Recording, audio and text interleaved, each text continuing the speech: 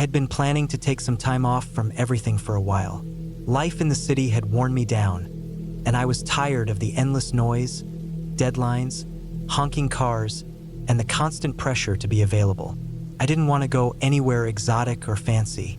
I just wanted somewhere quiet, isolated even, where I could sleep, read, walk, cook simple meals, and maybe sit by a fire at night. I didn't want to hear another voice for at least a week. That's when I started looking for cabins. I found one through a small online listing, not through the big sites, just a blog someone maintained. It was basic, but that was perfect. It sat in a remote part of the northern woods, not too far from the Canadian border.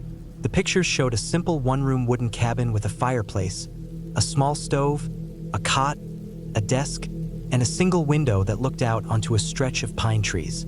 There was a small outhouse out back. The owner described it as off-grid, extremely private, no electricity, no plumbing, quiet as death. That last part made me laugh, but also convinced me it was exactly what I wanted. I booked it for 10 days. The drive took me longer than I expected. The last 40 miles were on dirt roads, rough and narrow, with not much to guide me except the occasional marker nailed to a tree. The sky was overcast and the woods were damp from rain the night before. I was driving a rented SUV, and I was alone. I had packed everything I thought I'd need: non-perishable food, a bunch of bottled water, a camp lantern, batteries, a sleeping bag, a small axe, and even a little solar panel that could charge my phone just in case, though I wasn't expecting reception. I also brought a book and a notepad. Felt like enough. By the time I arrived, it was late afternoon. The sun was behind thick clouds and everything looked darker than it really was. The cabin looked exactly like the pictures. Small, square, made of aged pine, with a stone chimney on the left side. There was no lock on the door, just a heavy latch from the inside, and the window had no curtain. Inside, it smelled like old wood and cold ash. I unpacked quickly and set up my sleeping bag on the cot. I put my food in a box and shoved it under the desk, then walked around the area just to get a feel for it. The trees surrounded the cabin in every direction, close and thick. There wasn't a real path, just animal trails and uneven ground covered in pine needles and wet leaves. I didn't see any signs of other people. No tire tracks, no footprints, nothing. Just birds and the rustling of branches. Felt good. That first night was peaceful. I lit a small fire in the fireplace and used the lantern to read until I got tired. I had brought an old true crime book with me, and it kept me hooked until I was too sleepy to care what happened next. I shut everything off, latched the door from inside, crawled into my sleeping bag, and fell asleep to the crackling of the fire. The next morning was foggy. The trees looked pale and ghost-like in the mist, and the ground was slick with dew. I ate a can of beans cold and drank some bottled water, then went outside with the axe to chop a little more firewood. There was already a small pile beside the cabin, but I figured I'd make use of the daylight. It was quiet except for birds. I felt completely alone out there, and it was exactly what I wanted. Later in the day, I decided to explore. I didn't want to go too far, so I took mental notes of the direction I walked and kept an eye out for familiar trees or landmarks. I found a shallow stream about half a mile from the cabin and sat there for a while, just watching the water move around stones. I didn't see any animals bigger than a squirrel, and the woods felt still and calm. That night, I made a small fire outside and heated a can of soup. The sky was clear, and the stars were sharper and brighter than I'd ever seen them. I stayed up late, just sitting and thinking, and it was probably close to midnight when I finally went inside. I latched the door again and shut off the lantern, crawled into my bag, and slept deeply. It wasn't until the third day that I saw the man in the orange jacket. It was early in the morning, just after sunrise. I had just stepped outside with my mug of instant coffee when I saw a figure moving through the trees, maybe 70 yards away. At first, I thought it was a hunter. He was wearing a bright orange parka, the kind you're supposed to wear during hunting season so other hunters don't shoot you by mistake. He was walking slowly, not directly toward me, but not away either. Just across, like he was passing through. I didn't call out. I just watched. He never looked at me, never broke stride. After a few minutes, the trees blocked my view of him, and he was gone. It unsettled me, but I tried to reason it out. Maybe it was just another cabin owner or someone out hiking or hunting. I hadn't seen any signs of people, but that didn't mean they weren't around. I tried to shake it off. Still, I found myself glancing toward the trees more than usual that day. That night, I made sure the fire burned a little longer, and I stayed inside once the sky got dark. I told myself I was being stupid. The next morning, I walked out to the spot where I'd seen him. I scanned the trees, the ground, everything. I found a single boot print in the soft dirt. Definitely human. It was deep, so the person had some weight to him. There was no path, no campsite, no trash, no trail markers. Just that one print. That was it. I couldn't shake the feeling of being watched after that. Later in the afternoon, I thought I heard something out back, like branches snapping. I went outside with the axe, my heart thudding harder than it needed to, and looked around. I didn't see anything, but I kept the axe closer to me the rest of the day. That night, I couldn't sleep well. Every little noise sounded bigger than it was. The wind moving through the trees, the groan of the cabin wood, the rustle of something outside. I stayed awake until after 2 a.m., just staring at the ceiling. The 5th day is when things got worse. I went out around noon to collect some wood from the pile. I noticed something strange. There were new boot prints in the dirt, fresh ones. They weren't from me. They were wide and went around the cabin, not toward the woods, but around the back. I followed them slowly and quietly, heart pounding. They led to the rear wall of the cabin, then stopped. Just stopped. No return path, like someone had walked up to the back wall and vanished. The dirt wasn't even disturbed where they should have turned around. I backed away and looked into the trees. Nothing moved. I decided not to leave the cabin again that day. I ate from the cans, drank little water, and sat by the fire for hours. At one point, I thought about leaving, but the thought of walking through the woods alone with someone out there scared me more than staying. My car was a good 15-minute walk up the trail, and if he was watching, I'd be exposed the whole time. That night, I didn't sleep at all. I kept the axe beside me and sat near the window, looking out every few minutes. It was pitch black outside. The lantern only lit part of the room. Around 3 a.m., I heard movement. Something soft, like a boot scuffing dirt. I killed the lantern. I waited, heart racing. The sound came again, closer. Then silence. I didn't dare move. I sat there until dawn, frozen in place. When it got light, I opened the door slowly. Nothing was out there, but in the dirt, just 6 feet from the door, were 2 fresh boot prints. Just 2, pointed toward the cabin. No others. I was done. I packed everything in under 10 minutes and got ready to leave. When I reached the trailhead where I'd parked, I stopped dead. The rear window of the SUV had been smashed. Not shattered, smashed with force. A big rock was sitting in the trunk. Everything inside had been tossed around. Bags cut open, food scattered, seats slashed. Someone had gone through it, on purpose. I started the engine, shaking, and pulled out of there without stopping. The dirt road felt like it went on forever. Every tree felt like it was hiding someone. I kept looking in the rearview mirror. I didn't breathe normally until I hit pavement again, 2 hours later. I drove to the nearest town, found a gas station, and sat there for 20 minutes, just letting my hands stop shaking. I told the guy at the counter what happened, but he just shrugged and said, "You're not the first. There's some weirdos out there." I left it at that. I didn't file a police report. I didn't go back for the deposit. I didn't answer the cabin owner's follow-up email. I just blocked the contact and deleted everything from my phone. I've thought about it a lot since then. What he wanted. Why he didn't do anything worse. Why the prince didn't return. Why he never came in. Maybe he was waiting for something. Or maybe watching me was enough. But the scariest part wasn't him watching the cabin, or the boots behind the wall, or the rock in my trunk. It was how quiet it all was, how patient he was, and how easy it would have been for me to never leave that place. I don't go into the woods anymore.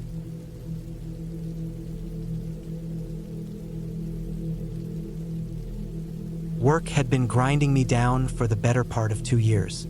Long hours at the office, missed weekends, and the never-ending hum of my phone even after midnight. It all built up like a slow pressure behind my eyes. I wasn't sleeping well, wasn't eating properly. I'd lost weight I couldn't afford to lose and started snapping at people who didn't deserve it. So when my boss offered me 2 weeks off after a small breakdown during a team meeting, I didn't argue. I didn't want beaches, hotels, or tourist towns full of people. I didn't want to be anywhere near the buzz of a city. I needed to be alone. Just silence, air, and stillness. That's how I ended up in a cabin 3 hours north of the nearest town. It was one of those listings you find buried at the bottom of rental sites. No reviews, no flashy photos. Just a few rough pictures showing a wooden structure with dark siding, nestled somewhere deep in the woods near a lake. The description was short. Off-grid cabin, generator with stove, basic kitchen, ideal for solitude.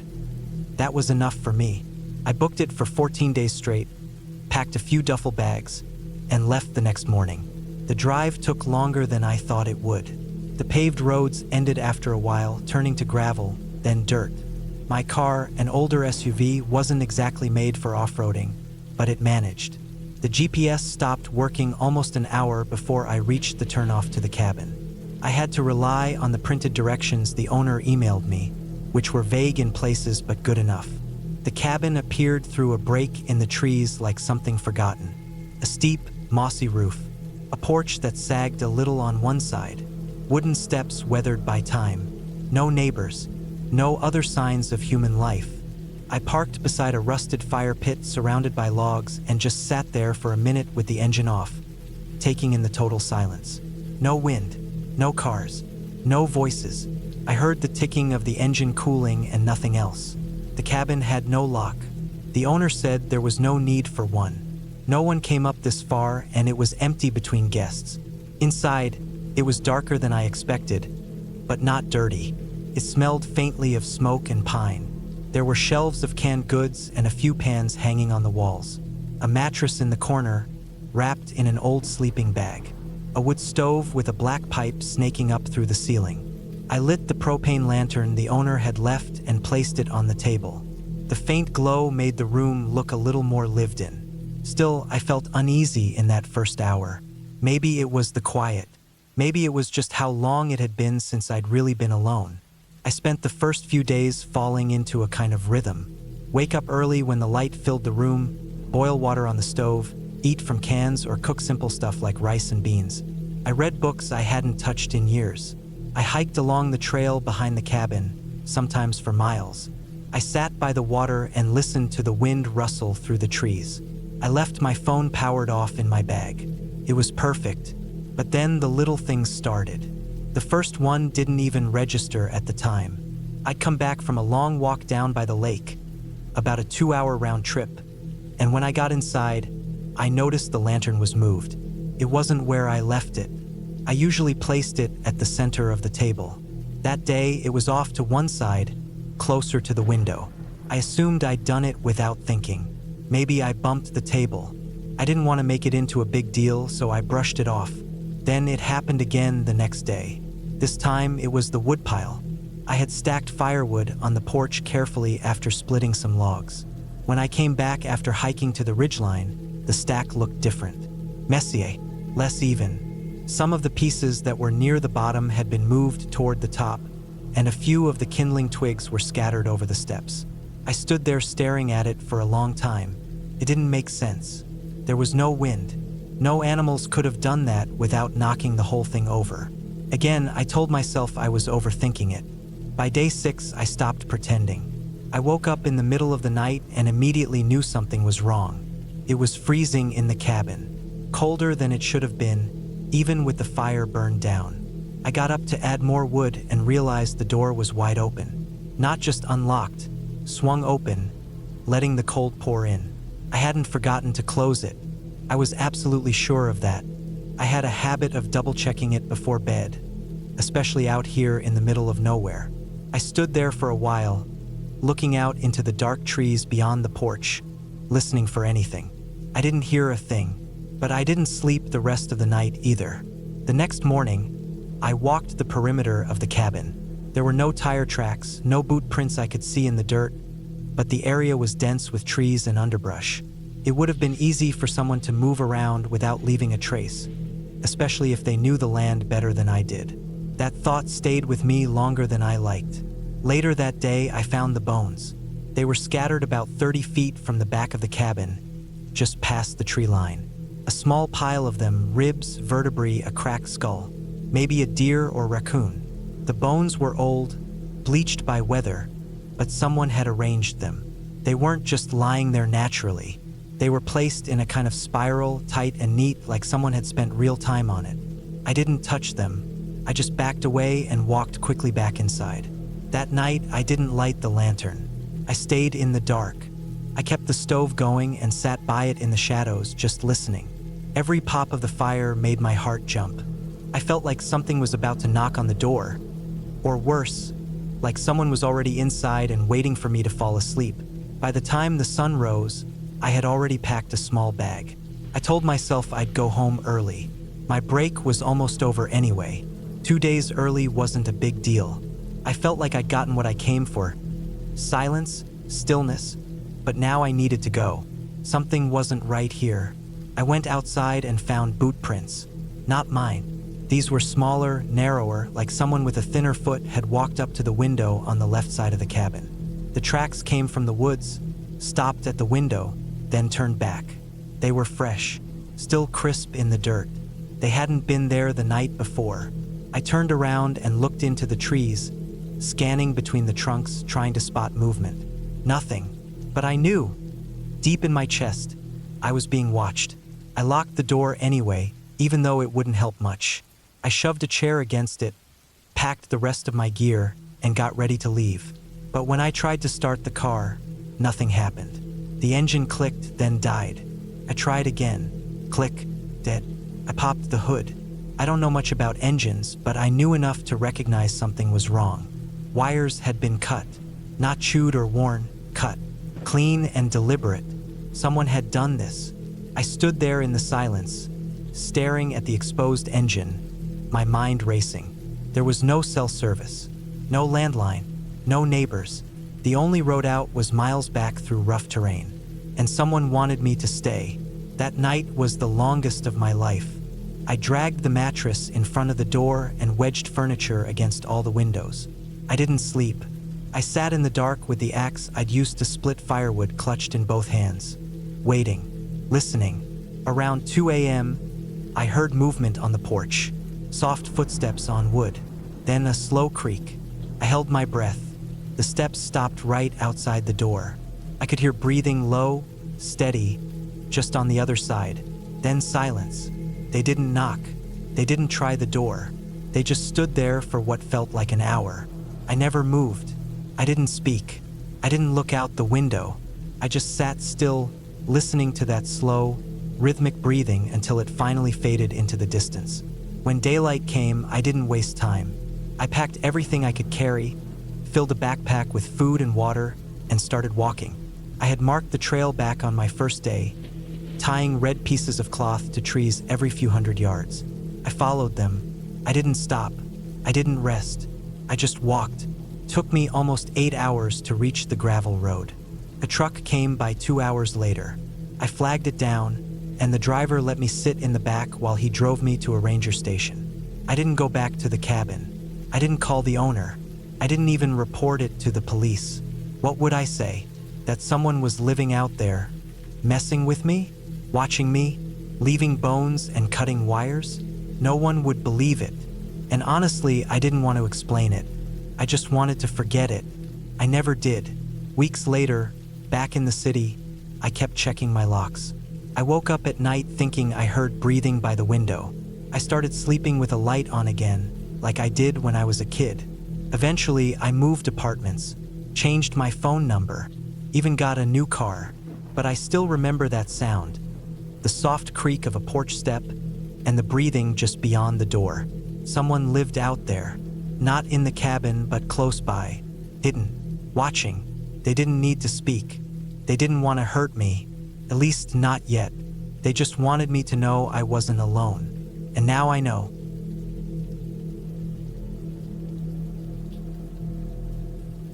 I don't even remember where I first found the ad. Maybe it was on a travel blog or one of those cabin rental sites that tries to highlight off-grid experiences for people tired of city life. Either way, it wasn't a sketchy listing. It had good photos, real reviews, and a decent rating. I was looking to get away from work, noise, traffic, and the sort of stress that builds up in your body slowly over years and then suddenly feels like a heart attack at 33. My doctor told me to relax, to take some time alone if I could. So I rented a small cabin in the mountains, far from any town, for 2 weeks. It wasn't cheap, but it wasn't expensive either. The pictures showed a small wooden structure, surrounded by thick pine forest, and a small clearing in front. Inside, it looked simple. One bed, a kitchenette, a wood stove, a writing desk. I imagined I'd bring a few books, cook some basic meals, and go hiking during the day. The cabin was about 5 hours from the city, according to the map. I planned the trip in early September, when the days were still long but the summer crowds were gone. I didn't tell many people, just a coworker and my older sister, for safety's sake. The drive there was quiet and scenic for the most part. Highways turned into back roads turned into gravel roads, and finally I was just following a dirt track up a slope until I reached a small, handmade wooden sign nailed to a tree. It had the number and name of the cabin carved into it. I almost missed it. The trail got narrower, barely wide enough for one vehicle. I had to slow down as my tires crunched over dry pine needles and the sun flickered through tall trees. There was no one in sight. No houses, no fences, no cars. The cabin looked like the pictures, maybe a little more weathered. The wood was darker, as if it had rained hard not long ago. The roof was tin and had some rust on the edges. The windows had thick glass panes and wooden shutters on the outside. A stack of firewood leaned against one wall. The front porch had a single chair and a small table with an ashtray full of cigarette butts. That part hadn't been in the photos, but I didn't think much of it. The air smelled like pine and dirt and something faintly metallic. Inside, the place was clean but sparse. Wood floors, plain white walls, a narrow bed with a heavy wool blanket, and the desk faced a window looking out into the trees. The kitchen was basic. A propane stove, small sink with a hand pump, a mini fridge powered by a generator that I'd have to turn on a few hours a day. No cell signal, but the place had a two-way radio mounted near the door for emergencies only, according to the laminated instruction sheet pinned above it. There was also a guest book on the desk with a few short entries in different handwriting. Most of the entries said the same things: great view, peaceful place, saw deer, or perfect place to write my novel. I flipped back about 20 pages and saw one entry that was longer. It was dated almost 4 years ago, and the handwriting was messy, like someone had written it in a hurry or with cold hands. It said something like, "Loved the silence but heard heavy machinery running all night. I thought this place was supposed to be isolated. Strange lights in the trees. Not a big deal, I guess." I reread it a few times, but it didn't bother me much. Probably some trucks on another mountain road or people messing with drones. I wasn't here to chase stories. The first 2 days were exactly what I needed. I slept well, ate basic meals, hiked short distances around the area with a small backpack and a water bottle. There weren't any official trails, but animal paths crisscrossed the forest. I found some weird old rusted metal objects behind the cabin on the second day. Pipes sticking out of the ground, some of them bent, others capped. One looked like a giant vent. It was partially hidden under ferns. I assumed they were leftovers from some industrial use long ago, maybe logging equipment. I took a few photos with my camera but didn't post anything. There was no service anyway. On the third day, I decided to explore further. I packed some food and walked northeast from the cabin for a few miles. I used a compass and marked trees lightly with orange ribbon, which I brought just in case I got turned around. After about 3 hours of walking, I found a wide clearing that didn't look natural. The trees had been cleared in a perfect rectangle. At the far end, I saw a concrete structure rising out of the ground. Flat roof, no windows, and only one rusted metal door in the front. It looked military, the kind of thing you'd see in Cold War documentaries about missile silos or fallout shelters. There was faded paint on the door, maybe numbers or letters, but they were too worn to read clearly. The door was padlocked, but someone had tried to break it at some point. The lock was bent, and the door frame had fresh scratch marks in the paint. Something about the scene made me uneasy. I stood there for a while, listening. No wind, no birds, just silence. Then I heard a low humming sound, very faint. I couldn't tell if it was coming from the building or from somewhere underground. It came in pulses, like a deep electric throb. I walked a slow circle around the structure, looking for other entrances. None. I didn't stay long. The place felt off in a way I couldn't explain. On the way back, I realized the forest was quieter than usual. I didn't hear a single bird or squirrel for over an hour, just the sound of my own footsteps. I tried not to spook myself. I'd read about how sometimes old military outposts get left behind after being decommissioned. Maybe it was some kind of sealed bunker, nothing special. Still, when I got back to the cabin, I locked the door and didn't open the shutters that night. The next few nights were harder to sleep through. I kept waking up at odd hours. No nightmares or anything, but I'd sit up suddenly, sweating, heart racing. Once I thought I heard a distant mechanical sound, like the whir of a generator starting up. I stayed in bed and listened for it again, but it didn't come back. In the morning, I convinced myself it was nothing. On the sixth night, just after midnight, I saw something through the trees. A dull white light flickering in the distance. Not fire, not headlights. It pulsed slowly like a strobe, but without a rhythm. I stood at the window and watched it for 10 minutes.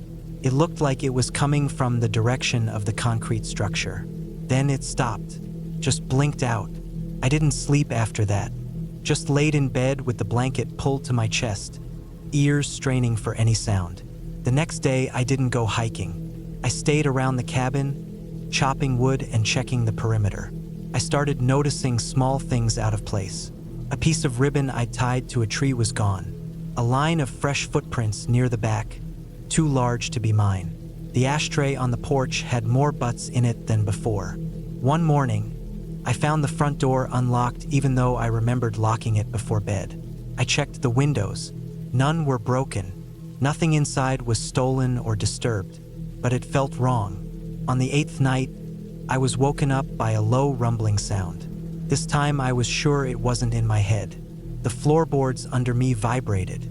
I got up, pulled on my boots, and opened the front door just a crack. The sound was louder outside. It was coming from deep underground. I followed the sound around the cabin toward the back where the rusted vents were. A warm draft was coming up from one of them. Not hot, but not natural either. I bent down and held my hand near the metal. Definitely warmer than the surrounding air. Then the sound stopped. I couldn't shake the feeling that someone or something was inside that underground place. Not something paranormal, just people. People doing something they didn't want others to know about. On the 10th day, I tried the radio, just to test it. I picked it up and held the button down. I said my name, my location, and that everything was okay. I let go. Static. Then after about 10 seconds, I heard a click. Not a voice, just a deliberate click. Like someone was out there listening, but not answering. I left it alone after that. On the 11th night, I woke up again. But this time I heard something right outside the cabin. Footsteps. Not animals. Heavy. Deliberate.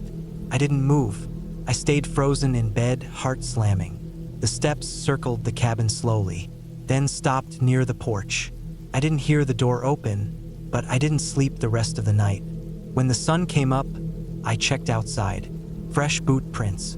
Same size as mine, but deeper, as if the person was carrying something heavy.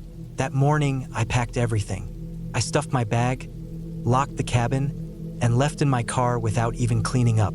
I didn't tell the owners. I didn't ask for a refund. I drove until I hit a town with a gas station, and I didn't stop driving until I was back in the city. Weeks later, I tried to look up the area. Turns out there was an old military base nearby, something to do with communications or radar during the Cold War. Officially closed in the 90s. The forest had grown over most of it, but there were still rumors of parts that were never decommissioned. Places underground that were still powered, still watched. I don't know who was out there, I don't know what they were doing.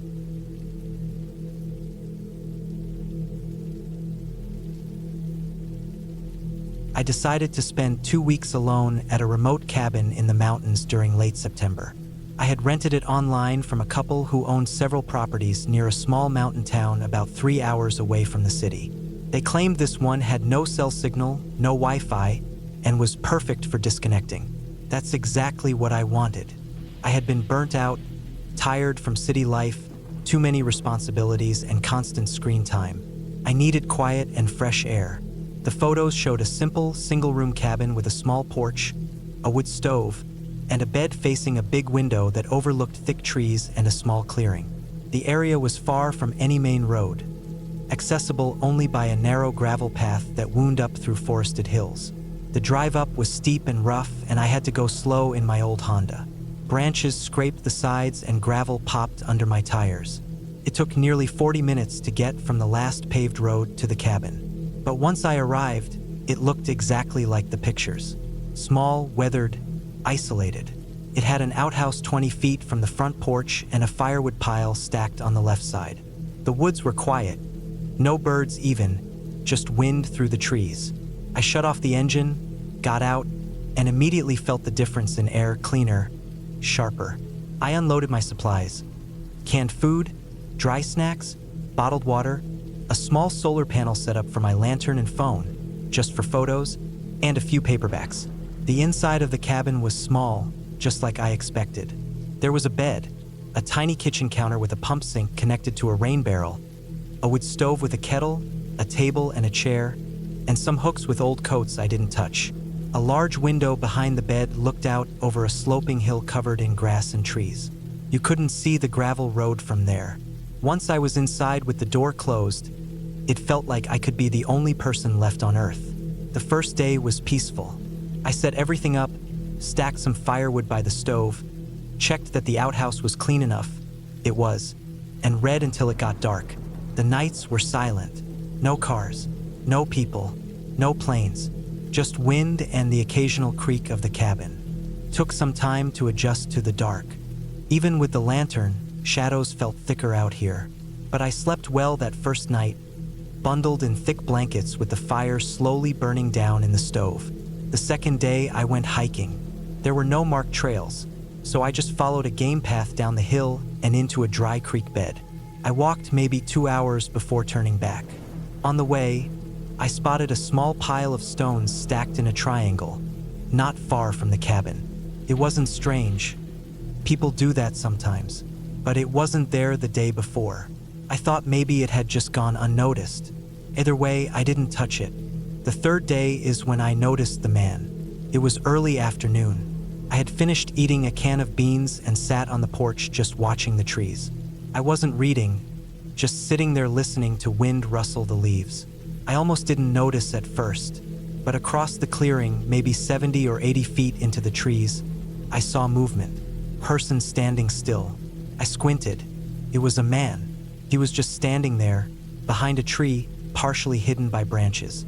I couldn't see his face clearly, but he was facing my direction. He wasn't wearing orange or anything that screamed, "Hunter," just dark clothes. No movement, just there. I stared for what felt like a minute. Then I stood up. He didn't move. I stepped off the porch and took 3 or 4 steps forward. Still nothing. I wasn't sure what to do. I wasn't armed, just a camping knife. I stood there a bit longer, and then turned around and went back inside. When I looked again from the window behind the bed, he was gone. The rest of that day, I kept looking out the windows every few minutes. I didn't see him again. I didn't hear anything strange. No footsteps, no cracking branches, just silence. Still, I didn't sleep that well. I kept waking up and listening. The stove had gone out, and the cold made the silence sharper. I thought maybe it had just been someone hiking through. But who hikes this deep into woods, off trail, and just stands watching a cabin? On the 4th day, I saw nothing. I hiked again, a shorter walk this time. I went in the opposite direction. The forest was dense but not impassable. I kept my ears open the whole time. I kept looking behind me. When I got back to the cabin in the afternoon, I checked the area. I walked around the clearing. I looked near the edge where I saw him before. Nothing. No boot prints. No gear. No dropped items. The stacked stones were gone too. That night, I woke up to the sound of what I thought was wind pushing against the door. But it didn't stop. Came in short bursts, like someone tapping or lightly pushing. Then silence. Then again. I sat up and listened for a long time. It stopped. I didn't go outside. I didn't even look through the window. I stayed in bed with the covers pulled up, knife in hand, the stove barely giving off heat. On the fifth morning, I found boot prints in the dirt near the front porch. They were faint but real, not mine. I hadn't stepped there since I arrived. They came up from the trees, stopped 5 feet from the door, turned around, and disappeared back the way they came. My stomach felt tight. This wasn't a hiker. This wasn't an accident. Someone had come here during the night while I was inside. I wanted to leave. I packed up some of my gear and put it in the car. But then I remembered the road down. It was steep. My car was not built for speed or sudden turns. If someone tried to block it or follow me, I wouldn't be able to outrun them. I told myself I'd wait one more night. If anything else happened, I'd leave in the morning. The 6th day, I stayed near the cabin. I didn't hike. I didn't sit outside. I kept the stove going.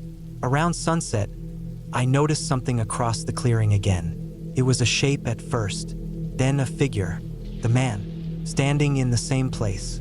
But this time he wasn't still. He was walking slowly, weaving between trees. Not straight toward the cabin, but not away either. Just pacing, slowly, like he was waiting. I watched him from the window until it got dark. I couldn't see him anymore after that, even with the lantern off. I didn't light the stove that night. I didn't want any glow coming from inside. I lay in bed fully dressed with the knife in my hand, my boots on. Just after midnight, I heard something move outside. It wasn't the wind. It was a crunch. Then another. Footsteps, slow, moving along the side of the cabin. Gravel and dry leaves. Then I heard the creak of the front steps. Just one. Then nothing. I stayed frozen. I didn't breathe too loud. I didn't move. The footsteps didn't continue. No knock, no sounds. Eventually, I fell asleep, probably out of pure exhaustion. When I woke up, it was morning. I opened the door slowly. No one, but on the porch was a piece of bark, freshly peeled, shaped into a narrow point, about the length of my hand. It hadn't been there before. I packed the rest of my stuff and left that morning. I didn't eat. I didn't clean up.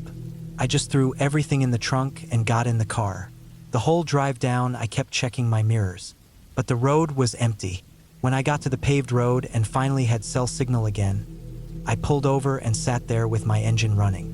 I called the property owners and told them someone had been coming to the cabin at night, watching from the trees, approaching the porch and leaving things behind. They said no one else was supposed to be on the land. They sounded concerned, but not surprised. I told them I was leaving and not coming back. I drove straight home. That was almost a year ago. Since then, I haven't gone camping. I haven't rented any cabins. I haven't gone more than a few miles outside the city. I sleep better now, mostly, but every once in a while, I'll wake up and think I hear someone walking outside. I'll check the door. I'll look out the window. There's never anyone there, but I'll never forget the way that man moved. How quiet he was. How deliberate. He didn't try to talk to me. He didn't try to break in. He just watched, waited, left things. He was patient. He didn't need to rush. I don't know what he wanted, but I know he was real, and I know I was lucky to leave when I did. 7,000 plus words version continues below in next response. / continued full expanded version. 7,000 plus words. Ultra detailed. The cabin had no locks on the windows.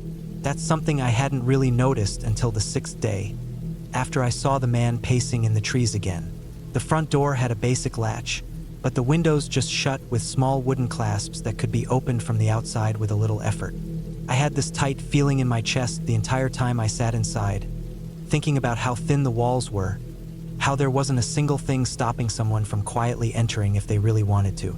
I sat at the small table and watched the sky go dark. The forest swallowed all light so fast it felt unnatural, but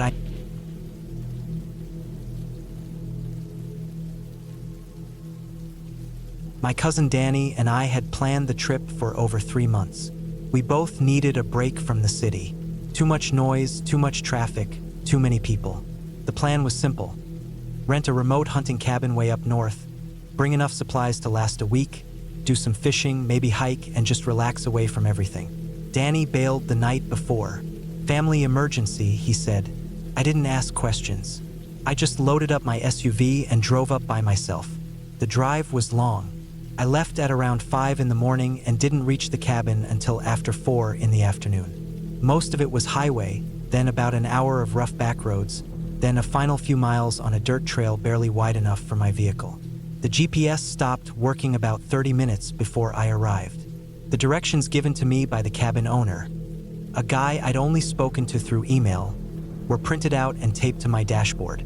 The last sign of civilization I'd seen was a boarded-up gas station more than 20 miles back.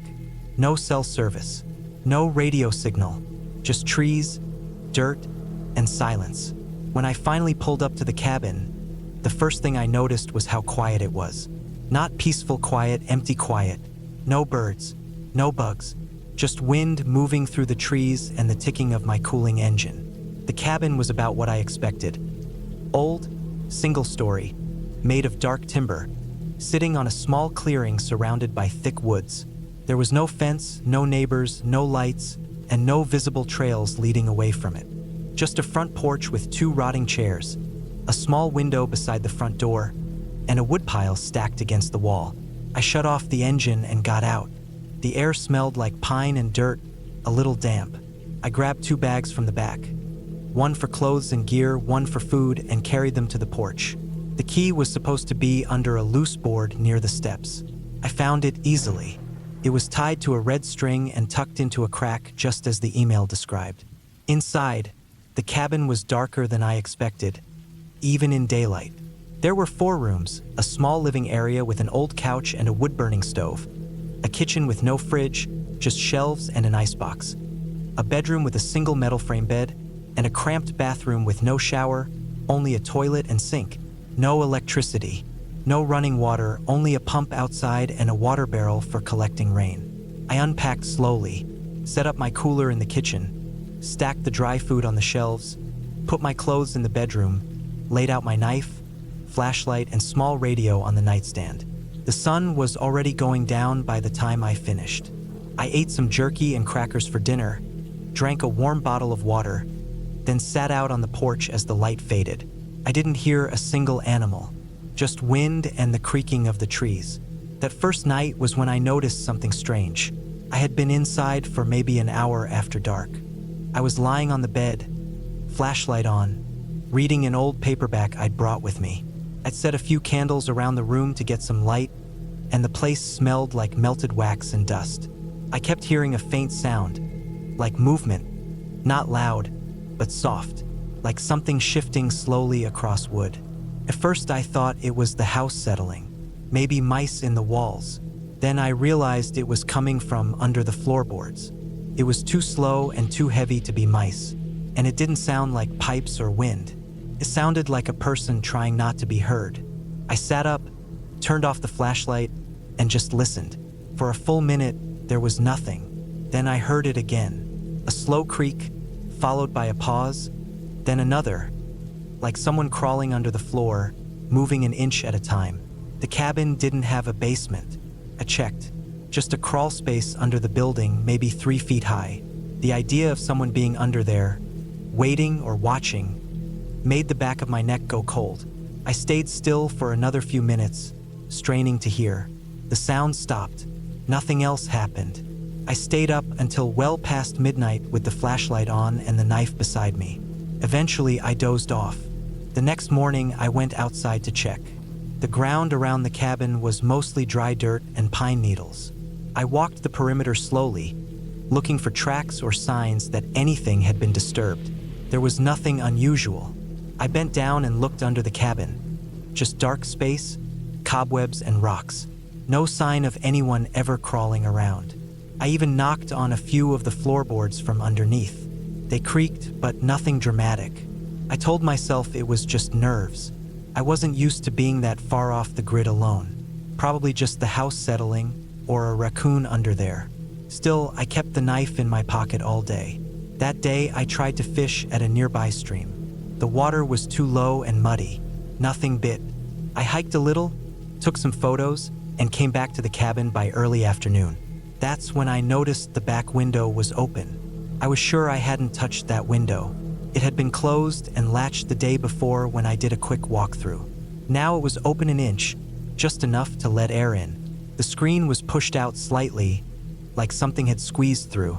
I walked inside and checked everything. Nothing was stolen. Nothing was moved. But the hairs on my arms stayed up for hours. That night, the sounds came back. This time, they were louder, not under the floor, but inside the walls. I sat up in bed and held my breath, trying to pinpoint the direction. It moved from one side of the room to the other, like someone crawling through the narrow space between the logs and the plaster. At one point, it stopped directly behind the wall next to my head. I didn't move. I didn't even blink. Then, slowly, I heard a soft knock, 3 times, from inside the wall. Not random, not like a mouse or a branch tapping. 3 clear, slow knocks. I grabbed my flashlight and knife and stood in the middle of the room for almost an hour. There was no other sound. Eventually, I left the cabin and slept in the SUV with the doors locked. The next morning, I packed my bag and planned to leave. I didn't care if I had to sleep in a motel 2 towns over. But when I turned the key in the ignition, the engine didn't turn over. Battery was fine. Lights worked, radio came on, but the engine made a clicking sound and nothing else. I popped the hood, checked what little I knew to check, and found nothing obvious wrong. I wasn't a mechanic, but I knew enough to know this wasn't normal. I had no phone signal, no way to call for help. The nearest town was almost 30 miles back the way I came, and most of that was rough trail and back roads. I could try hiking it, but if something was wrong here, I didn't want to leave my gear behind. I stayed one more night. I set up noise traps, small strings tied to cans, at the doors and windows. I stacked a few pots near the back window, the one that had been opened. I kept the fire going in the stove so I could see without candles. I didn't sleep. Sometime after 2 a.m., I heard the front door creak. Just slightly, one of the cans rattled. I sat up in the bed and held the knife tightly, heart hammering in my chest. I didn't move, didn't breathe. The door didn't open fully, but someone was trying, gently, testing the weight, seeing if I was asleep. The fire gave just enough light to show the shadow under the door frame shifting slightly. I got up and made noise, banged the side of the stove with a pan, kicked the bed frame. The shadow didn't move. Then, just as slowly as it had come, it slipped away. I ran to the door and threw it open. Nothing, just cold air and dark woods. No sound, no movement, but in the dirt I saw it. A footprint, bare, human. The heel was deep in the soil. Whoever it was, they weren't wearing shoes. I didn't sleep the rest of the night. At first light, I went to the SUV again. Tried the ignition. Still nothing. I threw my bag on my back, took my knife, compass, and water, and started walking south, back toward the highway. I walked for nearly 6 hours before I finally got a single bar of signal and called for help. Sheriff came 2 hours later and gave me a ride back. He told me they'd send a truck to tow my SUV and check out the cabin. I never went back, didn't even ask for a refund. I just wanted to get home. 3 days later, I got a call from the sheriff's office. They said the vehicle was fine, nothing wrong with the engine. Started up perfectly the first time. They found the cabin undisturbed, but they did find something strange.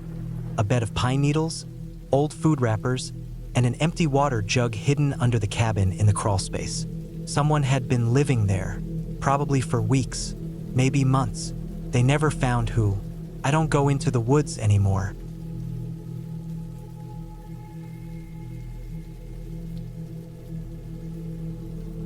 I had been working from home for nearly 2 years. Most days were the same. I sat behind my laptop, typed away, sent emails, reviewed reports, and joined video calls. There was barely a line between my work and personal life anymore. My apartment was small, noisy, and cramped. Every day felt like it was being repeated over and over again. So, when my boss offered us the chance to take some deep work time off the grid, I took it immediately. The company owned a few cabins in remote areas for exactly this purpose: tech detox and productivity retreats, they called it. I didn't care what it was called. I just wanted silence.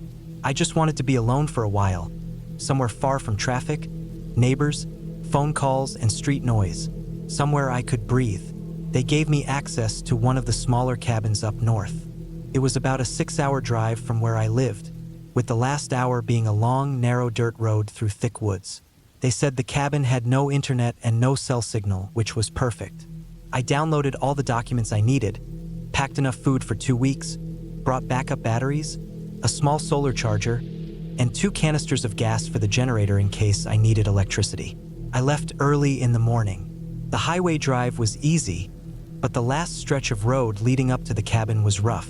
The trees were tall and crowded and close, and it felt like I was being swallowed by the woods. The road was barely more than a trail in some places, with branches scraping against the sides of my car. I passed no other cars, no houses, not even signs. Just forest, dirt, and sky. When I reached the cabin, it looked exactly like the pictures they sent me. Small, wooden, with a slanted roof and a little porch. It sat in a clearing surrounded by thick trees, with a path that led down to a lake about 100 yards away. There were no fences, no lights, and no nearby cabins. Just me and the woods. I unlocked the door, stepped inside, and immediately felt calm. The inside was clean but basic.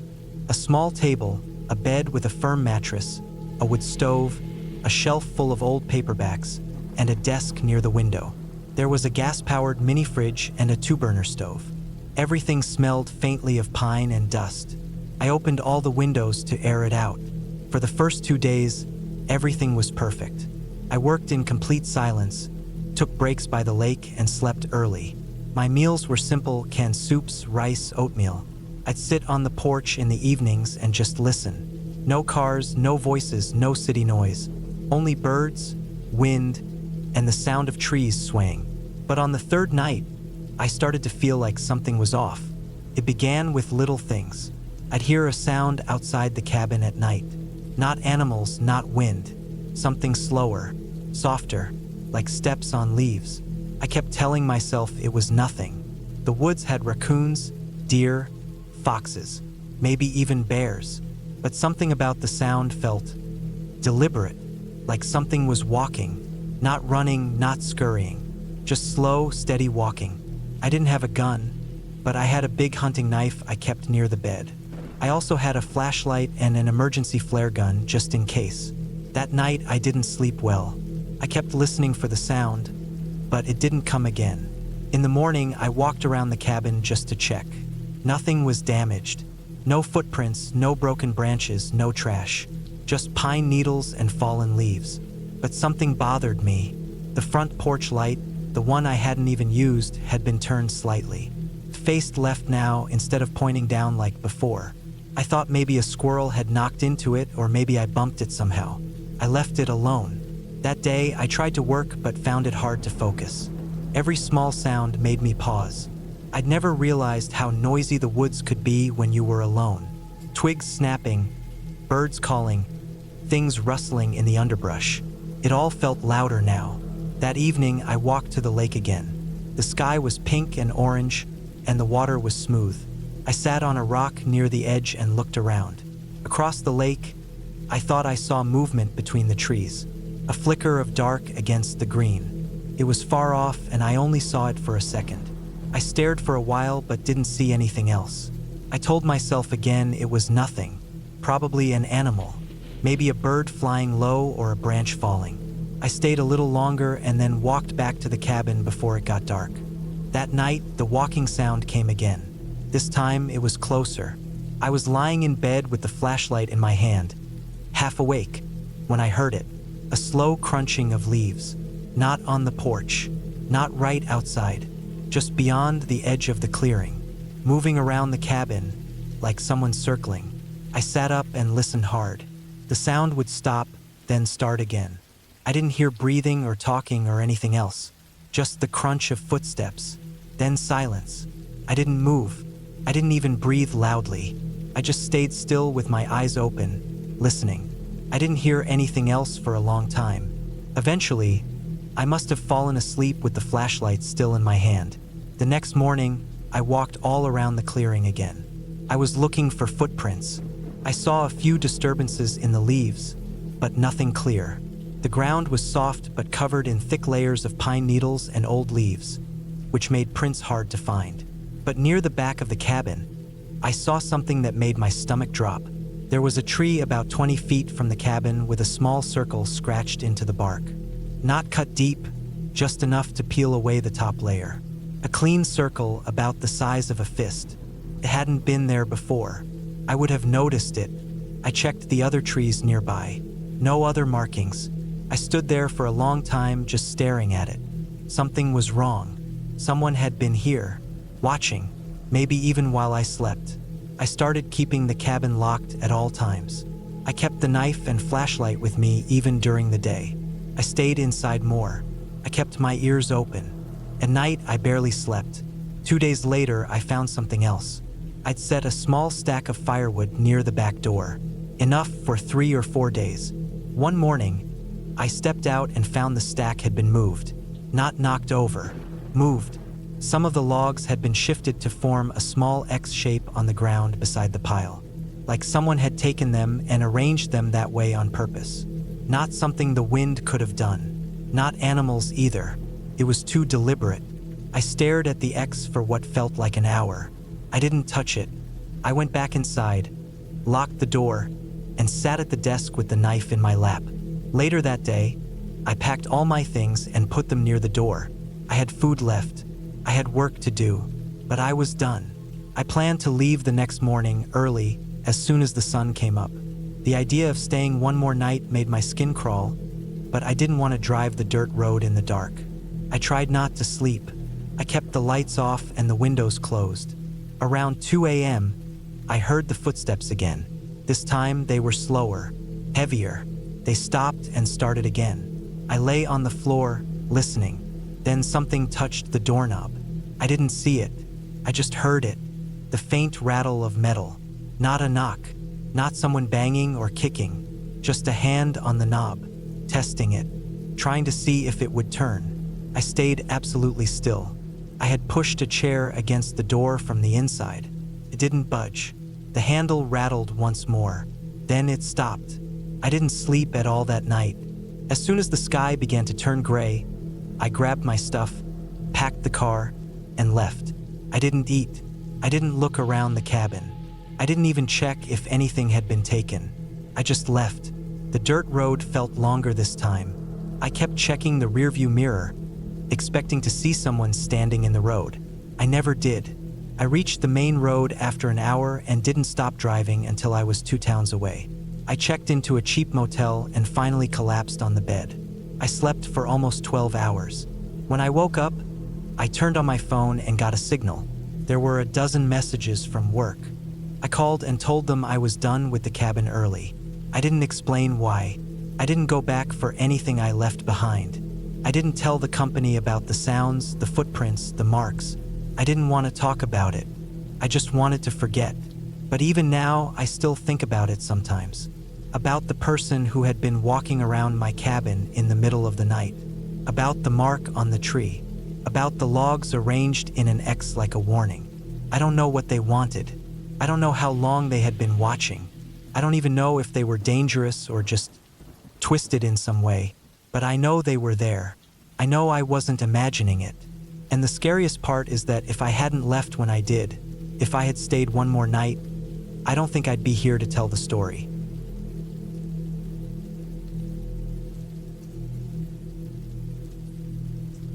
I never thought I'd end up staying alone in a remote cabin, especially not after what happened that week. The whole thing still plays in my head like a memory I can't scrub out, like dried blood on skin. I had rented the cabin for 2 weeks, just to clear my head, do some writing, be away from the city noise, and maybe try to feel something close to peace again. That was the plan. What actually happened was the opposite. The cabin was a few hours from town, hidden deep into a mountain area that people didn't go to often anymore. It was a wooden structure, 2 stories, a sloped roof that creaked at night, and a narrow gravel road that led up to it from the highway. I had found it online through a private rental, listed by some guy who said he bought it back in the 80s and barely used it anymore. He claimed it had power, running water from a nearby stream with a filtration system, a wood-burning stove, and even a generator just in case. I had brought all the supplies I needed: canned food, instant coffee, dry snacks, 2 big jugs of drinking water, batteries, a lantern, first aid supplies, some clothes, notebooks, and a handgun my uncle had given me years ago that I'd never used before, just in case something ever went wrong. I kept the gun wrapped in a towel at the bottom of my backpack with the safety on. I never thought I'd need it. The first 3 days were quiet. I unpacked everything, checked all the windows, made sure the locks worked, tested the generator. It was old but kicked in when I flipped the switch. I made a habit of turning it off every night to save fuel. During the day, I'd go on short hikes near the cabin, mostly just staying close to the area so I wouldn't get lost. The air smelled of pine and earth. It was still early fall, so the temperature was dropping every night, but during the day the sun kept things warm enough. I kept a fire going in the wood stove most of the time. It crackled in the background while I sat on the small couch and wrote in silence. By the 4th day, things began to feel a bit strange. I started noticing small things that didn't line up. The first was a muddy boot print near the back door, one I hadn't made. I had been careful to remove my boots on the front mat, and I hadn't gone to the back at all. I stared at it for a while, trying to convince myself it was mine. Maybe I walked back there the day I arrived and forgot, but I didn't feel right about that. I didn't mention it in my notes, but it stuck in my mind. The next thing happened that night. I heard something outside around 2 a.m. It was a crunching sound, footsteps maybe, moving across the gravel just past the window near the kitchen. The window had no curtains. I had turned off the generator hours ago, so the only light was the moon outside and the dying red glow from the stove. I didn't move. I sat in the armchair, half asleep but alert now. The steps were slow, spaced out, like someone was trying not to make noise. I didn't have a dog, and I hadn't seen another person since I arrived. My heart beat faster. I sat there listening, not daring to stand up. The steps moved toward the side of the cabin, then faded. In the morning, I walked around the cabin. I saw the prints. Someone had definitely been there. They were boot prints larger than mine, and they had come from the woods, not the road. I followed them a little way, but they disappeared into the leaves and pine needles. I went back inside and locked every window and door again, even though they were already locked. I kept the gun a little closer to me that day. That night, I barely slept. I heard nothing, but every creak in the wood or pop from the stove made me twitch. I thought about leaving, but something in me kept saying it was probably just a hiker or a hunter who wandered too close. Maybe they thought the cabin was empty. Maybe it was nothing. On day 5, I went further into the woods behind the cabin during the afternoon, just to try and clear my head. I followed the stream uphill, stepping over wet rocks and fallen branches. The deeper I went, the quieter it became. No wind, no birds, no rustling. I noticed something odd after about 20 minutes. I saw tree bark that had been stripped in long vertical lines, like it had been clawed or scraped by something large. But it wasn't the kind of damage bears leave behind. It looked more like someone had dragged a tool or blade downward again and again. I saw more of it on other trees nearby. Some had deep gouges. Then I found something worse. There was a pile of bones, small ones like from rabbits or maybe squirrels. They were clean, almost polished, like they had been stripped of meat. They were stacked together, not randomly scattered like an animal would leave. Stacked like someone had placed them intentionally. I turned around fast and walked back to the cabin, moving quick but trying not to run. I kept looking over my shoulder. When I got back, I locked the door and didn't go back out. That night, I kept the gun next to me and slept with one eye open. On day 6, I woke up to the sound of something brushing against the cabin wall. It wasn't the wind. It was steady, slow, like fabric dragging on wood. I waited, then looked out the side window. I didn't see anyone, but when I stepped outside with the gun in my coat pocket, I saw that a piece of cloth had been tied to one of the porch beams. It looked like an old shirt sleeve, torn and weathered. I didn't touch it. I backed up and went back inside. I didn't leave that day. I sat inside watching the woods. I kept the lantern on during the day even though I didn't need it. I kept waiting for something else to happen, but nothing did until just after sunset. I heard a loud thud outside. Not a branch, not an animal. A hard, heavy thud like something falling or being dropped. I opened the door slightly and looked out. There was a dead animal on the porch. A rabbit, freshly killed, no blood, neck broken clean. Its eyes were still open. I stepped back inside, locked the door again, and finally turned on the generator even though I'd been trying to save it. I needed the lights. The rest of that night was long. I didn't sleep. I sat with the gun, the lights on, staring at the door and windows. Nothing happened, but around 3 a.m., I found the back door slightly ajar. I had locked it. I know I had, but now the deadbolt was undone and the door was cracked open a few inches.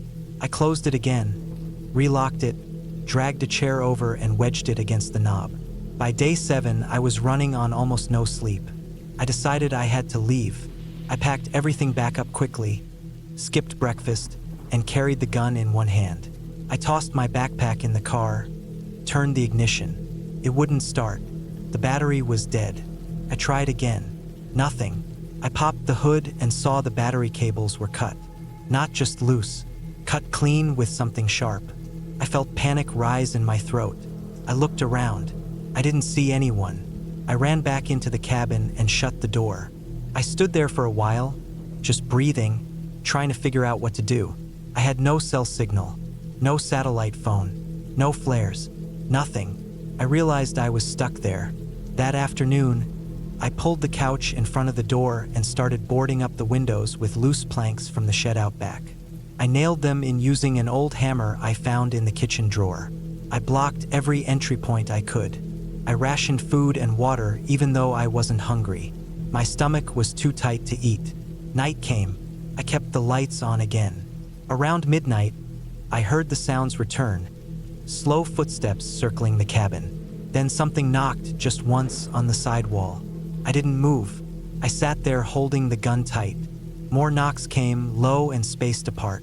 I heard tapping on the windows, even the ones I had boarded up. It was like someone was testing every weak spot. I didn't go near them. Then, nothing. Silence again. I sat there until the sun came up, never sleeping. By the 8th day, I was completely strung out. My hands shook. My mind raced. I needed to get out. I decided to hike down the mountain and follow the gravel road until I hit the highway or passed a ranger station. I packed the essentials: water, food, the gun, a flashlight, a small knife, and extra socks. I left most of the other stuff behind. I set out around 10 a.m., moving fast. I didn't stop to rest. The road twisted downhill for miles. Around noon, I saw something that made me stop cold. A tree had been felled across the road, blocking the way. It hadn't just fallen naturally. It was cut. You could see the clean marks from a saw. Someone had done it to trap vehicles. I moved around it and kept walking. I walked until sunset. No sign of cars, no signs of people. I set up camp just off the road, hidden behind some brush, and tried to sleep with my back to a tree. I kept waking up, heart pounding, every sound making me twitch. The next morning, I kept going. Around noon, I finally heard a sound, an engine. I stepped into the road and waved both arms. A pickup truck came around the bend and stopped. An old man rolled down the window. He didn't ask questions. He just looked at me and motioned for me to get in. I must have looked wild, dirty, tired, scared. I got in and said thank you. I didn't say anything else. He drove me to a small town about 30 miles away. I called the sheriff's office, told them about the cabin, the break-in, the sabotage, the dead animal, everything. They sent a deputy to check it out that same.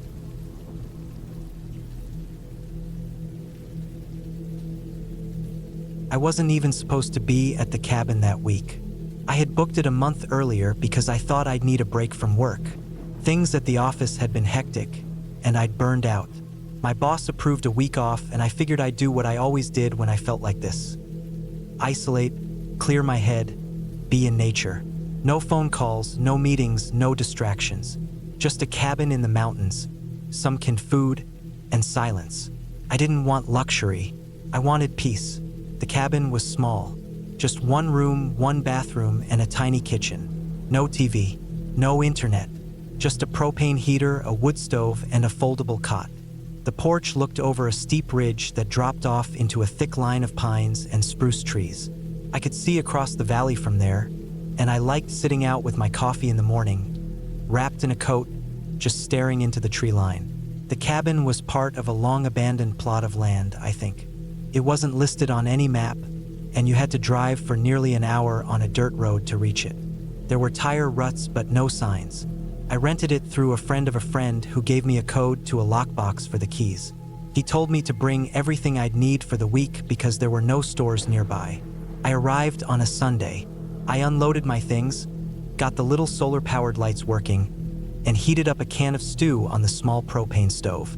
I had books with me, but I spent the first day just walking around the property, checking for any animal tracks or signs of leaks. Everything looked fine, quiet, still. It wasn't until the third night that I noticed something strange. I was sitting on the porch after dinner. It was cold, probably just a little above freezing, and I was bundled up in 2 jackets. I had a flashlight in my lap, but I didn't turn it on. The stars were bright, and the moon was almost full. I could see the trees clearly down below, even without artificial light. As I stared out across the dark tree line, I saw something move, just a flicker of movement. At first I thought it was a deer or maybe a coyote, but it wasn't the shape of an animal. It was too tall, upright. It was a man. He was standing near the edge of the trees, just past the ridge, maybe 100 feet down. He didn't have a flashlight. He wasn't moving toward me. He was just standing still, facing the cabin. My heart jumped a little, but I told myself maybe he was just another hiker or hunter who had wandered too close. I didn't want to overreact. There was no law against being in the woods, but I watched him for a long time. I never saw him move again, and after 10 minutes, I went inside. I locked the door, pulled the curtains shut, and went to bed early.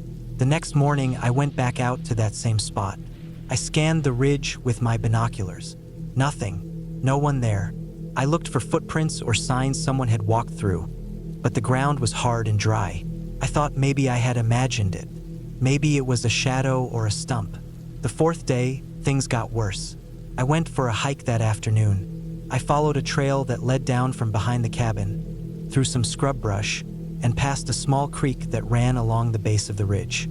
I was out for about 4 hours, and I covered a few miles in a loop. I didn't see a single soul the whole time, but when I got back to the cabin, I noticed something. The door was closed, but it looked slightly off. The lock wasn't latched right. I clearly remembered locking it when I left, because I double-checked every time. I put my gear down and pushed the door open slowly. Everything looked the same at first glance. My sleeping bag was still on the cot. The stove was cold. The food was still in the same pile on the shelf. But the hairs on my neck stood up. I walked in slowly, scanning everything. Then I noticed something that made me stop breathing. One of the books I had left on the shelf was now lying open on the table. I hadn't touched it. I hadn't even unpacked it yet. I backed out of the cabin and stood on the porch, heart racing. I looked around, trying to convince myself that maybe I had done it and just forgot. But I knew I hadn't. Someone had been inside. Someone had gone through my things. I stood out there for nearly an hour. I didn't want to go back in, but I didn't have anywhere else to go. I had no cell service. My truck was a 10-minute walk down a steep dirt trail. I considered packing up and leaving, but I told myself maybe it was just a local who was curious. Maybe they thought the cabin was abandoned. I ended up sleeping with the hatchet under my cot that night. The next day, I made the mistake of exploring the ridge where I thought I'd seen the man. It was around mid-morning, and I had my backpack and binoculars with me. I climbed down carefully, using an old deer trail to stay on solid footing. I picked my way through the brush and fallen limbs, checking for any kind of shelter or sign of a camp. About 100 feet down, Right at the edge of the trees, I found something that made me sick. There was a small pile of bones. Animal bones, mostly, picked clean, arranged in a neat little circle with a deer skull placed right in the center. It wasn't the kind of thing you see in nature. It looked intentional. I found a few old tin cans nearby, some rusted tools, and what looked like the remains of a tarp buried under the leaves. Someone had been camping there. Maybe recently, maybe not. I didn't stay long. I turned around and climbed back up fast. When I got to the top, I saw footprints. Not mine, fresh ones. They came from the woods and stopped right at the back of the cabin. I circled around to the front, checking all sides. The prints didn't go anywhere else. They stopped at the back wall, right near the window by the cot. Whoever it was had walked up and stood there, just stood there looking in. I packed my things right then.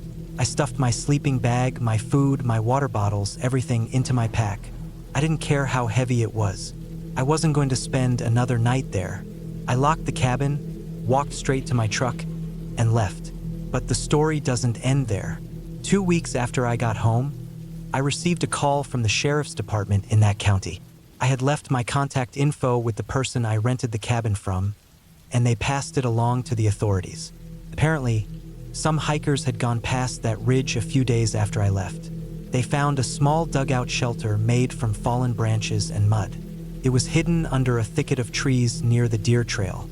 Inside, they found old clothing, some hunting knives, and a pile of wrappers and cans. Whoever had been living there had been watching the cabin. Watching me. The sheriff told me there were scratch marks on the inside of one of the cabin's window frames, like someone had been clawing at the wood.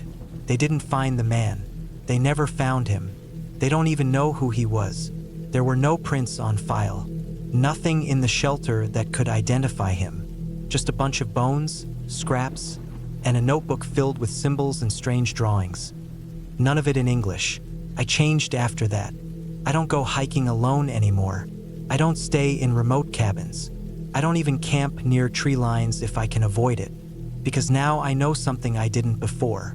The woods aren't empty, and sometimes the people you don't see are the ones closest to you.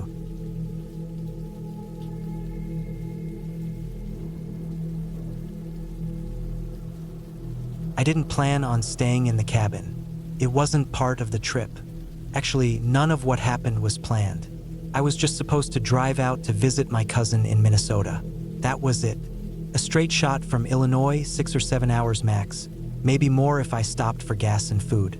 But I got turned around when I took a wrong exit off the highway.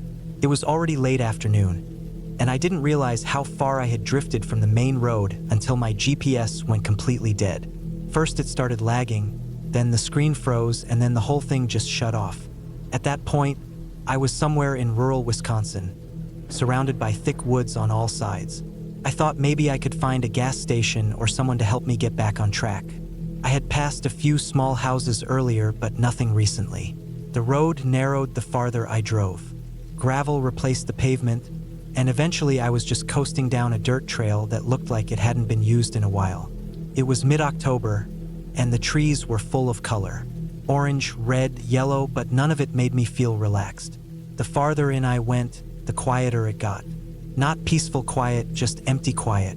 Even the birds seemed to stop making noise. I started to feel like I was the only person for miles. I wasn't scared, not yet, but I was on edge.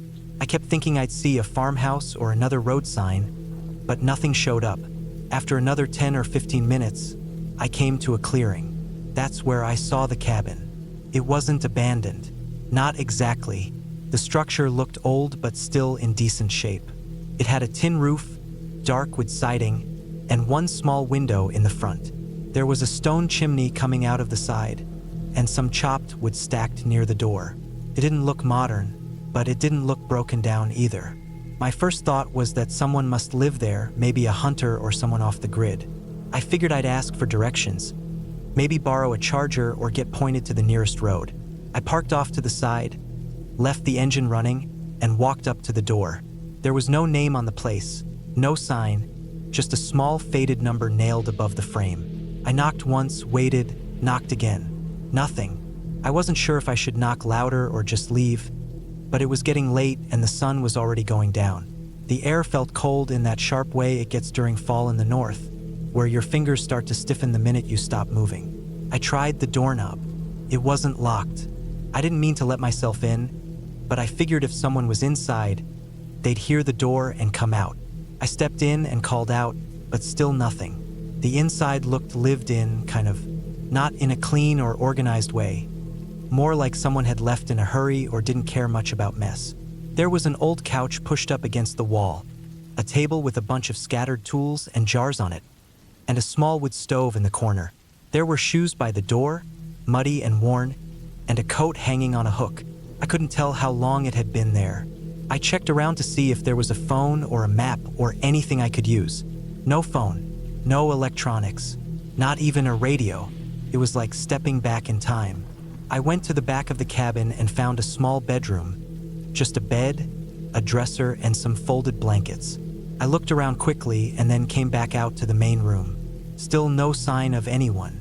That's when I decided to wait, just until someone came back. I didn't want to be out driving in the dark on roads I didn't know. I figured whoever lived there wouldn't mind too much once I explained. I sat down on the couch and listened. Still nothing outside. No cars, no animals, just that hollow kind of silence. After maybe 30 minutes, I started to feel like I was being watched. Not just paranoid, like I could feel it.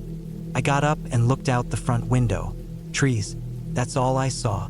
Tall, still, packed tightly together. But the feeling didn't go away. I walked out and checked around the cabin. That's when I saw the tracks. They weren't boot prints. They were bare feet, human, wide-set, and deep. Deeper than mine, like whoever made them was heavier or dragging something.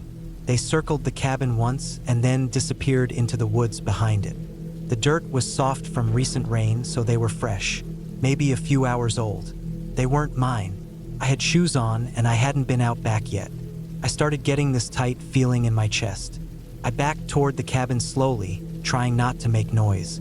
I shut the door behind me, locked it, and pulled one of the blankets off the bed. I had this sudden thought that I should block the window, but I didn't want to make it obvious.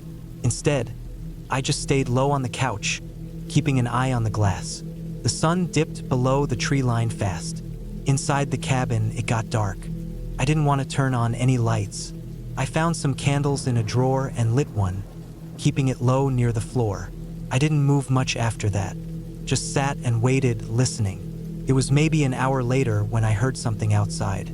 Not footsteps exactly, more like branches cracking, like someone was shifting their weight slowly as they walked through the brush.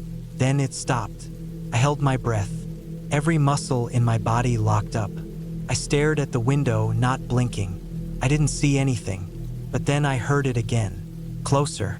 I slid off the couch and crawled across the floor to the bedroom. I shut the door quietly and wedged the dresser against it. It wasn't much, but it made me feel a little safer. I kept the candle burning on the floor. I didn't sleep. I just laid there on the bed with my shoes on, staring at the ceiling. At some point, I must have dozed off, because I woke up to faint light coming through the window. Morning. I was still alive, still alone. I waited a while before moving the dresser. The main room was exactly how I left it. I stepped outside and looked around.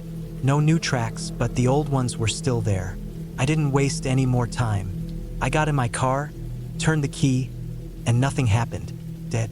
I popped the hood, like I knew what I was doing, but I didn't. I checked the battery cables and saw one of them had been cut, clean like with a knife.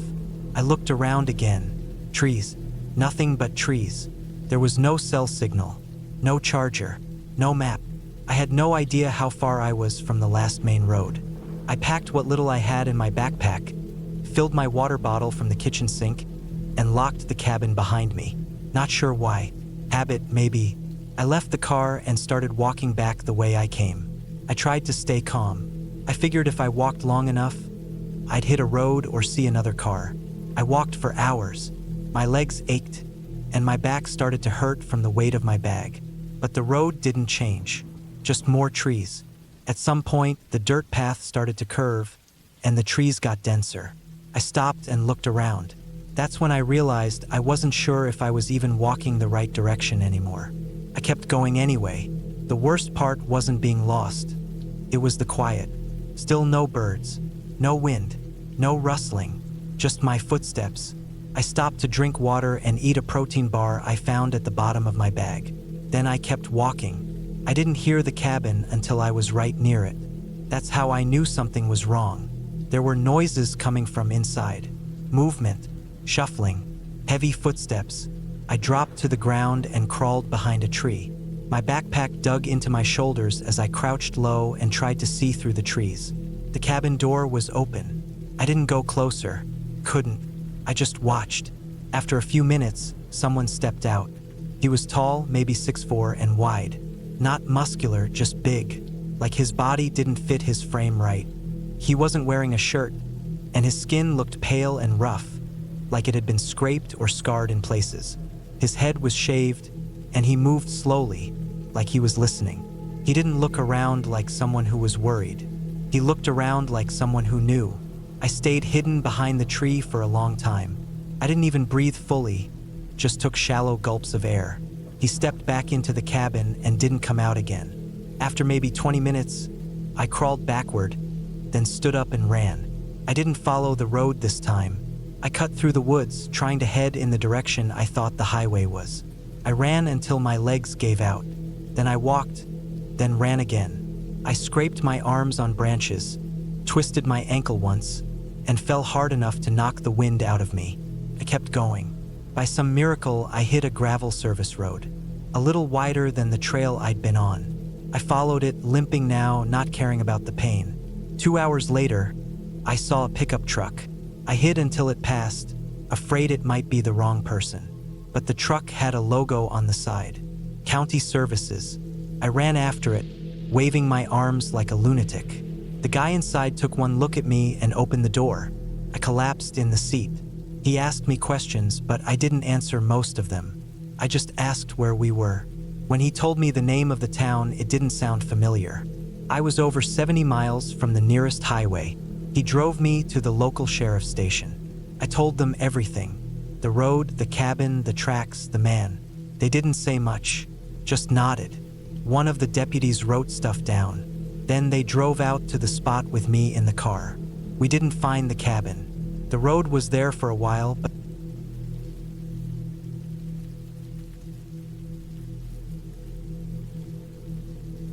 I didn't grow up going into the woods. I wasn't one of those people who spent summers around campfires or knew how to pitch a tent or gut a fish. But in my early 30s, something in me started wanting silence.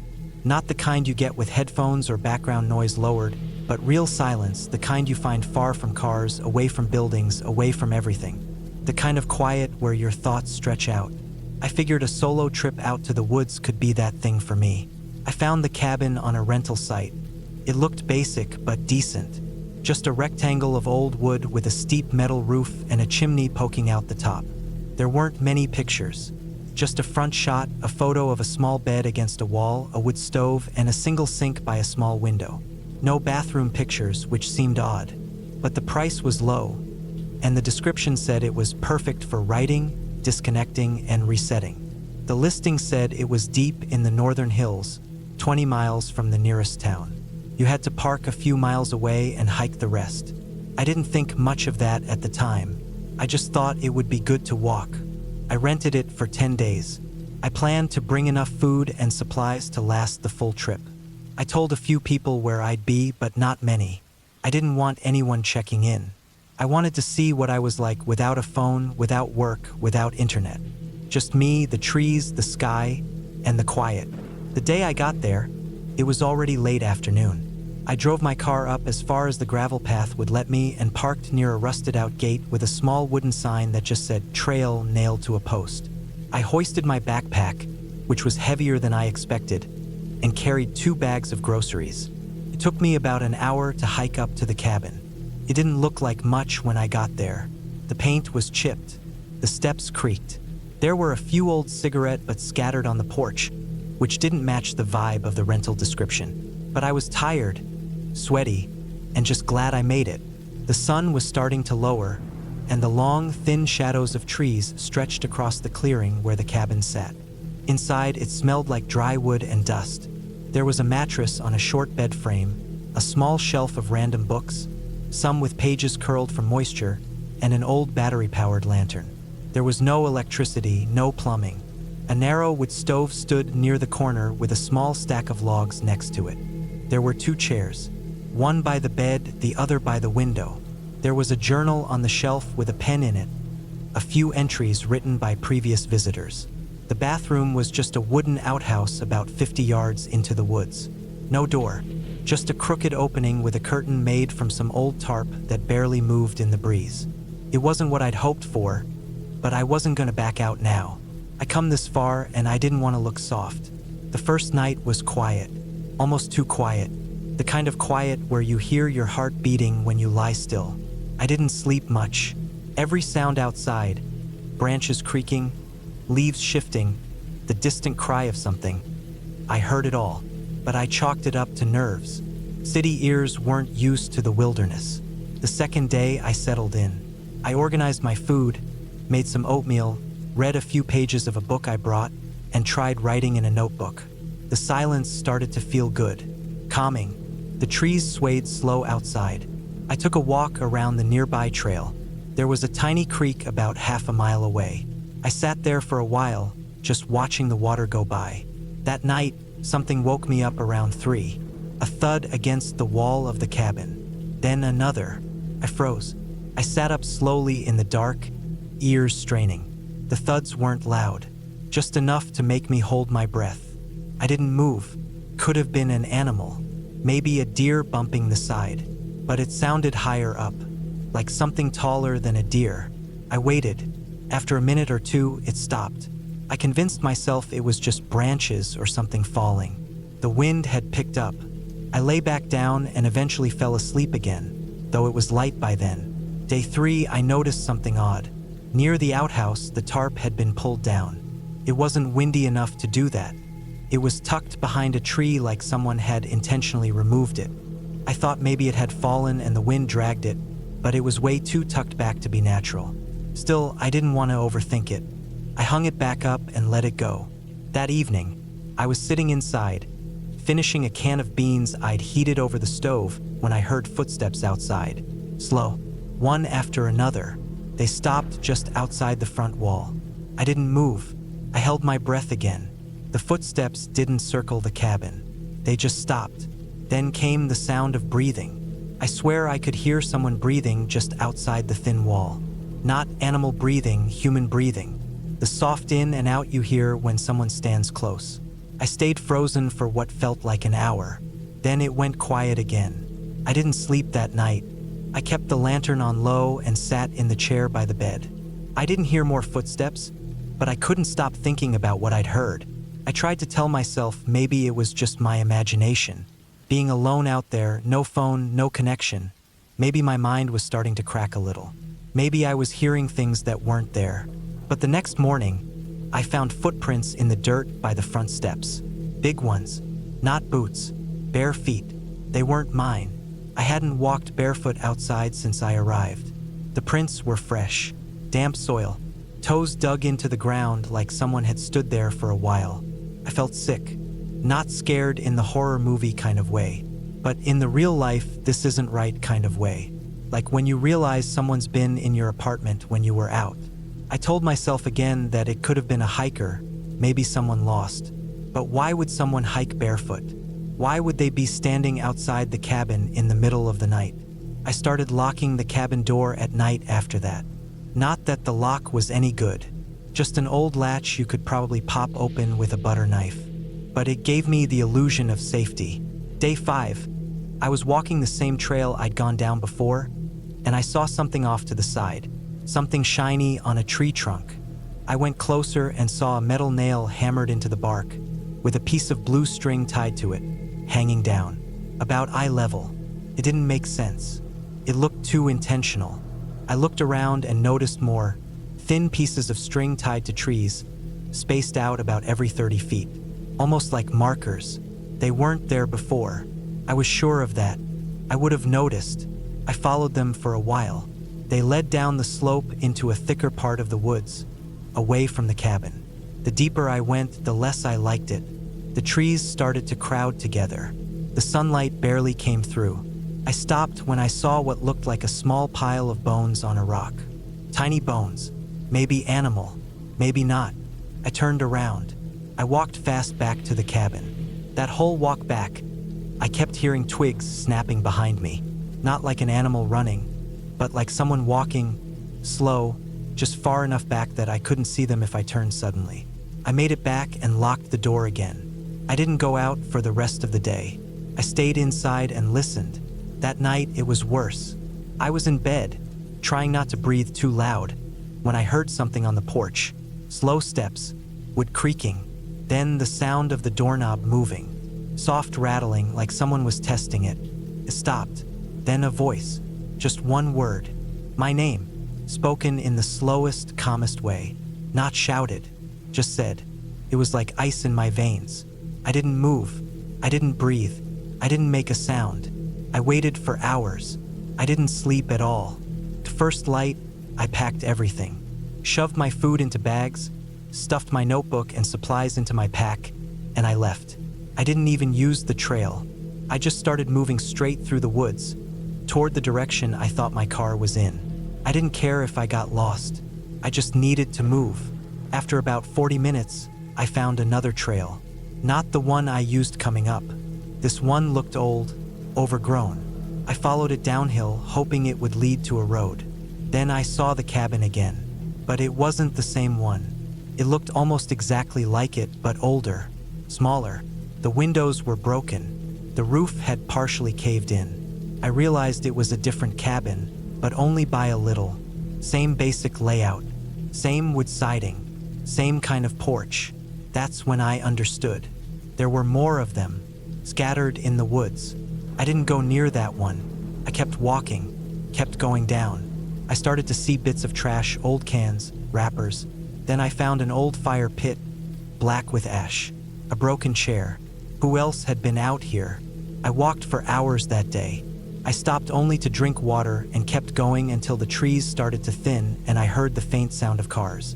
I finally found the gravel road and my car was still there, parked behind the rusted gate. I didn't even check the tires. I just threw everything in and drove. When I got to the nearest town, I used a gas station phone to call someone. I didn't say much, just that I'd cut the trip short and would explain later. I didn't go back. I checked the rental site again the next week.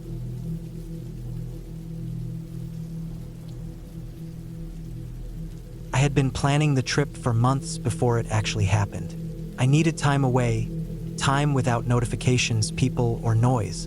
I didn't want to think about anything, didn't want to talk to anyone, and I definitely didn't want to be in the city anymore. Everything felt too fast and too loud.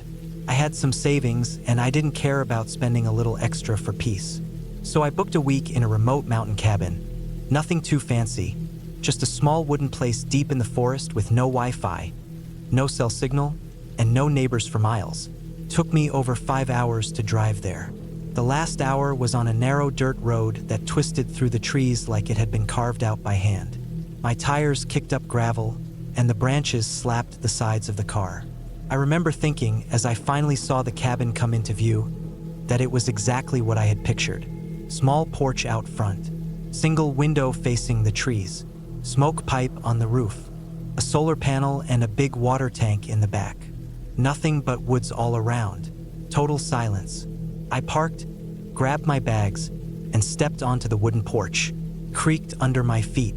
The air was cooler than I expected for late summer, and the trees were so tall and thick that barely any sun reached the ground. I unlocked the door with the key the owner had mailed me and stepped inside. The cabin was even smaller on the inside. One room with a bed, a table, a little kitchenette, and a door that led to a small bathroom. With stove in the corner. Old-style oil lamps on the walls, though I noticed there were a couple of working light bulbs powered by the solar battery outside. It smelled like old wood and dust, but not in a bad way. It smelled empty. That's what I liked.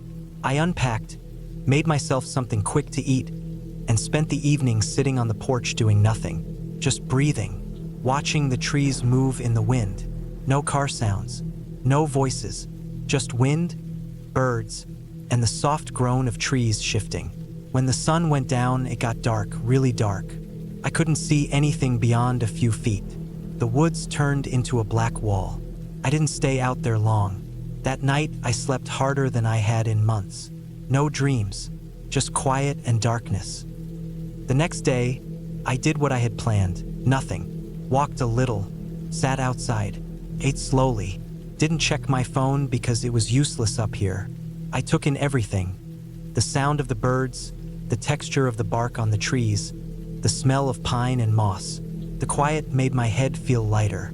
It was on the third day that things started to feel off. That morning, I woke up early. The sun hadn't fully risen yet, and there was a bit of mist between the trees. I made coffee and sat on the porch with a blanket over my shoulders.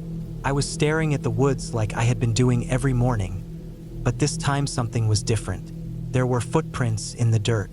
They were faint, but I saw them just a few steps. Human looking, not mine. I hadn't walked on that side of the cabin yet, and these prints curved around the side of the house and disappeared behind it. My heart didn't race or anything. I figured maybe the owner or someone else had been there recently, or maybe they were older prints I hadn't noticed before. Still, I stood up and walked around the cabin slowly. There wasn't anything else. No prints beyond those few steps. No tire marks. No broken branches or disturbed grass. Just those few steps and then nothing. That kind of unsettled me, but I shook it off. I spent most of the day inside after that. Read a book I had brought. Took a nap. Cooked some basic stuff. But I kept thinking about the footprints. They didn't make sense. That evening, as I was cleaning up in the kitchen area, I noticed a small, round hole in the wall, about the size of a coin. It was in the upper corner near the ceiling, aimed at the bed. I hadn't noticed it before. It didn't look like damage or anything. It looked intentional. I pulled a chair over and stood up to look closer. Behind the hole, I could see something metallic. Took me a few seconds to understand what it was. It was a camera. A small, hidden camera pointed directly at the bed. The way it was placed, you wouldn't notice unless you were really looking for it. The hole was dark and cleanly drilled. I reached up and touched the edges and then looked around. My skin felt cold. My hands were shaking, and I hadn't realized it until I tried to move the chair back. I checked the rest of the cabin immediately. Every corner, every wall, every window frame. I found another small camera above the bathroom door frame, almost invisible unless you looked at it from below. A third was tucked in the bookshelf, hidden behind a few books that didn't look like they'd ever been touched. All of them were wired, not wireless. Small black wires disappearing into the walls. I traced one of the wires and saw it led toward the floor. Panic started to build in my chest. I kept telling myself maybe it was just for security, but that didn't make any sense. Who points a camera at a bed or a bathroom in a private rental cabin? I opened the hatch in the floor where the water pump and backup power system were stored. It was like a small crawl space down there. I climbed down with the flashlight from my bag. The dirt was packed and dry. I looked around slowly. Near the corner, mounted against one of the support beams, was a black box, a recording device. It had several ports and blinking lights, and I could see the wires from the cameras running into it. This wasn't some old system someone had forgotten about. It was active. Someone had been watching. I felt dizzy. I climbed back up and sat on the edge of the bed, trying to catch my breath. My first instinct was to pack up and leave immediately, but it was late. I didn't want to drive that road in the dark, not in the state I was in. I decided I'd leave first thing in the morning. I unplugged the recording box down in the crawl space and pulled the memory card from it. I wrapped it in a paper towel and stuffed it into my backpack. That night, I barely slept. Every sound felt louder. Every creak of the wood. Every groan of the wind. I kept looking at the window, expecting to see someone watching, but there was nothing. No movement. No sound but the trees. I left at sunrise. I didn't clean up. I didn't check twice. I just got in the car and drove. I didn't stop until I reached the first gas station with signal. I connected my phone and sat there in the parking lot, staring at the memory card. I didn't want to look at it.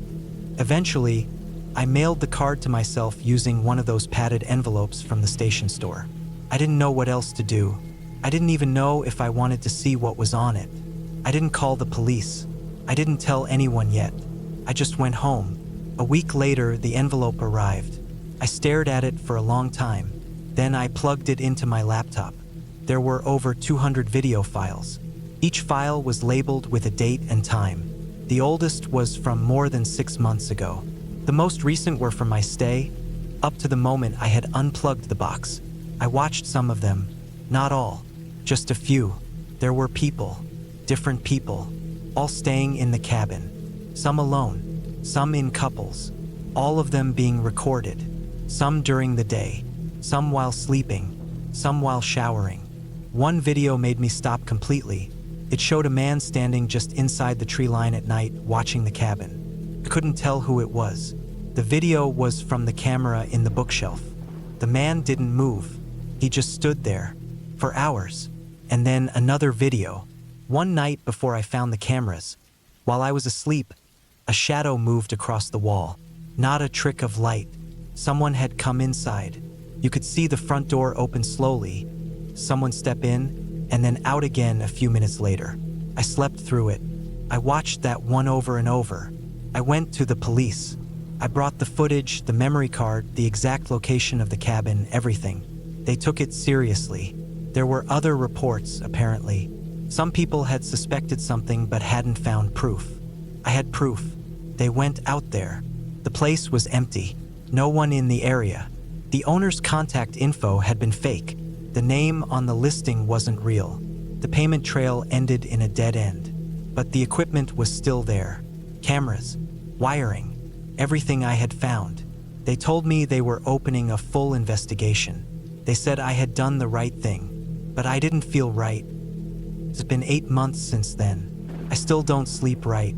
I still see that figure standing in the woods when I close my eyes. I moved apartments, changed all my locks, got a security system. I check every room, every plug, every light fixture wherever I go. The cabin was taken off all rental sites. The listing vanished. I check from time to time to see if it pops up again under a different name, but so far it hasn't. I think about it all the time, the holes, the cameras, the videos, that someone built that place or set it up just to watch people. Maybe more than watch. I still wonder what would have happened if I hadn't found that first hole. If I'd stayed the whole week. If I had never looked up at the wall. I don't go into the woods anymore. I don't rent cabins. I don't even go on road trips. I stay close to home. Lock the doors. Check everything twice. Sometimes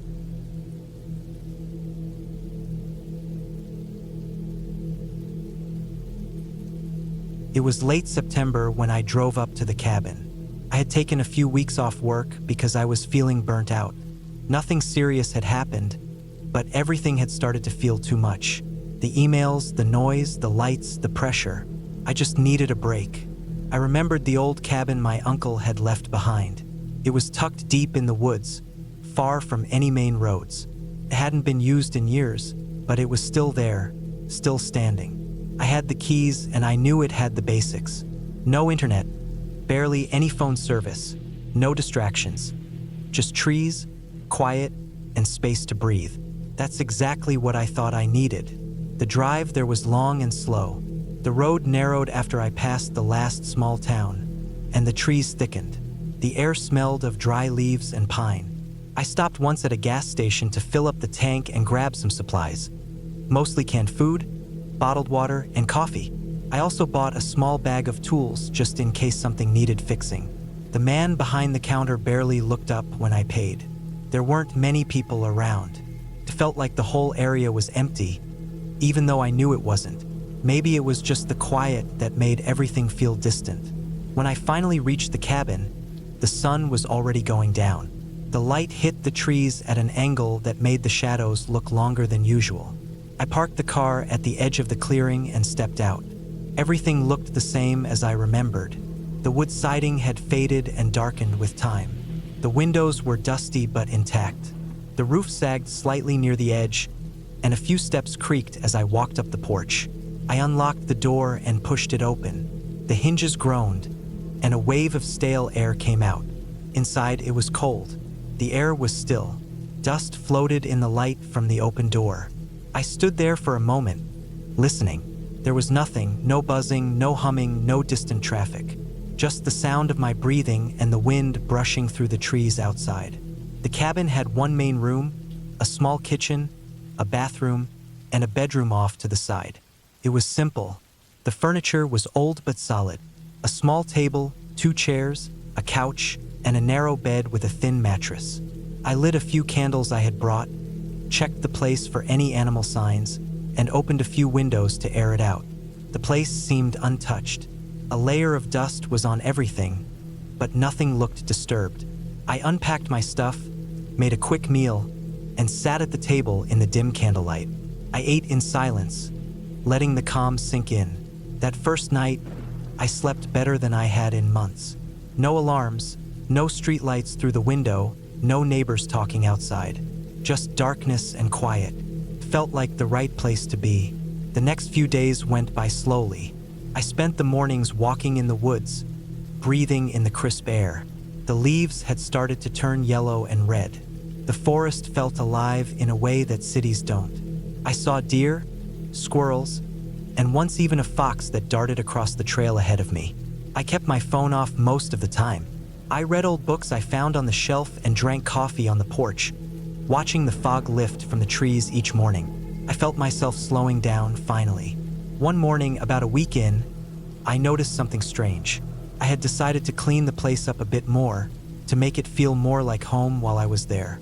I moved the couch to sweep underneath and found a small square in the floorboards that didn't quite match.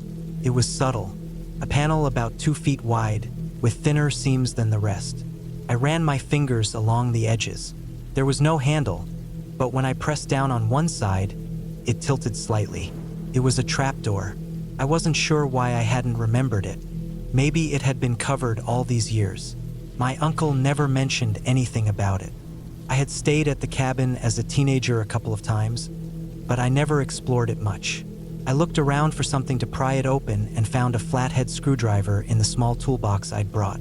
I slid it under the edge and worked it up until the panel popped loose. There was a small, dark space underneath. A kind of crawl space, I thought at first. I grabbed a flashlight and shined it inside. The beam lit up a narrow wooden ladder leading down. The walls were packed dirt. I couldn't see the bottom clearly. It seemed to drop about 10 or 12 feet. I felt a chill. Not fear exactly, but a weird tight feeling in my chest. I sat there for a long time, thinking about whether I should go down. It didn't look dangerous. The ladder seemed sturdy, though old. I didn't want to leave it unexplored. It was my uncle's cabin. If there was something hidden down there, I should know about it. I grabbed a second flashlight in case one died and slowly climbed down. The air got colder as I descended. Damp. The kind of smell basements have when they've been closed up for too long. My boots hit the packed dirt floor at the bottom, and I turned slowly, shining the light around. The space was small, maybe 8 feet by 10, with low walls that curved slightly inward like it had been dug by hand. There were shelves built into the dirt walls, made of old planks and bricks. On them were jars, boxes, and tools. Rusty nails, coils of wire, metal hooks, and what looked like empty mason jars stacked in rows. There was a cot in one corner with a rotted blanket on it.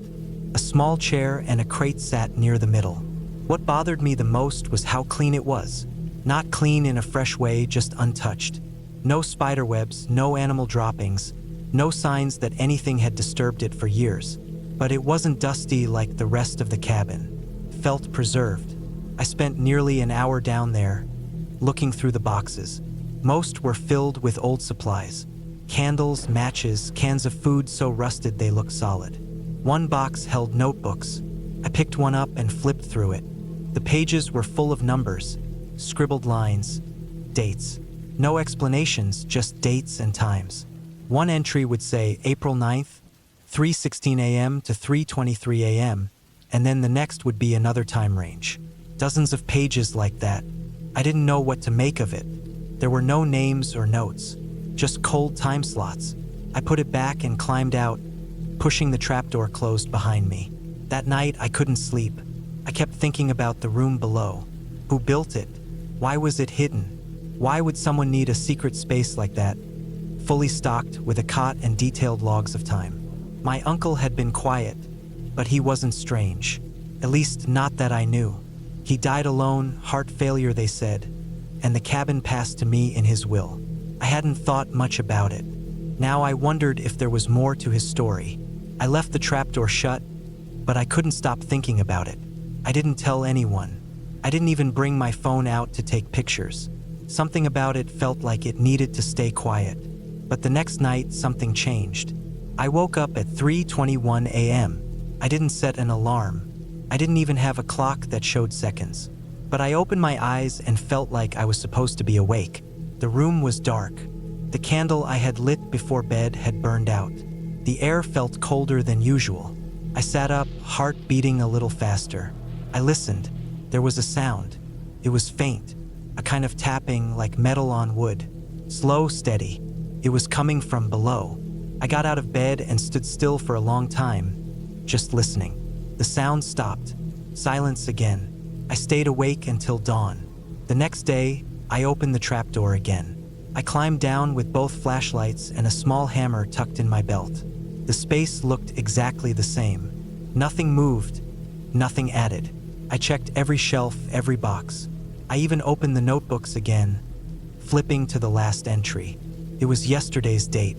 It said, September 28th, 3:16 a.m. to 3:23 a.m. I dropped the notebook. My stomach twisted. I hadn't written that. No one else should have. The cabin was locked. The woods were empty, and I hadn't told a soul about the basement. My hands were shaking. I climbed out and sealed the trapdoor, putting the couch back over it. From that night on, I stopped sleeping through the night. Every time I woke, it was around the same time, 3:15, 3:20, 3:18. The tapping didn't happen every night, but when it did, it was exactly between those minutes. I started marking it down just like the notebook. I made a chart on a notepad, and the times matched too closely to ignore. I thought about leaving, but something made me stay. I told myself I needed to understand it. I needed to figure out if it was just in my head. Maybe I was too isolated. Maybe the silence was messing with me. I stopped going on walks. I kept all the lights on. I stopped opening the trapdoor, but I couldn't stop thinking about what was down there. The last night I stayed there, I had made coffee late and sat up reading with the lantern burning. I didn't plan on sleeping. I kept checking the time. When the clock hit 3:16 a.m., I held my breath. The sound came again. Tap, tap, tap. This time it didn't stop. I stood up and grabbed the hammer. I moved the couch and opened the trapdoor. The sound was louder now, not just tapping, scraping, like something being dragged along.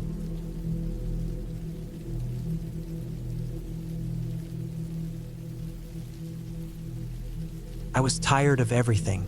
I couldn't take the city anymore. The constant noise, the honking, the people always brushing past you like you're not even there. I felt like I was carrying bricks in my chest. I didn't even know where it started, just that it kept building, and I kept ignoring it, day after day. So I took time off. I didn't even ask for it properly. I just sent a message to my manager late one night and said I wouldn't be in for the next few weeks. I didn't wait for a reply. That same night, I started looking for places to disappear into. I didn't want a hotel. I didn't want to be near towns, cities, or even other people. I needed somewhere deep, remote, somewhere no one would think to go. After scrolling for a while, I found this small listing posted by an older man on some obscure website that was probably last updated in the early 2000s. The description was simple: private off-grid cabin, by the lake, no neighbors, wood heat, no Wi-Fi. There weren't many photos, just one of the front of the cabin, taken from the dirt road, and another of the lake. The man wrote that the place was bare bones and good for clearing your head. That's exactly what I needed. I booked it for 2 weeks. I packed light, just clothes, food that wouldn't spoil, some fire-starting gear, a battery-powered lamp, and a few books I never had time to read. I also brought a small hatchet and a survival knife. Not because I expected anything, but just in case. The weather report showed it'd be cold, maybe even some snow, so I packed layers and wool socks. I left before sunrise. The drive was long. First highway, then back roads, then gravel, then dirt. My phone signal dropped halfway there. Eventually, the GPS stopped working. I kept driving anyway, following the directions I had written down by hand, just in case. The road narrowed the deeper I went. Tall pine trees lined both sides.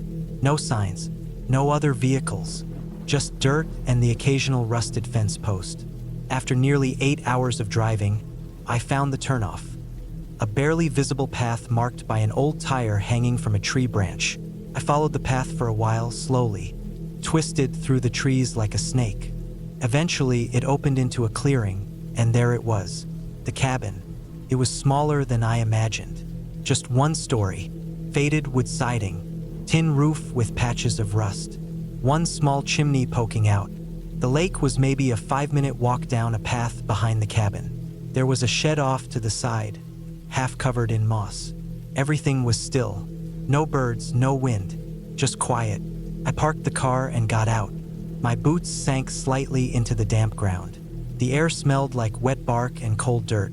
I stood there for a few minutes just looking at the place. It didn't look welcoming, but it didn't look threatening either. Just tired. I unlocked the door with the key the owner mailed me. The inside smelled like old wood and dust. There was a small bed pushed into one corner, a wood stove in the middle of the room, and a narrow table by the single window. The floor creaked. The ceiling had water stains. There were cobwebs in the corners. There was no electricity, no running water either. I wasn't surprised. I unpacked my things, stacked my canned food neatly on a shelf, and checked the stove. It looked old but solid. There was a small pile of chopped firewood outside under a lean-to, enough for a few days if I was careful. That first night, I lit a fire and read by the glow of the lamp. It was so quiet it almost made my ears ring. No cars, no voices, no music from a neighbor's TV. Just the crackling of the fire and the occasional creak of the wood. I slept better than I had in months. The first few days passed quietly. I took walks in the woods, gathered kindling, wrote in a notebook, and spent long stretches sitting by the lake. The cold was sharp but manageable. Every day felt longer. Every sound seemed louder. A branch snapping made me sit upright. A bird's wings overhead made me duck. I chalked it up to the city leaving my system. I noticed something strange on the 4th day. I found footprints in the dirt by the back of the cabin. Not animal tracks, shoe prints. They were spaced far apart, and the pattern didn't match my boots. They led from the trees to the back of the cabin and then disappeared. I walked around and checked. Nothing was stolen. Nothing looked touched. Still, I felt my chest tighten a little. I told myself it was probably the old owner checking in. Maybe he forgot to mention that he stops by. Or maybe they were old prints from before I got here. The rain hadn't washed them away yet, but I started locking the door when I left the cabin after that. And that night, I heard a noise outside. A thump, not like a branch falling, more like something hitting the side of the cabin. I got up and checked the window. It was too dark to see anything. The lamp light reflected back at me. I waited a while. Nothing else. I didn't sleep well that night. On the 6th day, I walked further than before, almost an hour into the woods. I found another trail, faint and overgrown. I followed it out of curiosity. It led me to what looked like an old hunting blind made of rotted wood and half-collapsed beams. There were beer cans on the ground, some so rusted they cracked under my boot. Someone used to come out here, but it had to be years ago. When I got back to the cabin, I noticed something that made my stomach twist. The door was open. Not wide open, just a few inches. I had locked it. I was sure I did. I checked my pockets. The key was still there. Inside, nothing looked out of place. My things were where I left them. Food was untouched, but I still had that feeling like someone had been inside. I sat on the edge of the bed and stared at the door for a long time. Then I got up, took one of the dining chairs, and jammed it under the doorknob. That night, I slept with the hatchet next to me. On the 7th day, the firewood was low. I decided to chop more from the stack of logs behind the shed. As I was working, I caught a glimpse of something in the tree line. It was movement, a flicker. I stopped and stared. There was nothing there. I kept chopping, but my hands shook a little. That afternoon, I went to the shed to see if there was more wood or tools. The shed was musty and damp. There were old tools on hooks, coils of wire, an old lantern, and something that made me stop completely. A trail camera, one of those motion-activated wildlife cameras that hunters use. It was covered in dust but looked like it might still work. I took it inside and changed the batteries with some spares I had. The screen lit up. There were still images saved on it. I scrolled through them slowly. Most were of deer, squirrels, birds. But then I saw one that made my heart drop. It was a man, standing at the edge of the clearing, far enough away to be blurry but close enough to see that he was watching the cabin. His head was tilted. His arms were by his sides. He wasn't doing anything, just standing. There were more pictures of him, different days, different times, sometimes closer, sometimes further away, but always watching. The last image was taken the night before. I stared at the date and time on the screen. It was while I was sleeping. I turned off the camera and sat still for a long time. That night, I didn't sleep. I kept the fire going. I kept the lamp on. Every sound made me flinch. I stayed in the cabin all the next day. I didn't go out. I didn't want to leave even for a second. I double-checked the windows. They all locked from the inside, but the glass was thin, easy to break. I started thinking of how far the nearest road was. If I had to run, I wouldn't make it fast enough. That evening, I made a decision. I'd leave first thing in the morning. I packed everything. I stacked the firewood inside, just in case, and kept the hatchet by my sleeping bag. I didn't use the bed anymore. I didn't want to be near the window. Just after midnight, I heard it. Footsteps on the porch. Slow, heavy, one step at a time. I froze. Then came the sound of the doorknob turning. Slowly, testing. The chair under the knob held firm. Then silence. I didn't move. I didn't breathe. After maybe 2 minutes, there was a soft tap on the window. Just once. Then nothing. I don't know how I got through the night. At first light, I grabbed my stuff and ran to the car. I didn't look back. I drove faster than I ever have. I didn't stop until I reached a gas station 3 hours away. I went inside and sat in the bathroom for half an hour, just shaking. I didn't call the police. I didn't know what to say. Nothing had been taken. No one had hurt me. There was no evidence, not really. Just footprints, just photos, just sounds. I returned the key by mail and never contacted the owner again. That was 9 months ago. Since then, I moved to a different apartment, changed my number, started therapy, but I still check the locks at least 3 times every night. Sometimes, I wake up convinced I heard a tap on the window.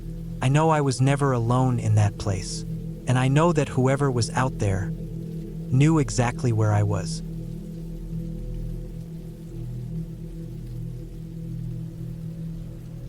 I rented the cabin in early October.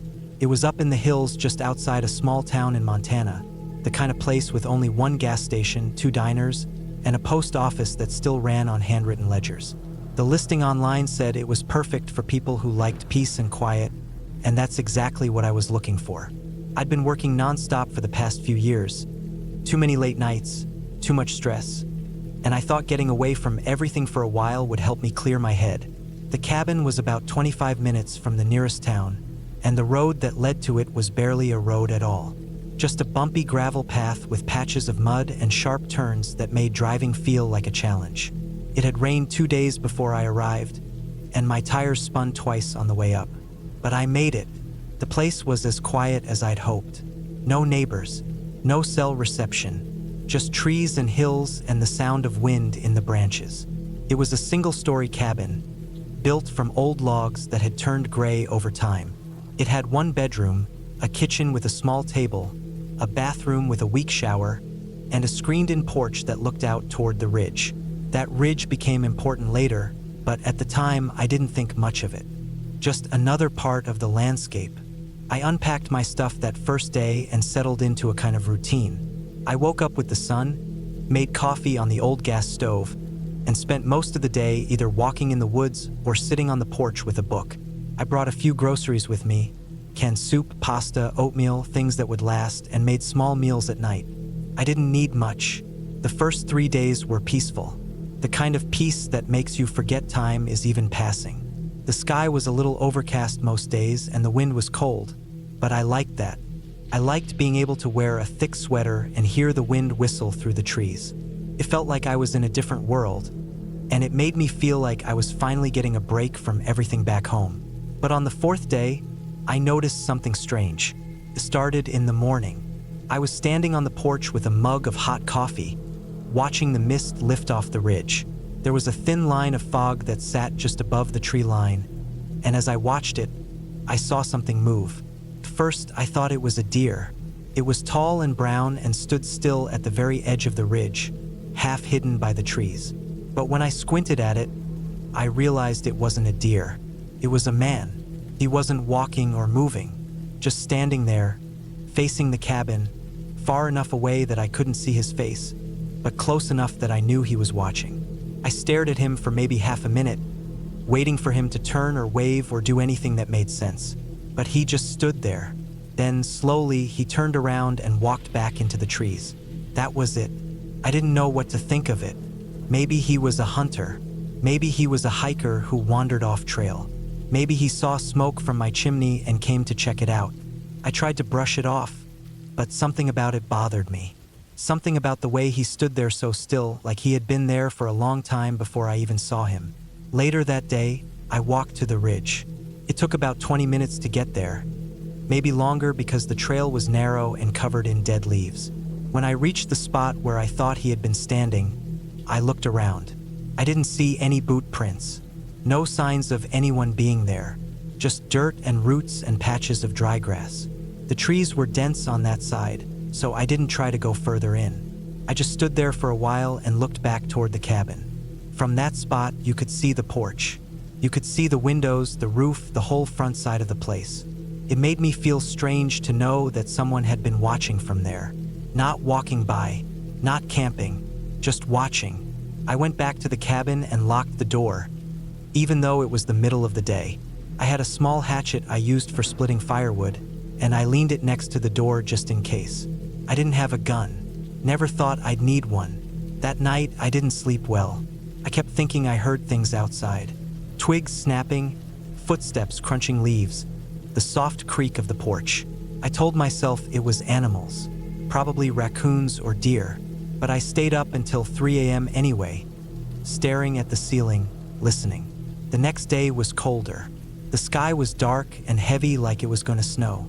I stayed close to the cabin, read most of the day, ate a full can of chili straight out of the pot. The thought of that man on the ridge didn't go away, though.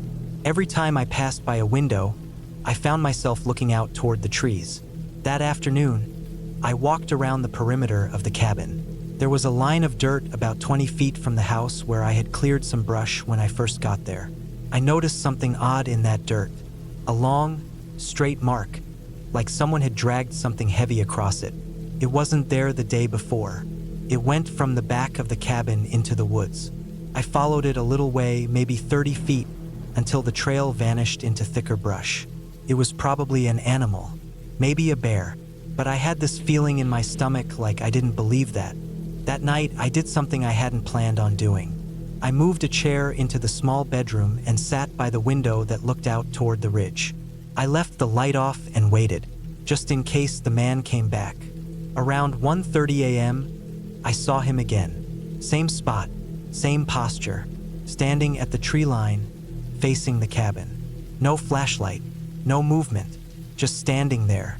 I couldn't see his face, but I could tell he was tall, maybe over 6 feet, and that he wasn't wearing any kind of bright jacket or outdoor gear, just dark clothes, maybe a hood, maybe not. He stood there for maybe 5 minutes. Then, like before, he turned and walked back into the trees. I stayed awake until the sun came up. That morning, I made a decision. I was going to pack my stuff and drive back into town. I had planned to stay a full 2 weeks, but something wasn't right. I didn't feel safe. I loaded my duffel bag into the car and walked around to the back to gather the last of the firewood. And that's when I saw it. There were fresh boot prints near the side window, deep ones, still sharp in the soft dirt. Someone had been standing there recently, watching. The window was about eye level. It looked directly into the kitchen. There were no other tracks leading to or from it, just those two prints, like someone had stood there and then stepped back the way they came. I got in the car and started the engine. I didn't care if the road was muddy. I didn't care if I had to ruin the suspension. I just wanted to get back to town. About 5 minutes down the gravel path, I noticed something strange in the rearview mirror. There was a man standing in the middle of the road, about 100 yards behind me. Same dark clothes, same stillness. He didn't chase me, didn't move, just stood there, watching my car disappear down the road. I got to town and checked into the motel just off the highway. I thought about calling the sheriff, but what could I say? A man stood in the woods near my cabin. He didn't speak. He didn't do anything illegal. He just stood there. I didn't go back to the cabin. I emailed the rental company and told them there was someone trespassing on the property. I left the keys in the Dropbox and drove home the next day. 2 weeks later, I saw a news article online. It was about a missing hiker, a man in his 40s, last seen near the same forest I had stayed in. The article said his car had been found at a trailhead, but no trace of him had been located. They mentioned that his backpack had been discovered at the edge of a ridge near a remote cabin. The rest of him was never found. They had a picture of the man. He wasn't the one I saw, which means someone else was out there, still is, and he wasn't lost. He was watching.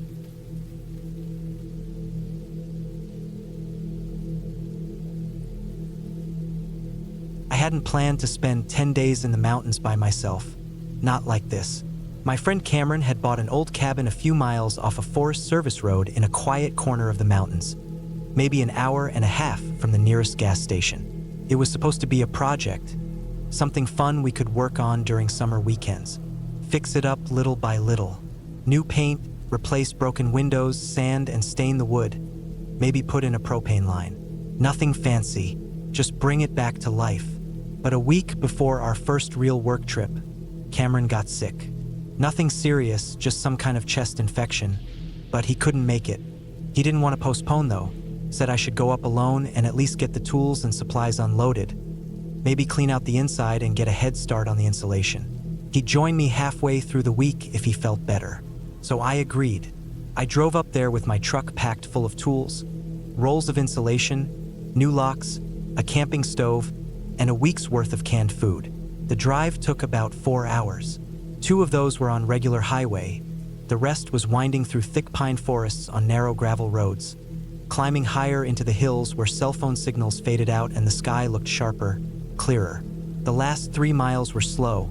The path was barely wide enough for my truck, and pine branches slapped against the sides as I crawled over loose rock and dirt. I was watching the GPS count down the final turns when I realized I hadn't seen another car in over an hour. When I finally reached the clearing, it looked almost peaceful. The cabin was smaller than I remembered. Just 1 floor, 1 big front room, a side room that served as the bedroom, and a narrow outhouse about 15 feet away, half covered in moss. The clearing was maybe 50 feet wide, surrounded by thick trees on all sides, mostly pine with the occasional birch or spruce. No signs of animals or people. No sounds besides the wind. I parked, unloaded the gear, and stepped inside. The air smelled like dust and old wood. The cabin hadn't been used in years, and it showed. Dead insects lined the corners. Mouse droppings in the sink. Some parts of the wooden floor creaked so loudly I thought they might give out. The windows were dirty and the door didn't shut right, but it wasn't falling apart, just neglected. I swept, wiped the counters, set up my sleeping bag on the cot in the bedroom, and made a small dinner over the propane stove. That first night, I was tired enough to fall asleep early. The wind rattled the windows once or twice, but I didn't think anything of it. The second day, I started real work.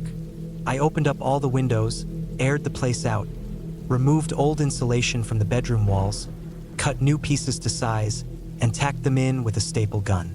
Around midday, I stepped outside to stretch. It was warm but quiet. No birdsong, just the trees shifting and groaning slightly in the wind.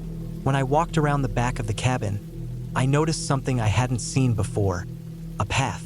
Not a proper trail, but a faint line through the tall grass and bramble, like something or someone had walked through the same way enough times to press the plants down. I followed it maybe 30 feet. It didn't go far, just curved through the trees and disappeared near a boulder. I figured it might have been from deer or bears. I'd seen scat around the edge of the clearing. I made a mental note to be careful about keeping food sealed up tight and maybe set up some motion lights if I came back again. That night, I heard a sound I couldn't place. I was lying in my sleeping bag, almost asleep, when something knocked on the outside of the cabin wall. Just one knock, not like wood cracking or wind shaking the boards, but a firm knock like someone tapping. Then it stopped.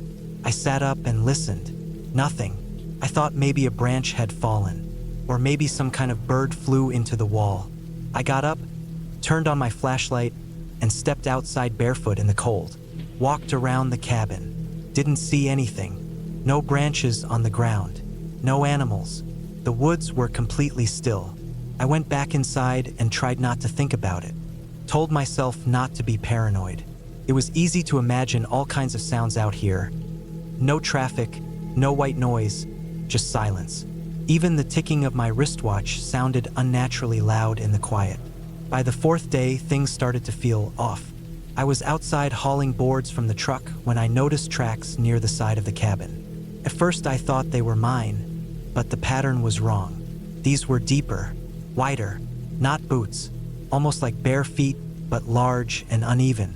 I crouched and looked closely. The dirt was soft, so I could see where the heel dug in. Some toes too, human-shaped, but not right. Too flat. I measured one against my hand, nearly twice as long as my foot. No tread marks, just a shallow arch and 5 strange, stubby impressions. I followed the tracks for about 30 feet into the woods until they vanished into the underbrush. My stomach turned a little. Could have been someone passing through. A hiker. But no one hikes barefoot out here, especially not at night, and especially not alone. And definitely not without leaving more signs. That night I stayed awake longer, flashlight close at hand. I kept thinking about that knocking sound, and those tracks. I told myself it was just some animal, maybe a bear. But it didn't sit right. Bears don't knock on walls. And those prints were not from a bear. I ended up dozing off sometime after midnight, light still on beside me. At some point in the early morning, I heard something outside again. A different sound this time. Walking. I held my breath. It was faint but steady. Footsteps, slow and deliberate, circling the cabin. Soft crunching of dry pine needles once every few seconds. Then stopping. Then starting again. I didn't move. I didn't even sit up. I just laid there listening, trying to stay quiet. It circled the cabin once. Then silence.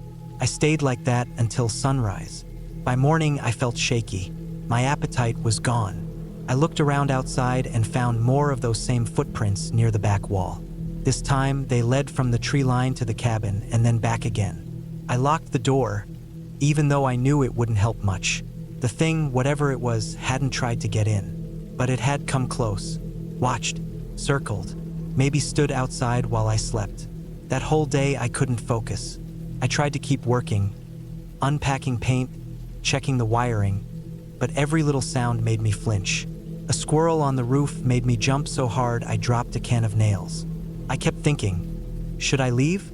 But part of me wanted to see it through. I come all this way. Cameron was supposed to join me soon. I didn't want to call it quits over some tracks and noises. I decided I'd give it one more night.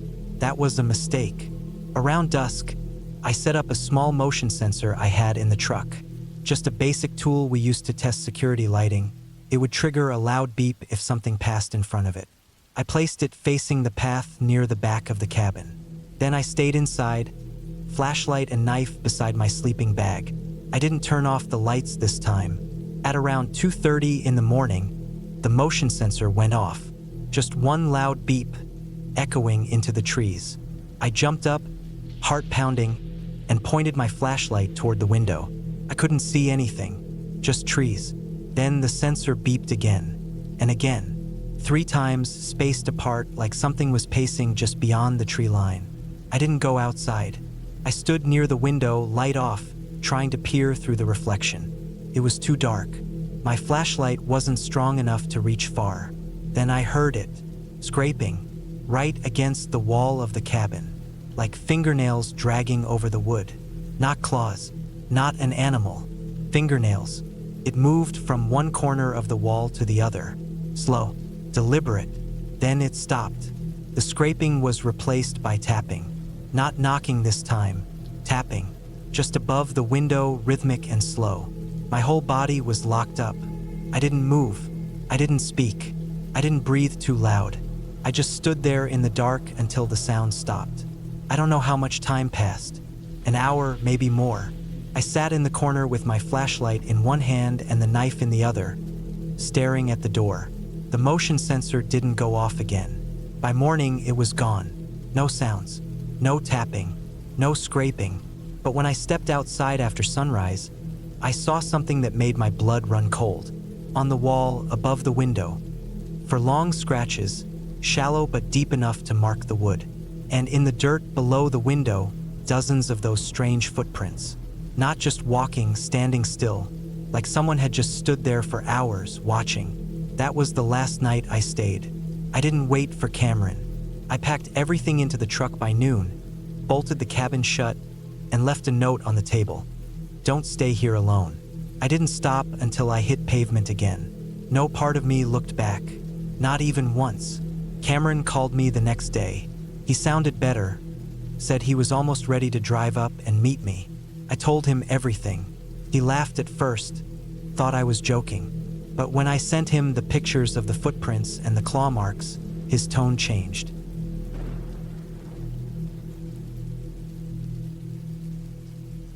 I had been planning the solo trip for a while. It wasn't supposed to be anything crazy, just a quiet week in a remote cabin up in the mountains of northern Montana. I had found the place online. Small, rustic, completely off-grid, and surrounded by miles of snow-covered forest. That was the whole point. I wanted to be alone for a bit, away from noise, people, everything. I was burnt out from work, city life, and the endless cycle of things that felt urgent but meant nothing. I needed to breathe. I thought this would be the reset. The cabin was about 4 hours away from the nearest town. You had to drive on a narrow highway, then take an unmarked road through the woods for another hour. I had a printed map and a GPS unit, but once I got past the second mountain ridge, the GPS started acting up. No signal. That didn't bother me at first. I knew this was a place where you had to expect that kind of thing. I had downloaded offline maps and had everything planned. It was mid-January. The roads were mostly clear when I set out. The sky was that dull, cold gray it gets before a storm, but I had checked the forecast repeatedly. Light snow, nothing serious. I brought chains for the tires, extra gas. Food for 10 days even though I only planned to stay 5.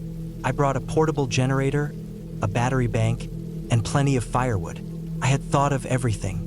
I even had backup phone batteries and 2 different satellite messengers. One had a monthly subscription, the other was just for SOS use. The cabin was just how it looked in the pictures. A little log structure tucked into the trees, with a wraparound porch and a single chimney puffing out slow curls of smoke from the stove I lit. Inside it was basic. A cot, a table, a few shelves, a wood stove, an old oil lamp, and a big stack of dry firewood. There was no running water, just a hand pump out back and a composting toilet. But it was cozy, silent. No traffic, no cell towers, no buzzing neon lights. Just snow and woods and that peaceful kind of stillness you only get when you're completely cut off. The first 2 days were perfect. I stayed inside mostly, reading old books I brought and writing in a notebook.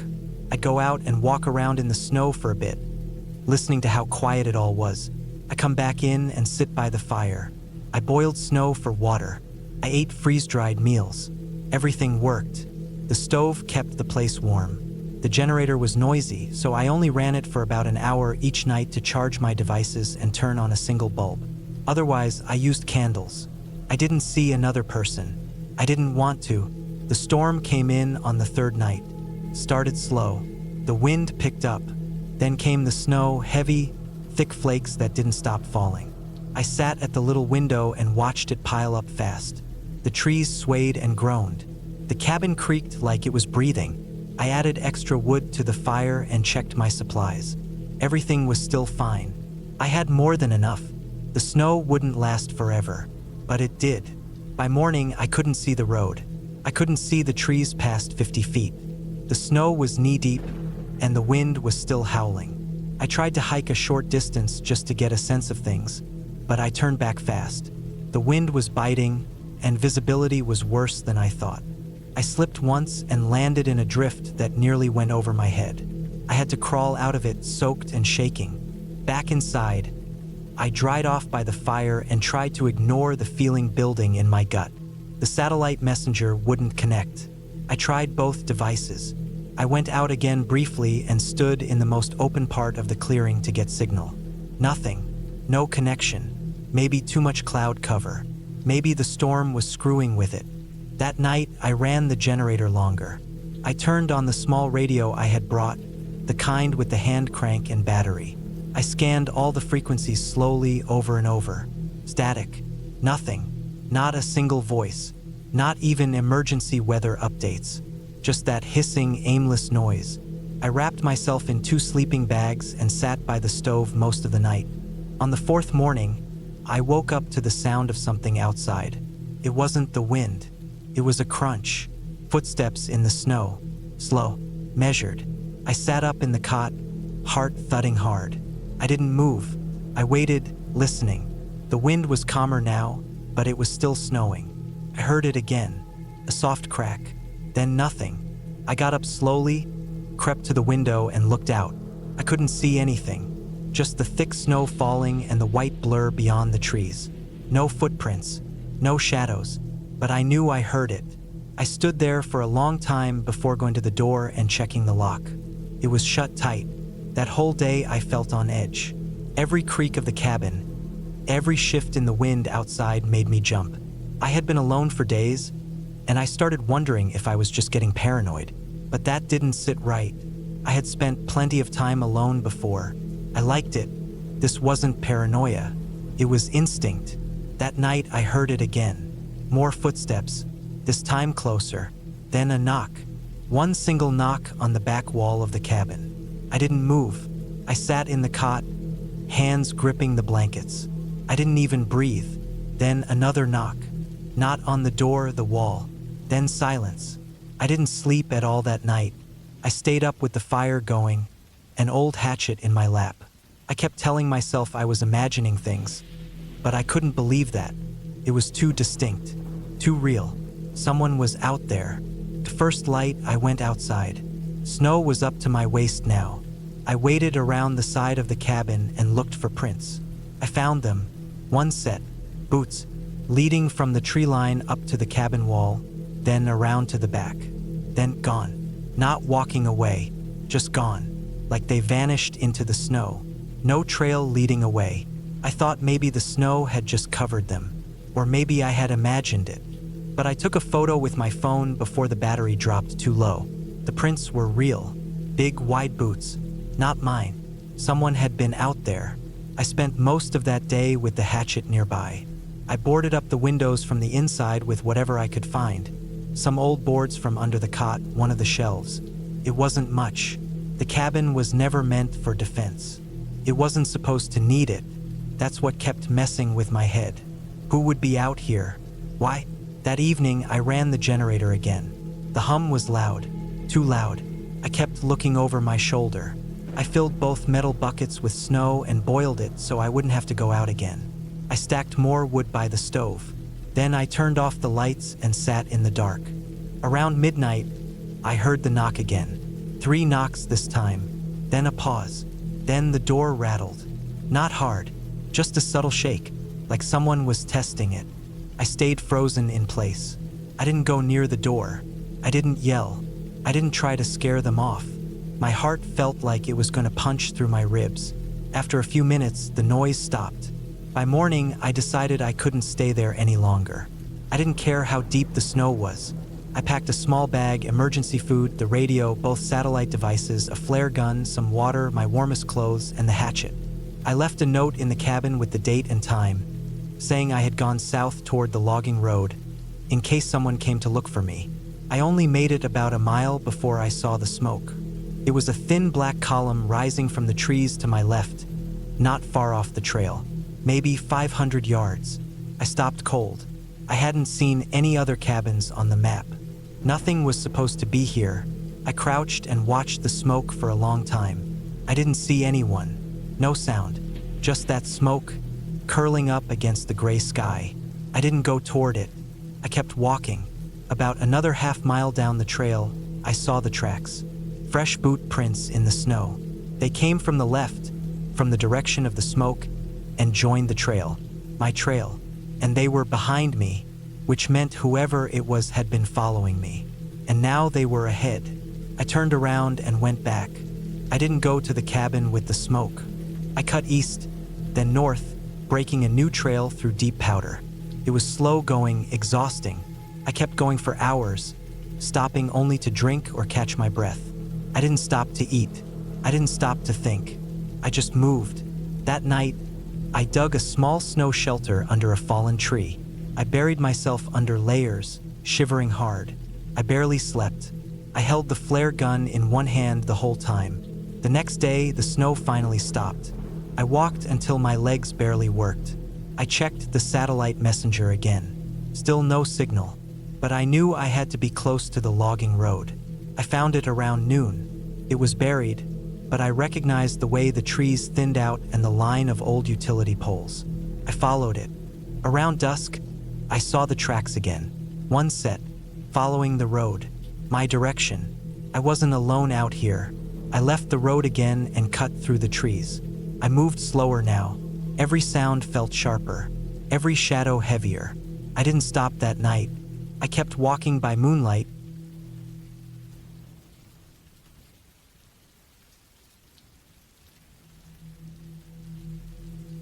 It was late October when I got the message from my friend Kevin. He had a small hunting cabin up in northern Michigan, somewhere near the edge of the Huron-Manistee National Forest.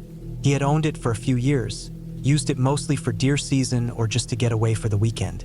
He offered to let me use it for a week, said he wouldn't be going up that season and figured I could use the peace and quiet. I had been working from home for almost a year and things were getting to me. The same walls, the same noises, the same streetlight shining into my room every night. I had started to hate the city, and I needed something different. The idea of being up north, away from people, sounded perfect. I agreed without really thinking about it too much. Kevin gave me a physical key, one of those old-fashioned ones, not a digital lock or anything. He gave me basic instructions on how to find the place. Forest Road, this gravel road that take a right after the dead tree, and told me there was no cell service at the cabin, but there was a landline for emergencies.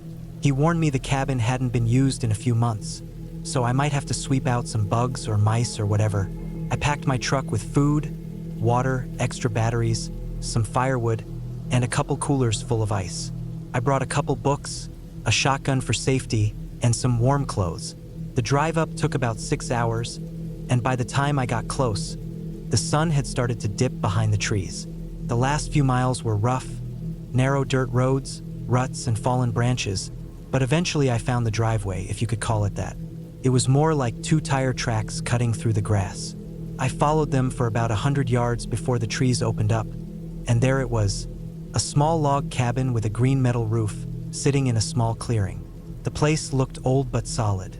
It was a single-story structure with a small front porch, 2 windows on the front, and a chimney on the left side. There was no garage, no other structures nearby. Just trees everywhere, thick and dark. The air felt different, cleaner, colder. I killed the engine and sat there for a second, just listening. No cars, no people, just the wind pushing through the trees like waves on the beach. I grabbed the key and walked up to the front door. It was stiff, probably hadn't been opened in months. When I stepped inside, the smell hit me, wood, dust, maybe a little mildew. The cabin had one main room with a couch, a small kitchen area, and a stone fireplace. Off to the right was a short hallway with 2 doors. One led to a bedroom, the other to a small bathroom. I opened the windows to let in some fresh air and started unpacking. That first night was peaceful. I lit a fire, cooked some food on the small gas stove, and read for a while. There were a few bumps in the night, branches falling, maybe an animal outside, but nothing that made me nervous. I slept deeply. By the second day, I had settled into a slow rhythm. Wake up late, make coffee, read, maybe walk a bit around the clearing. I tried to stay close to the cabin. I didn't know the area and didn't want to get lost. I brought a compass and had marked the cabin's location on a printed map Kevin gave me. But even so, the woods up there all looked the same. Dark pine trees, thick underbrush, no trails, no landmarks. It was too easy to get turned around. On the third day, something changed. I noticed it early in the morning when I stepped outside to relieve myself. There were footprints in the dirt that hadn't been there the night before. They weren't mine. My boots had a distinct tread pattern, and these didn't match. These were lighter, smaller, maybe sneakers or flat-soled shoes. I followed them for a bit, just around the edge of the clearing. They didn't go far, just a loop around the cabin and then back into the woods. Could have been anything. A hunter passing through, a hiker, someone who saw the smoke from my chimney and got curious. I tried to brush it off, but it stuck with me all day. That evening, I stayed inside. I kept the fire going but left the lights off. I sat in the dark, watching the windows. I didn't see or hear anything unusual. Eventually, I fell asleep. The next morning, I went outside again. More footprints. This time, they were closer to the cabin. One set right up to the front porch, then back around to the side window. I walked the perimeter slowly. Nothing was broken, no signs of forced entry, but it was obvious now. Someone had been watching the cabin at night. I felt my chest tighten. I tried calling Kevin on the landline, but the call didn't go through. Just dead air. I checked the line in the back. Maybe a squirrel chewed it. I didn't know what I was doing, but the cord looked fine. I made a mental note to leave early if anything else happened. That night, I didn't sleep. I stayed up with the shotgun across my lap. I left the lights off again and cracked the window open slightly so I could listen. Around 2 or 3 a.m., I heard something. It was faint but distinct, footsteps in the leaves. Not fast, not heavy, just slow and careful, like someone trying not to be heard. I held my breath. The sound circled the cabin once, then stopped. For almost an hour, nothing. Then I heard a soft tapping on the back window. Just once. Then again, a few seconds later. I didn't move. I sat frozen on the couch, my heart pounding. After a few minutes, it stopped. The next morning, I checked the window. There were fingerprints on the glass, smudged but clear. I couldn't tell how many. I packed up my things, loaded the truck, and was ready to leave. But the damn thing wouldn't start. Battery was fine, lights came on, but the engine just clicked. I tried 3 or 4 times. Nothing. I'm not a mechanic, but I checked the obvious stuff. Everything seemed normal. I opened the hood and stared at the engine like that would help. That's when I noticed the battery cables looked loose, deliberately loosened. I tightened them, got back in, and it started right up. That was the moment I realized this wasn't random. Someone didn't just happen to walk by. Someone was watching me. Someone messed with my truck. I drove down the trail as fast as I could without crashing into trees. I got maybe a mile out before I saw something that made me stop. In the middle of the dirt road was a small pile of rocks, deliberately stacked. 5 or 6 stones balanced carefully. That wasn't there before. I looked around, windows up, doors locked. No one. I got out, kicked the rocks out of the way, and kept driving. I didn't stop until I hit paved road again.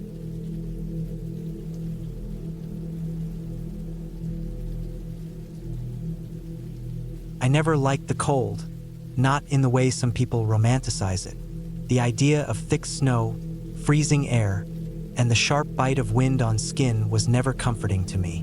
But that winter, I ended up deep in the forest, staying alone in a cabin I hadn't seen in years. It belonged to my uncle, though he hadn't used it since before he got sick. When he passed, the property was left to me. I almost forgot about it, tucked away in legal paperwork and vague memories, until I decided I needed a break from everything and figured I might as well put it to use. I remembered it being quiet, surrounded by forest, and far away from everything. That's what I wanted, distance. It was late January. I left just before a storm system was expected to move in, figuring I'd arrive before the worst of it. I took my old pickup, packed with basic supplies: dry food, bottled water, a backup generator, tools, a heavy sleeping bag, snow gear, a battery-powered radio, and a satellite phone just in case. I didn't plan to be there more than a week. I told nobody except my sister, who I texted just before driving into the forest. She didn't reply. The road to the cabin was narrow, mostly dirt with patches of frozen mud and snow. I drove slowly, tires crunching over frost, tall pines closing in on both sides. I remembered coming up here as a kid. The road felt longer now, less familiar. The deeper I went, the more I realized I hadn't prepared as much as I thought. I didn't see a single car the whole drive.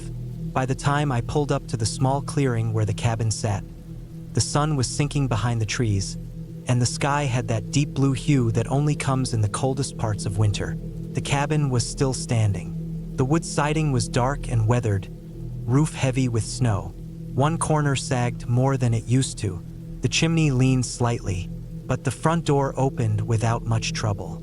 The air inside smelled of old pine, smoke, and time. It was cold as hell. My breath came out in thick clouds as I walked from room to room. I turned on my flashlight and checked every corner.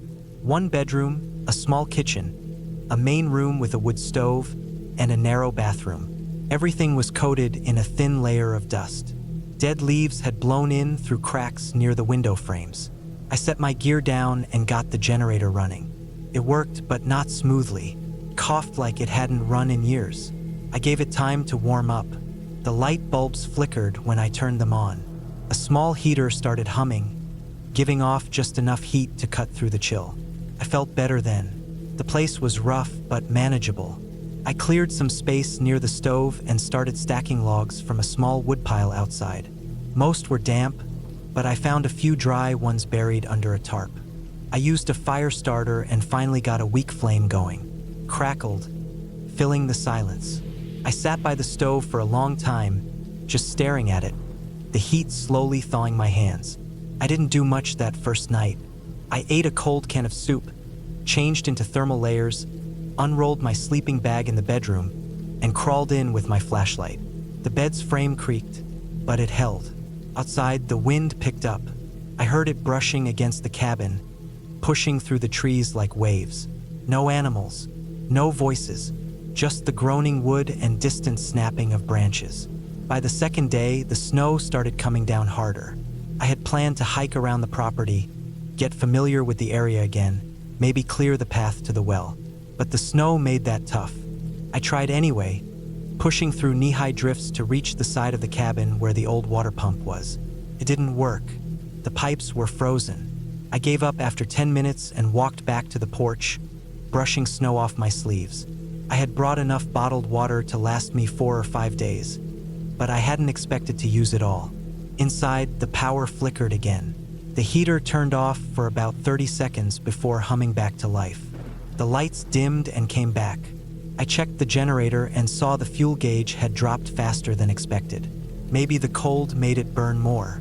I rationed it, turning it off for a few hours while I relied on the wood stove. It was hard to keep a steady fire going with the damp logs.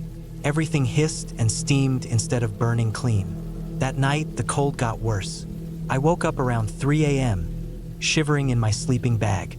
The heater had shut off again. The room was black, no light from the hallway. The generator had stopped. I got up, put on my boots and coat, and went outside to check. My flashlight beam cut through the falling snow. The wind was stronger, and the snow stung my face. The generator was still there, but silent. I opened the lid and saw ice crusted around the ignition. I tried starting it again, but nothing happened. I spent 30 minutes trying to thaw it with a small propane torch, but the fuel lines were clogged with ice. I went back inside and layered on every piece of clothing I had. Socks over socks, 2 coats. I lit another fire, using some of my fire starters to keep it burning longer. I sat beside it until the light returned through the windows. I didn't sleep again that night. The next few days blurred together. I was trapped. The snow didn't stop. It piled up past the bottom of the windows. I ran out of dry wood and had to start burning the damp ones. My food supply dropped fast. I started eating only once a day. The satellite phone worked the first couple days, but the signal got weaker. On the fourth day, it wouldn't connect. I tried climbing onto the roof of the porch to get a better signal, but I slipped and cracked my elbow on the way down. It swelled up fast and made it hard to move my left arm. I wrapped it with a scarf and stayed inside. On the fifth night, I heard something outside. Not an animal, not the wind, something else. I was lying in my sleeping bag, half asleep, when I felt the floorboards shift. I thought maybe I imagined it. But then I heard it again. A slow creaking sound from the porch, followed by a muffled thump. Then silence. I sat up and listened for 5 minutes.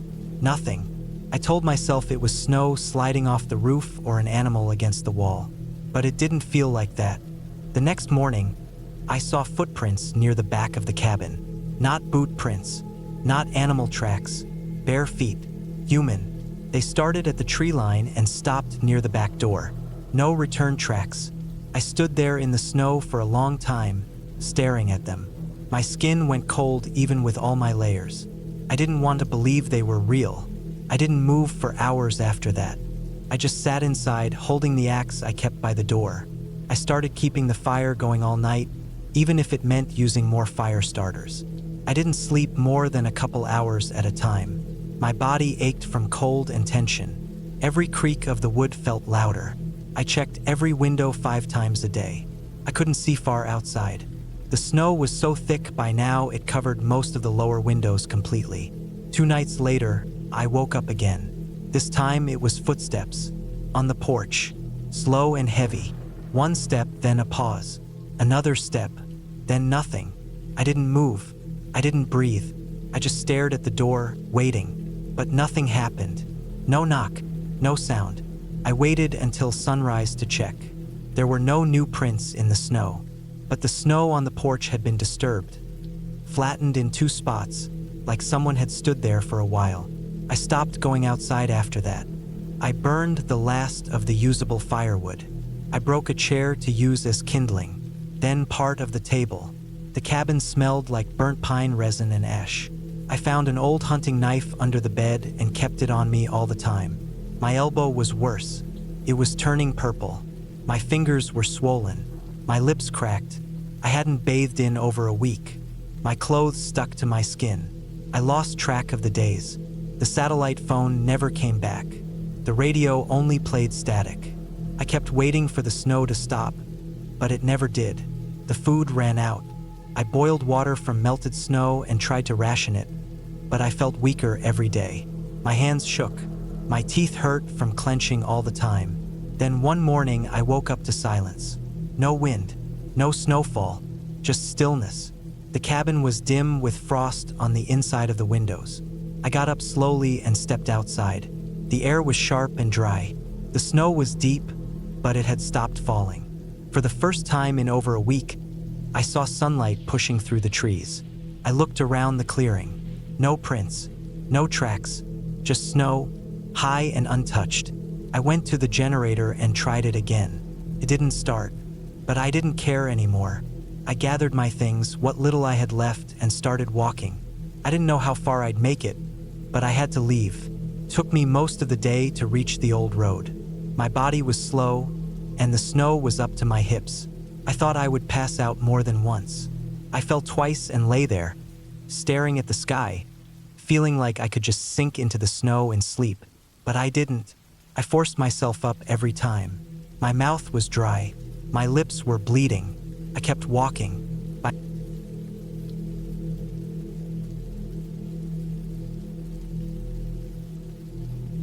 It started because I needed to get away. I wasn't running from something big like a crime or a breakup or a meltdown. I was just tired. The city was loud.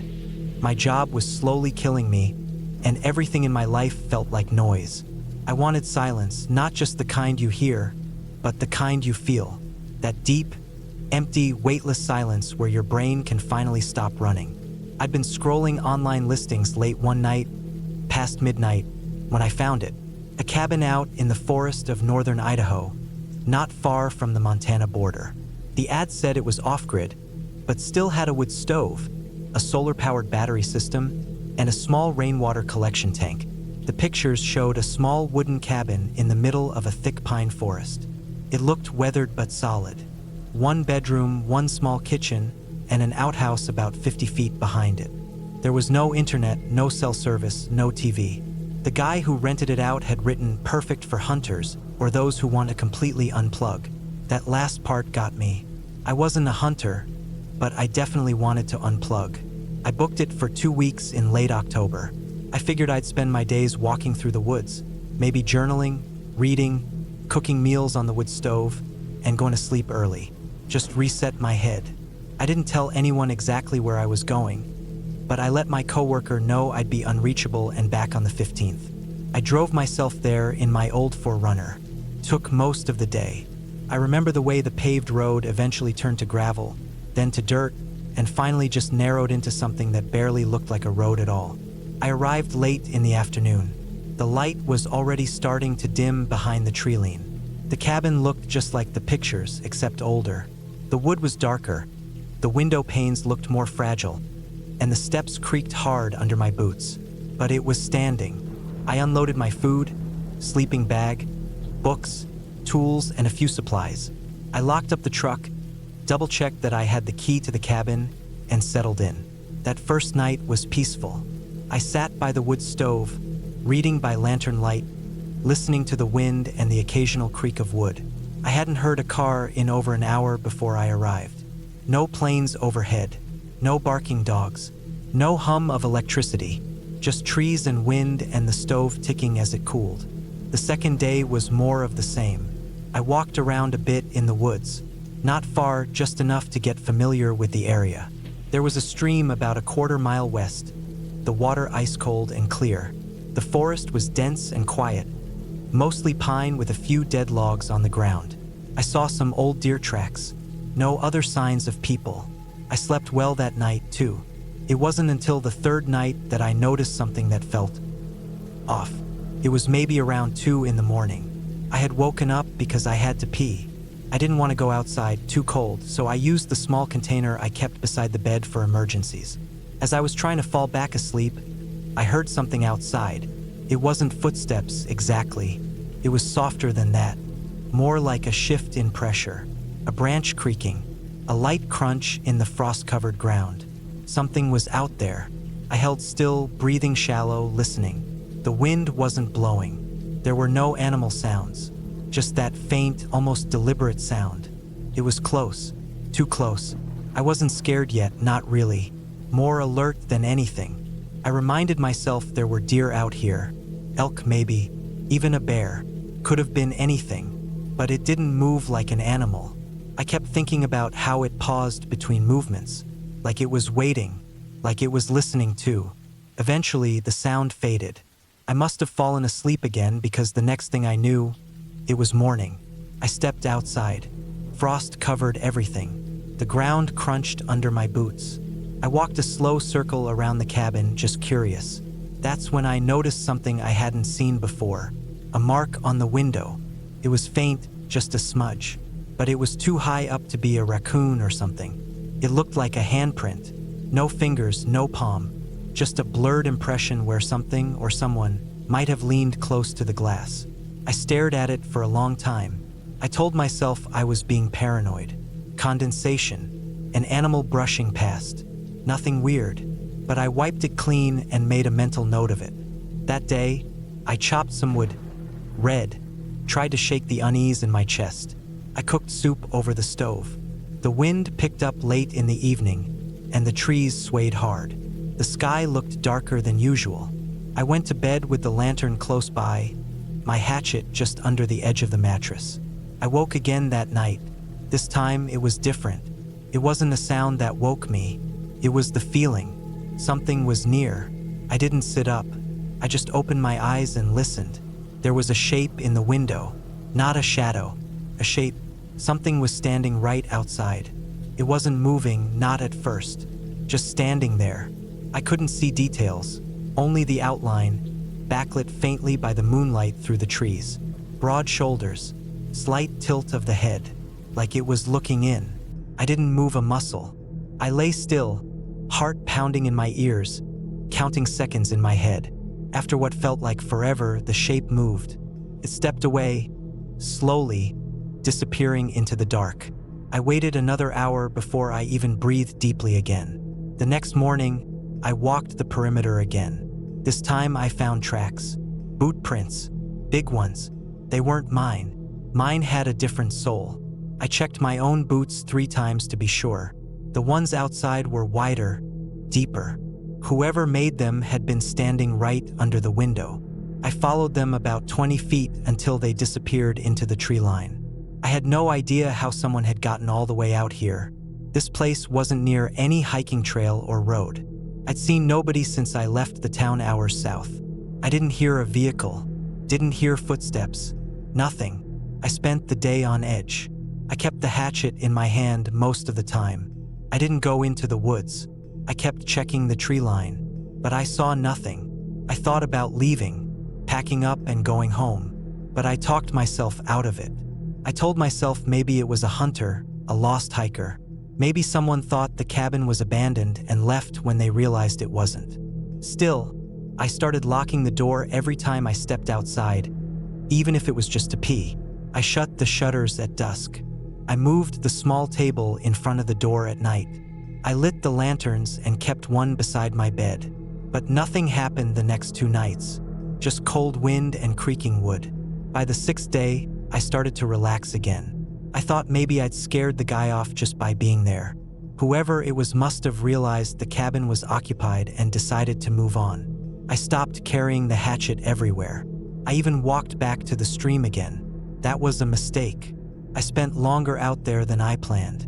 I followed the stream east, just exploring. The forest was quiet but not silent.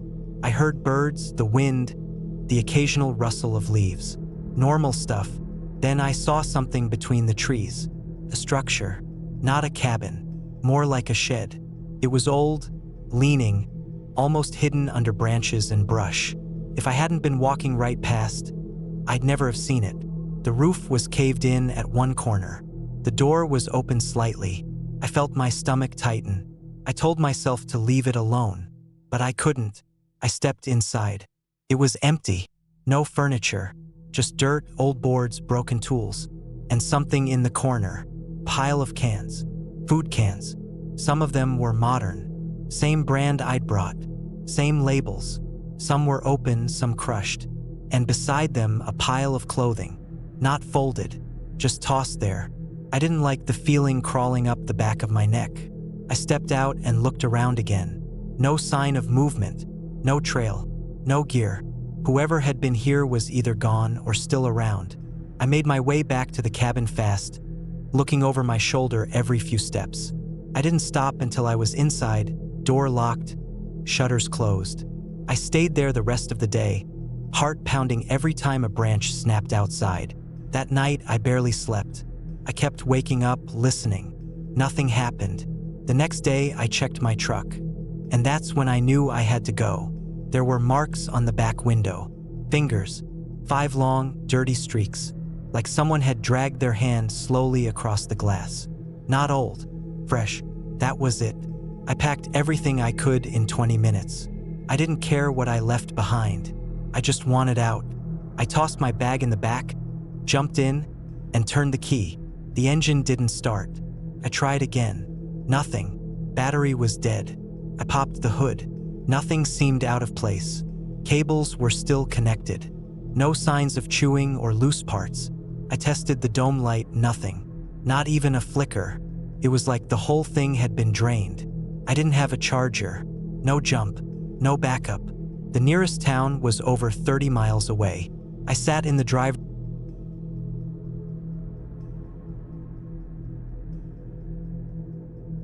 I was never the kind of person who needed too much. I didn't go around looking for attention or parties or loud city nights. I always liked quiet. And after working 12-hour days for nearly 6 years straight, I finally reached the kind of burnout that doesn't just go away with a weekend off. so I took some unpaid leave. I told my manager I needed some time. No explanation, just time. He didn't even argue. I think I looked worse than I thought. I didn't want to stay home and waste those days flipping through TV channels or mindlessly walking around malls. I wanted something different, something quiet, a full break from people. That's when I started looking into cabins. Not the touristy ones with a hot tub and Wi-Fi. Real cabins, off-grid types. No power, no service. Just trees, sky, and air that didn't smell like fumes. After about 2 hours of searching online, I came across a listing on a small independent website. It was posted by a man who owned a few pieces of land in the mountains near the Idaho-Montana border. He had an old trapper-style cabin that he offered for weekly rentals. It was about 4 miles from the nearest road and could only be reached by a rough trail on foot. No roads, no neighbors, no signal. That's exactly what I wanted. The listing was simple.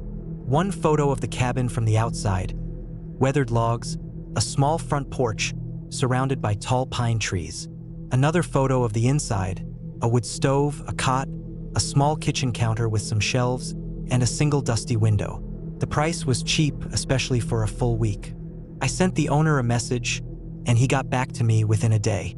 He said he'd leave the key in a lockbox nailed to a tree near the start of the trail. All I had to do was follow the blue markers he tied to trees, and it would take me straight to the cabin. No maps, just trust the trail. I agreed. I packed light, just some clothes, a flashlight, batteries, a small axe, a knife, some food, water tablets, and a heavy-duty sleeping bag. There was no plumbing, so I brought wet wipes and a few jugs of water. I also brought a notebook and a few pencils to write in, mostly to help me process whatever had been eating at me these past few months. I left my phone off and locked in the glove compartment of my truck at the trailhead. The trail to the cabin was harder than I expected. The first 2 miles were steep, covered in fallen branches and roots. I had to stop often to catch my breath. The air was thin and sharp, but cleaner than anything I'd breathed in years. I kept following the blue ribbons tied to tree trunks. Some were faded, but they led me deeper and deeper into the woods. After about 2 hours, I finally saw the roof of the cabin through the trees. It looked exactly like the photo. It sat in a small clearing, surrounded by thick trees and uneven boulders. No roads, no fences, no signs of human activity anywhere nearby. The air was dead quiet. I mean, so quiet that even my footsteps on the grass felt too loud. The only sounds were the occasional rustle of wind through the trees and the distant call of birds. That was it. No engines, no people, nothing. I loved it. The cabin itself was old, but still solid. The lockbox was on a tree stump, just like the owner said. I took the key, unlocked the front door, and stepped inside. It smelled of old wood and dust. There were cobwebs in the corners, and the floor creaked with every step. But it felt safe. The kind of safe that comes from being completely alone. I spent the first evening unpacking and getting familiar with the space. I swept out some leaves and dirt that had blown in through the cracks. The cot was basic, but usable. The wood stove worked fine, though I had to chop some of the logs stacked outside to get it going. I made a small fire, boiled some water, and had a simple meal of beans and crackers. I didn't even turn on the flashlight. The firelight was enough. When it got dark, and I mean pitch black, I rolled into my sleeping bag and slept harder than I had in months. The first 2 days were perfect. I woke up with the sun, made small breakfasts, explored the woods around the cabin, chopped wood, sat on the porch, wrote in my notebook, and listened to the wind. My mind slowed down. I stopped thinking about work, bills, traffic, and all that noise. I started noticing things I hadn't in years. How the trees leaned, how the moss felt under my boots, how the sky changed color in slow shades. Time moved differently out there, better. But on the third day, things started to feel off. It started with a feeling I couldn't explain. Around midday, while I was splitting wood, I had this strange sense that I was being watched. Not just casually, really watched, like something was studying me from the trees. I stopped what I was doing and scanned the forest. Nothing moved. No birds. No wind. Just stillness. I told myself it was just nerves. Being alone in the woods messes with people. I went back to splitting wood. That night, I couldn't sleep. The silence that had comforted me earlier now felt heavy. I kept sitting up in the cot, listening for something. I wasn't even sure what. I kept the fire going longer than usual. Around 3 a.m., I heard something outside the cabin. A branch snapped, then another. Something was moving near the porch. Slow, deliberate steps. Not an animal. It wasn't fast or clumsy. It sounded heavy. I froze. I didn't move. I didn't breathe. I just stared at the dark wall of the cabin, trying to hear better. The footsteps stopped just outside the door. Then nothing. I waited. Still nothing. After maybe 20 minutes, I slowly reached for the axe I kept beside the cot. I didn't open the door. I didn't even go near it. I just waited with the axe across my chest. Eventually, the sun started rising and the noises stopped. When it got light, I opened the door. Nothing was there. No footprints. No broken branches. Just empty forest. But something had been out there. I know it. That morning, I walked a wide circle around the cabin. I didn't find anything unusual. No signs of wildlife. No garbage. Nothing. But about 50 yards behind the cabin, I found something that didn't belong. A tree stump had been carved with a symbol. It looked like a rough triangle with a slash through it. Fresh. The bark around it was still damp. It wasn't there before. I started to wonder if someone else was out there. Maybe a hunter or a squatter. Maybe someone had followed the trail I took. But I hadn't seen a single sign of life the whole time. No campsites, no tracks, no litter. Just that carving. That night, I barricaded the door with a few logs and kept the axe even closer. I barely slept. Around 1 a.m., I heard movement again. This time it circled the cabin. Slow, crunching steps. I heard something brush against the side wall, near the window. Then a low, soft thud, like a hand hitting the wall once. Then silence. When the sun rose, I opened the door again and checked. Still no prints. But now the same symbol, the triangle with the slash, was carved into the wood on the side of the cabin. Right under the window. I didn't know what to think. I hadn't seen or heard a car or plane or anything for 4 days. I was miles from the nearest road. No signal. No help. And someone or something was out there messing with me. On the 5th day, I hiked down the trail a mile or so to see if maybe I could get a signal. I brought my phone with me, but no luck. Just dead bars and endless trees. I thought about going all the way back to the truck and leaving, but I talked myself out of it. I was probably overreacting. Maybe it was a weird hunter or local prankster. Still, when I got back to the cabin, I noticed something new. The woodpile I stacked was knocked over. Not scattered, knocked over. Like someone kicked it on purpose. A few pieces were split down the middle. That evening, I ate quickly and stayed inside with the fire low and the axe in my lap. That night, I didn't hear anything. No steps, no noises, just silence again. But when I woke up and went outside, I found footprints in the dirt near the porch. Not animal, human, barefoot, big, wider than mine. The toes looked strange, longer, almost twisted, but definitely human. I followed the prints for a bit, but they vanished into the underbrush. I went back to the cabin and stayed inside the rest of the day. That was the first time I really started feeling scared. Not just spooked. I realized I wasn't alone out there. The 6th night was the worst. Started just after midnight. I had barely drifted off when I heard scratching at the door. Not hard, just light scratches, like fingernails across the wood. It went on for a long time, then tapping on the window, just once every few seconds. Tap, tap, tap. I didn't move. I didn't breathe. I just gripped the axe tighter. The tapping stopped. Then the footsteps again, walking along the porch. Slow. Then something pressed against the door. Full body. I could hear the wood creak. I thought it would break, but it didn't. Eventually, the pressure stopped. The footsteps faded. Silence again. In the morning, I checked the door.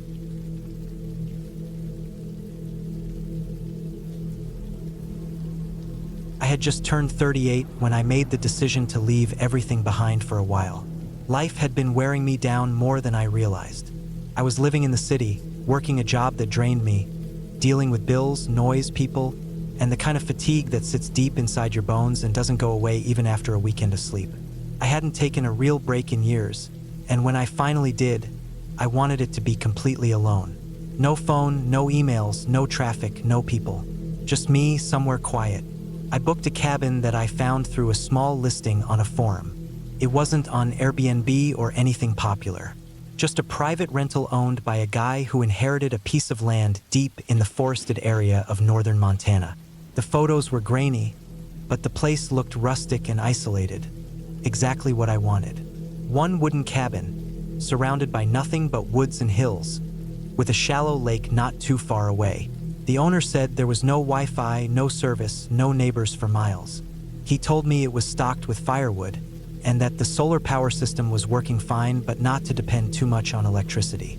I paid him up front for a full month.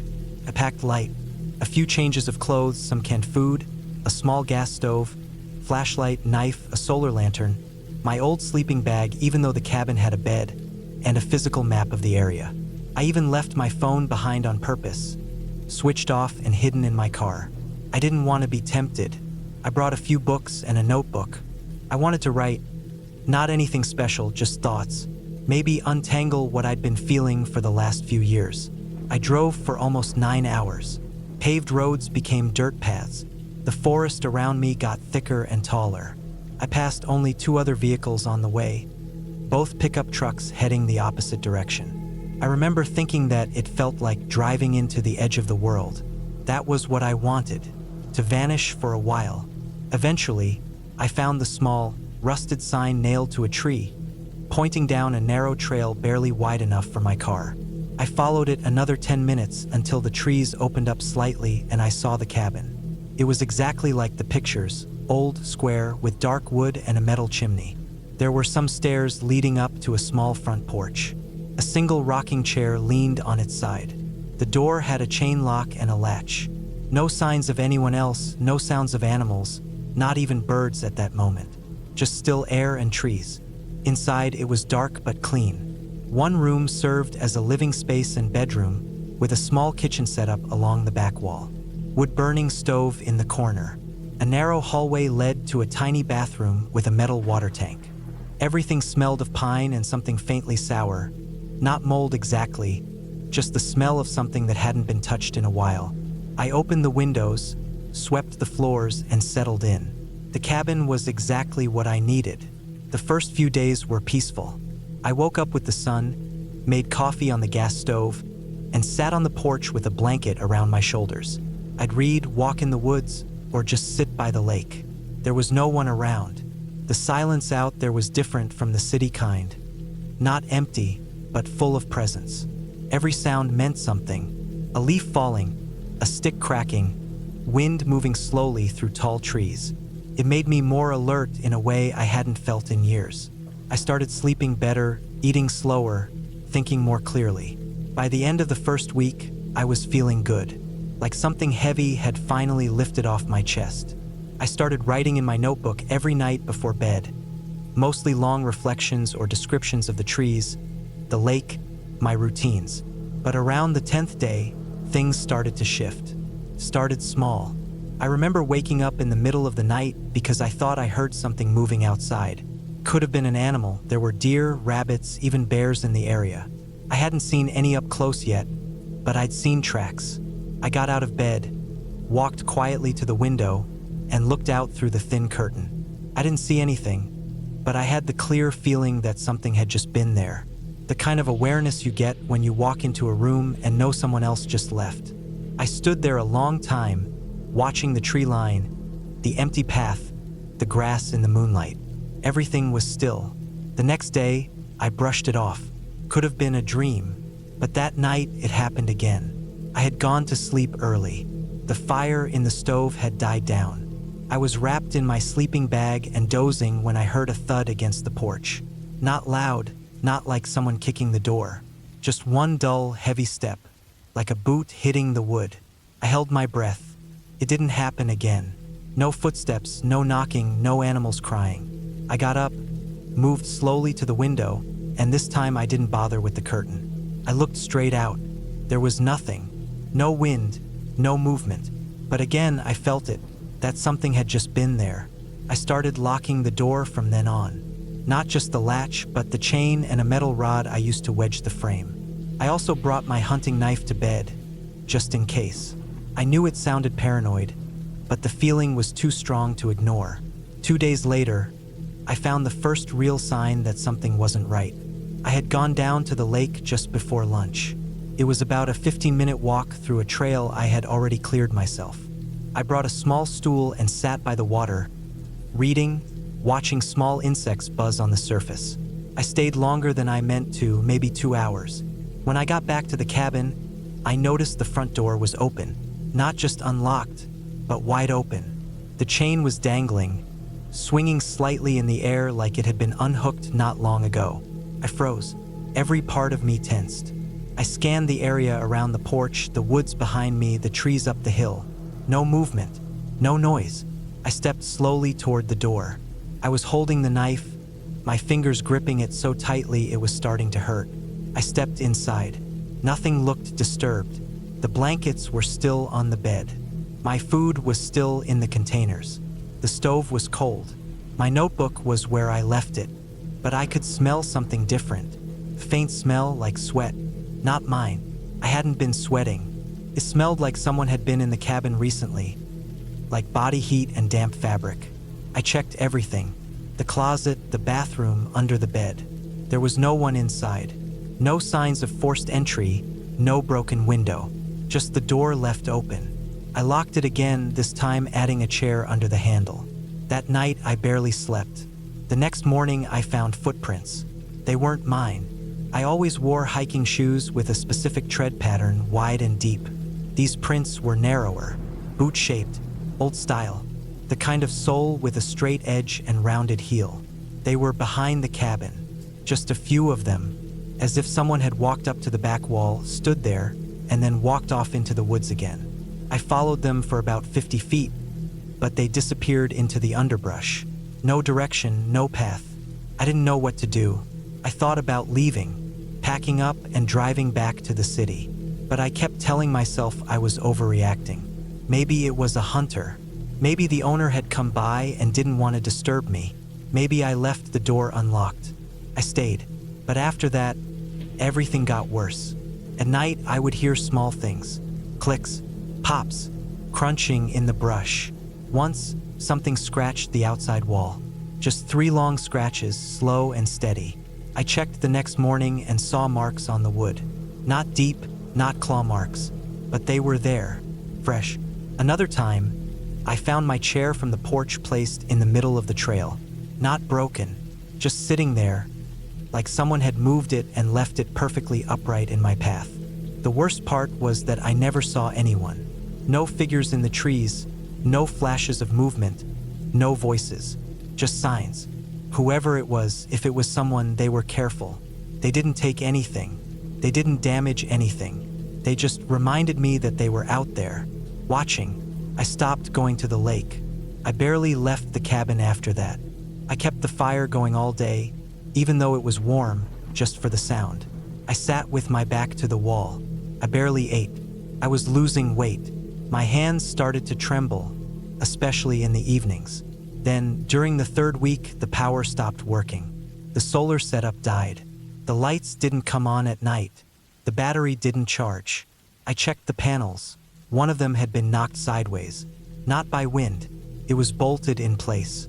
Someone had turned it. I fixed it, but the power didn't return. I don't know if they damaged the battery or cut a wire. I had no way of knowing. I was alone, no phone, no lights, no one nearby. Just the growing sense that someone was waiting for me to crack. And I nearly did. On the 24th day, I found something on the porch. It was a dead rabbit. Not eaten, just dead. Its neck was broken, and it was placed neatly on the welcome mat.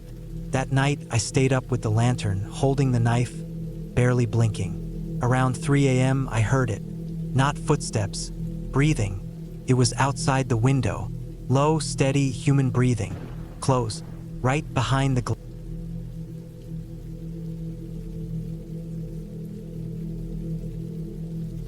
After months of trying to finish my book in the city, with all the noise, the traffic, the neighbors fighting through the walls, the pressure of deadlines, and all the stress that came with living around too many people, I decided to get away. I looked for cabins online that were far from any town, far from paved roads, and far from distractions. I wanted something isolated, something buried in the woods with no cell signal and no one nearby. I didn't care if the place was small or old, I just wanted it quiet. The one I found checked all the boxes. It was buried deep in the northern woods, about a 4-hour drive from the city, with the last 30 minutes spent on a rough dirt road that barely passed for a driveway. The owner lived in another state and only rented it out to people looking for a writing retreat. The cabin didn't have Wi-Fi or even a working television, but it had solar power and a wood stove, a desk facing a window that looked out into the trees, and a backup generator in case the power went out. It sounded perfect, and for the first couple of days it was. The silence out there was thick. You could hear the wind push through the trees, sometimes slow, sometimes fast enough to make the trunks creak. Every now and then I heard birds, or the thumping of something heavy moving through brush in the distance, probably deer or something, but otherwise it was the kind of silence I hadn't had in years. I kept the windows open during the day to let in the fresh air. It smelled like pine and earth, like wet moss and old bark. The trees surrounded the cabin so tightly that there was only a small patch of sky above. I saw the sun in the morning and the light disappeared fast once it passed overhead. I spent my mornings writing, afternoons walking through the woods, and evenings reading. I brought enough food and water to last 2 weeks. No plans to leave before then. No interest in contact with anyone either. It was the third night that I saw the man. I had turned off all the lights inside the cabin like I always did before bed. The moon was bright enough to glow through the trees. I was brushing my teeth and walked past the front window when something caught my eye. There was a shape standing in the trees. At first, I thought it was just a broken branch or a shadow from the moon. I looked again. He was standing far enough that I couldn't see his face, but close enough that I could tell it was a person. Not moving, just standing between the trees, right where the tree line opened up toward the front clearing of the cabin. I stood there in the dark, holding my breath. My first thought was maybe it was a hiker or a hunter who'd gotten lost, but he wasn't moving, not waving or calling for help, just standing like he was watching. After a minute, I moved away from the window, careful not to be seen. I turned off every light and didn't sleep much that night. I kept checking the window again and again. Sometimes I could see him, sometimes I couldn't. Around 3 in the morning, he was gone. The next morning, I told myself it had to be someone passing through, maybe even another cabin owner nearby that I didn't know about. Still, I walked the tree line. I checked for tracks or anything left behind. There was nothing, just a few faint prints in the soft dirt where someone had stood for a while. They were shoe prints, not boots, not hiking shoes, just normal sneakers. That unsettled me more than anything. If he were a hunter or someone prepared to be in the woods, he would have had the right gear. These were casual shoes, city shoes, like someone who didn't belong out there. I thought about driving back into town, but I talked myself out of it. I was probably being paranoid. I had enough food, and nothing had been taken or damaged. Maybe I just imagined it.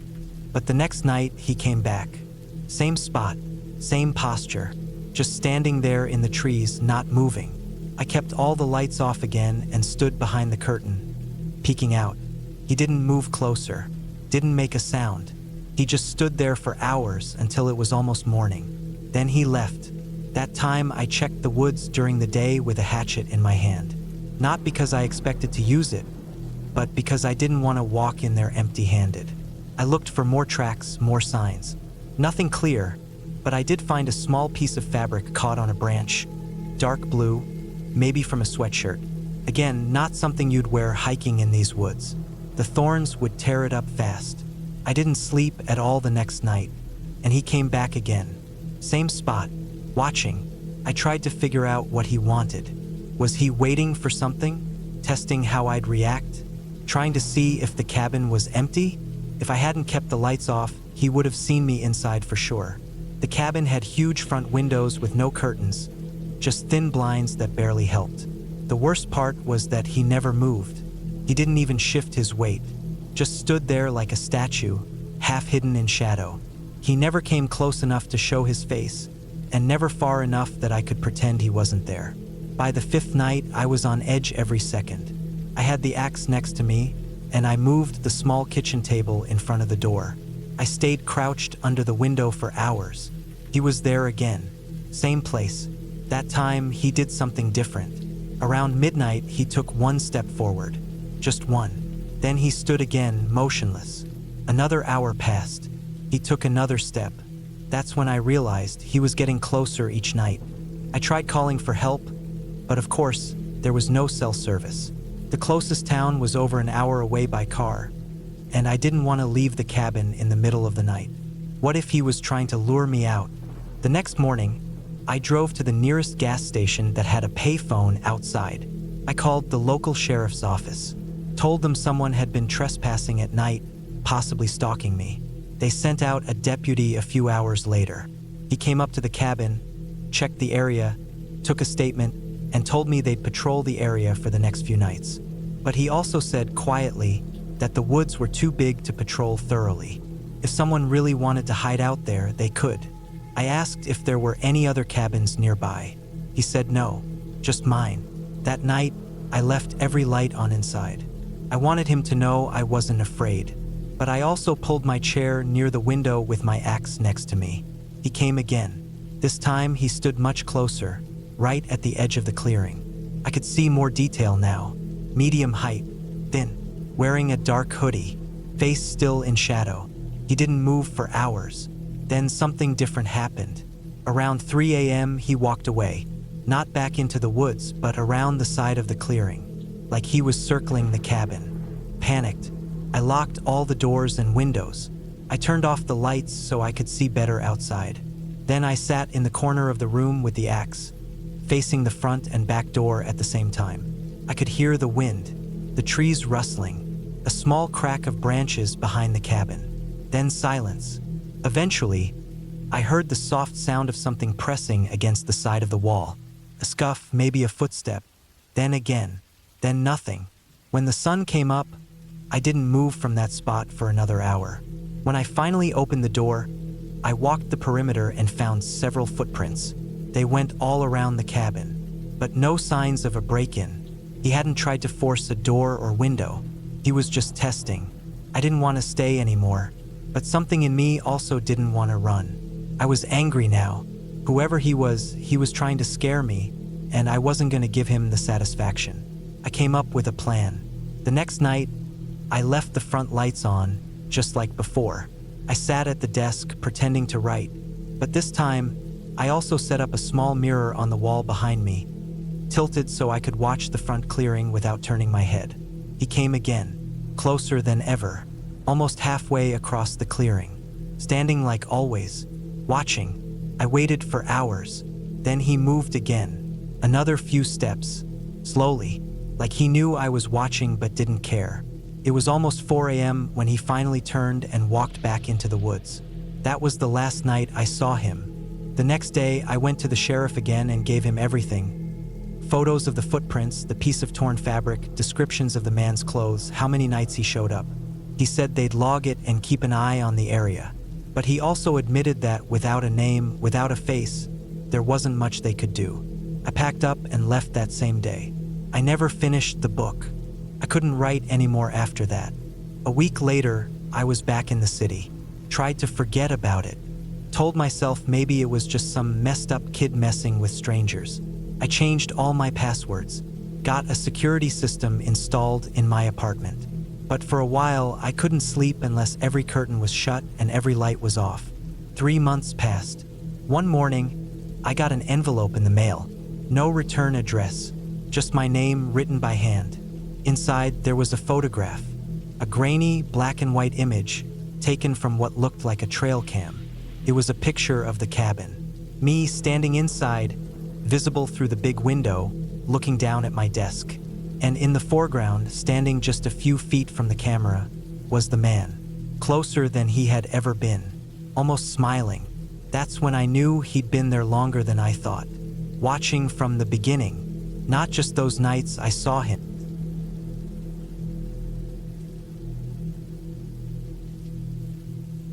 It was early November when I finally took a break from everything and drove up to the old family cabin. I hadn't been there alone in years. My job had worn me down. City life made my head heavy, and I just needed to be away from people, away from screens, away from the routine. I wanted quiet, real quiet, the kind you only get when you're deep in the woods with no phone signal and no other house in sight. That cabin had been in the family since my grandfather built it. No Wi-Fi, no electricity, just a gas stove, kerosene lamps, and a small fireplace. The place was isolated, way up north in a part of the woods where most people didn't go anymore. I guess that's why I loved it. The drive up took about 7 hours. The last hour was on a dirt road full of dips, sharp turns, and old washed-out tire ruts. Trees leaned in from both sides, and the sound of gravel under my tires made me feel like I was really leaving the world behind. It was cold out, not snowing yet, but the sky was gray and heavy, the kind of cold that sticks to your jeans and seeps into your boots when you stop moving. When I pulled up to the cabin, it was already getting dark. The place looked just like I remembered it, with siding, a rusted metal roof, a tiny porch with a half-broken railing, and windows that always seemed darker than they should. I unlocked the front door, and it gave that stiff creak I remembered. Dust hung in the air when I stepped inside.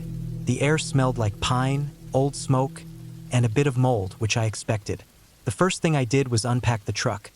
A cooler full of food, a duffel bag with clothes, 2 jugs of water, firewood, a flashlight, and my old hunting rifle just in case. I didn't plan to hunt, but having it made me feel safer. I lit one of the kerosene lamps and set it on the small table by the window. Shadows danced on the log walls, and the cabin slowly warmed as I got the fire going in the stove.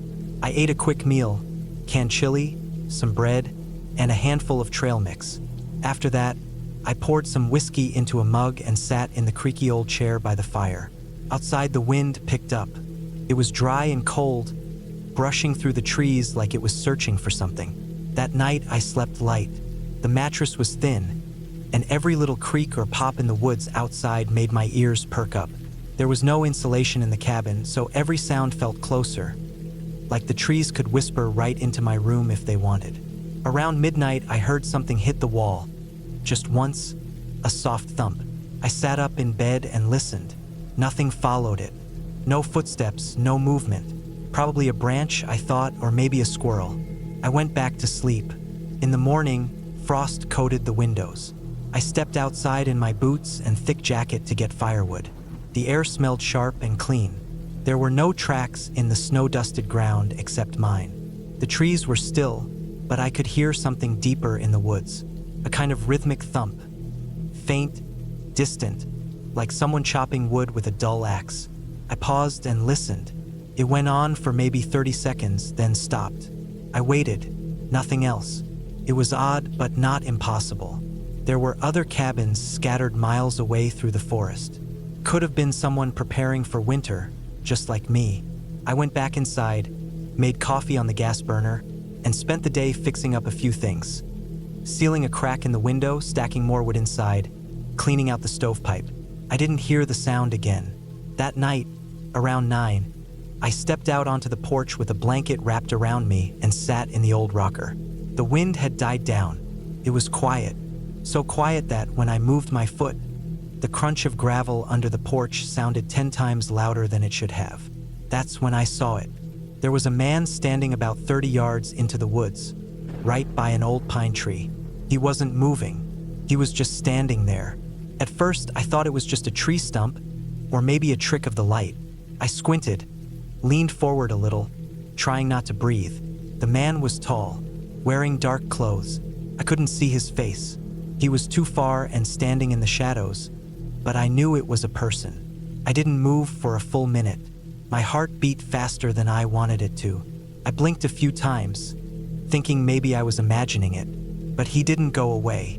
I stood slowly, stepped back into the cabin, and closed the door. I turned off the lamp, crouched beside the window, and peeked out.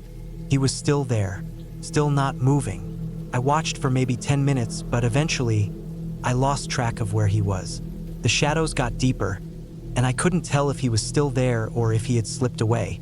I waited another hour, watching the woods until my eyes hurt. Nothing. I didn't sleep much. The next morning, I walked out with the rifle in hand and checked where I saw him. There were no tracks. The ground was frozen, but there wasn't enough snow to hold footprints clearly. Still, I checked around the tree. Nothing. I told myself I was tired, that maybe it was just a dead tree or a stump, something shaped like a man. I stayed inside most of the day. I couldn't focus on anything. I just kept thinking about what I saw. Every now and then I looked out the window. The woods looked normal, but the silence felt different, heavier, like the trees were holding their breath. Around 5 in the evening, just before dark, I heard the thumping sound again, this time closer. It wasn't chopping wood. It was something dull, slower, more deliberate. I opened the window slightly and listened. One thump every few seconds.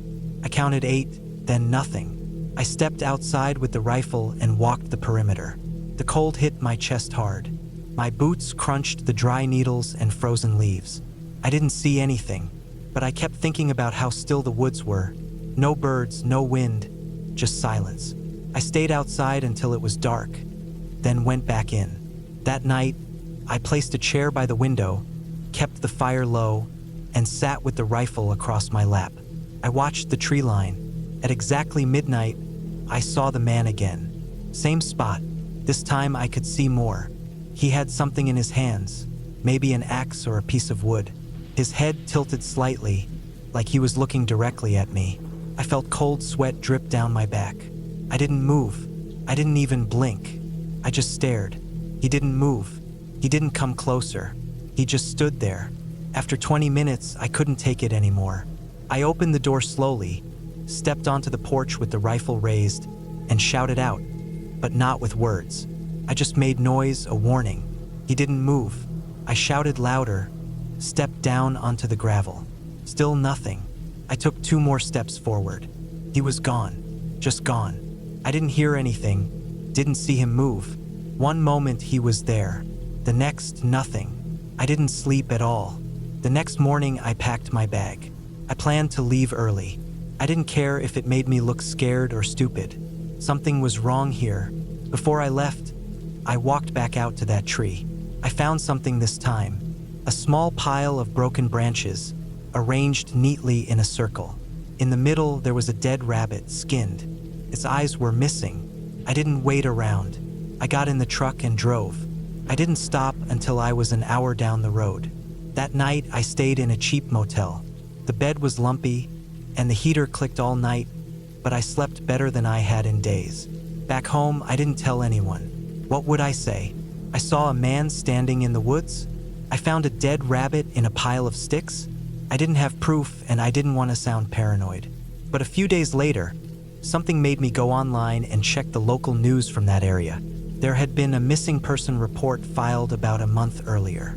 A hunter in his 40s. Last seen heading toward the same forest road I used. Never came back. His car was still parked at the trailhead. The article had a photo. It was the same man. Same dark jacket, same build, same face, even though it looked worn and tired in the picture. I stared at the photo for a long time. He had been missing for over 5 weeks. The report said no body had been found. I don't know what I saw out there. Maybe it was someone pretending to be him. Maybe he never left the woods. Maybe he went mad and lived out there. But I do know one thing. He saw me. He was watching. And the way he stood there night after night without moving, without trying to talk or come closer, it didn't feel human. Not in a magical or ghostly way, just in a real, sick, broken way. Something had happened to that man, and it had nothing to do with ghosts. Ending asterisk. I never went back to that cabin. I thought about selling it, but I couldn't even bring myself to list it. I just let it sit there, untouched. Every few months I get the urge to check in on it. Maybe drive up and see if the place is still standing, if someone broke in, if there's anything left worth saving. But I always stop myself, because I know what I saw, and I know that if I go back, he might still be there, standing by that tree, watching, waiting, And this time, maybe he won't just stand still.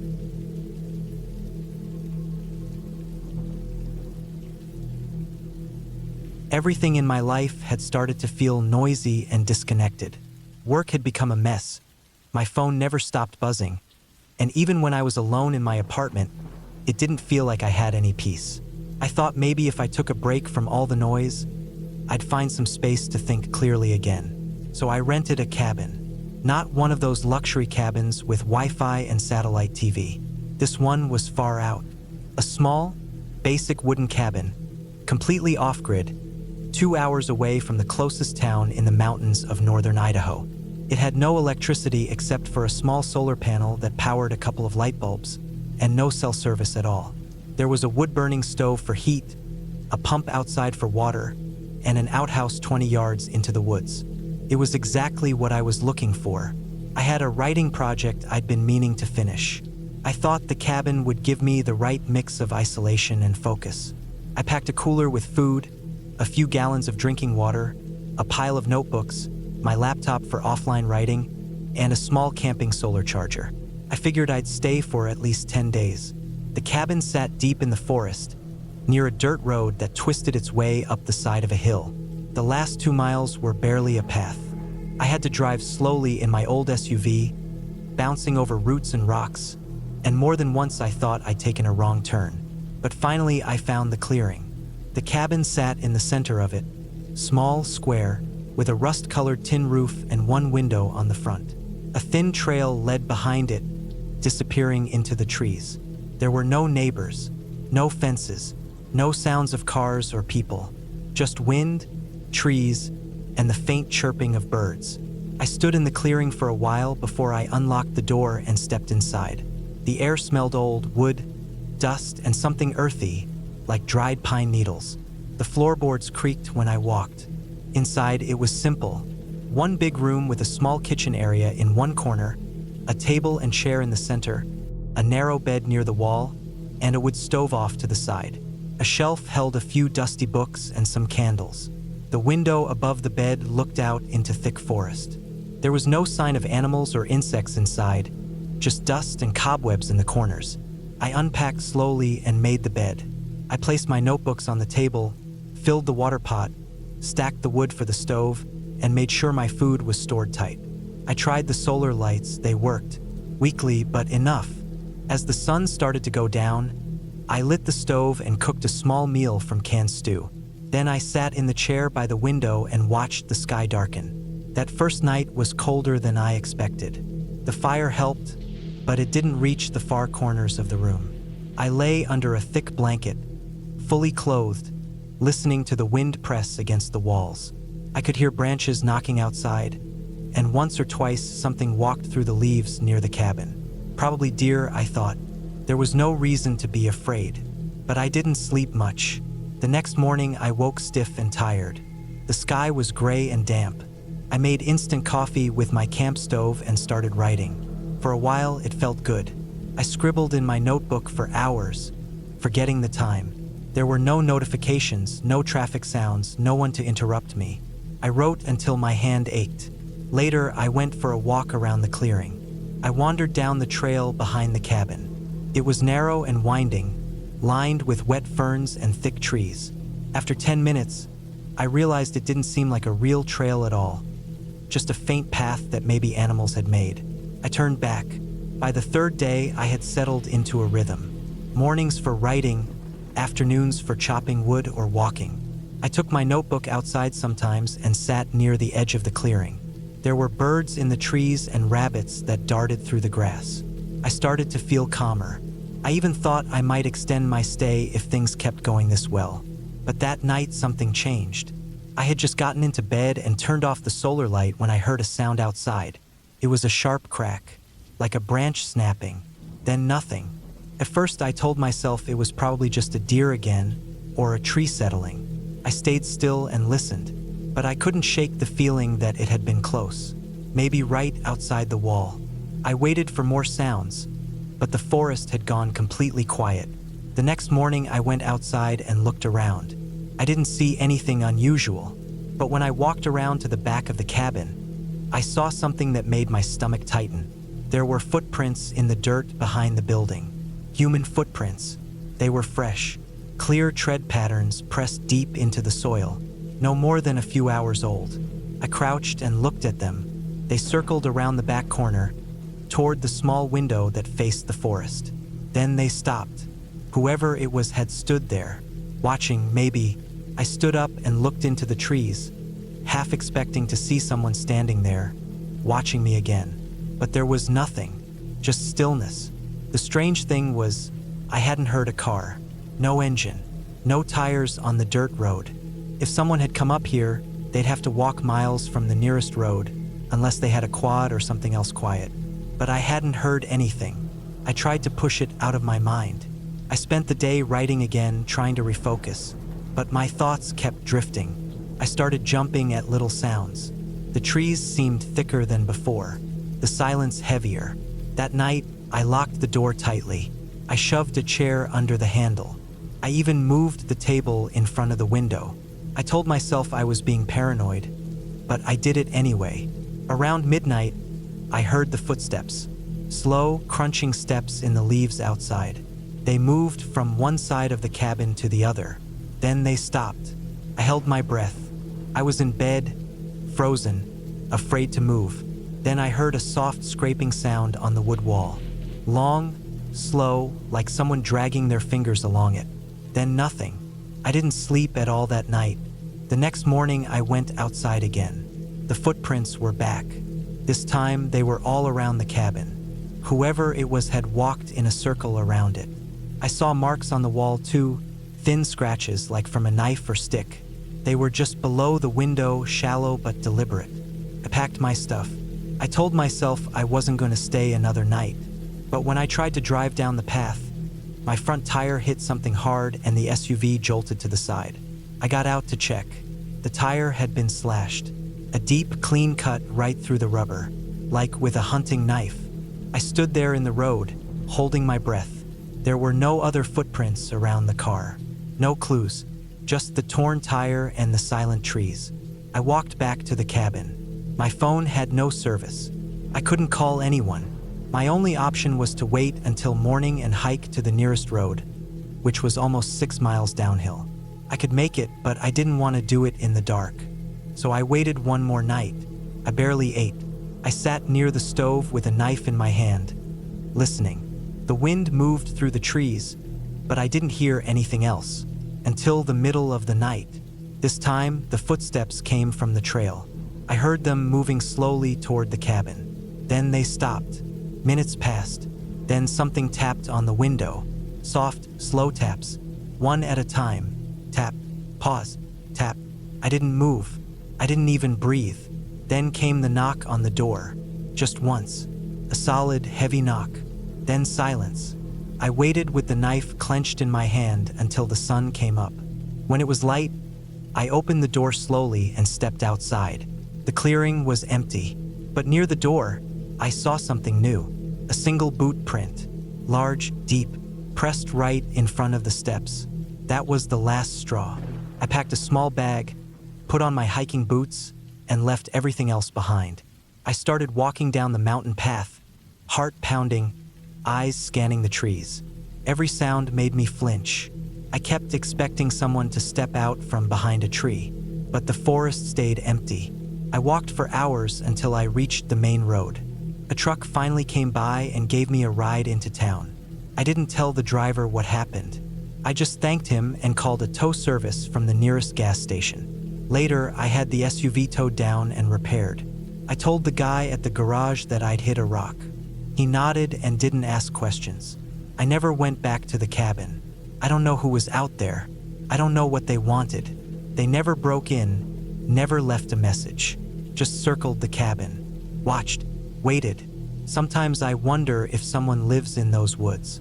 Someone who doesn't want people nearby. Maybe they saw me as a threat. Or maybe they were just bored. I don't know. But I do know this, whoever it was knew what they were doing. They waited until I was alone, until I let my guard down. They watched long enough to learn my routine, and they made sure I couldn't leave. It wasn't some ghost story. It wasn't a hallucination. It was a real person, Someone who followed me in the forest and stood outside while I slept. Someone who came close enough to leave scratches on the walls and prints in the dirt. That kind of fear doesn't leave easily.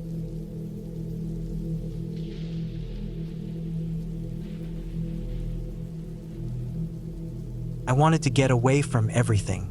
I wasn't running from anything specific. No big life event, no breakup, no job loss. I just needed some quiet.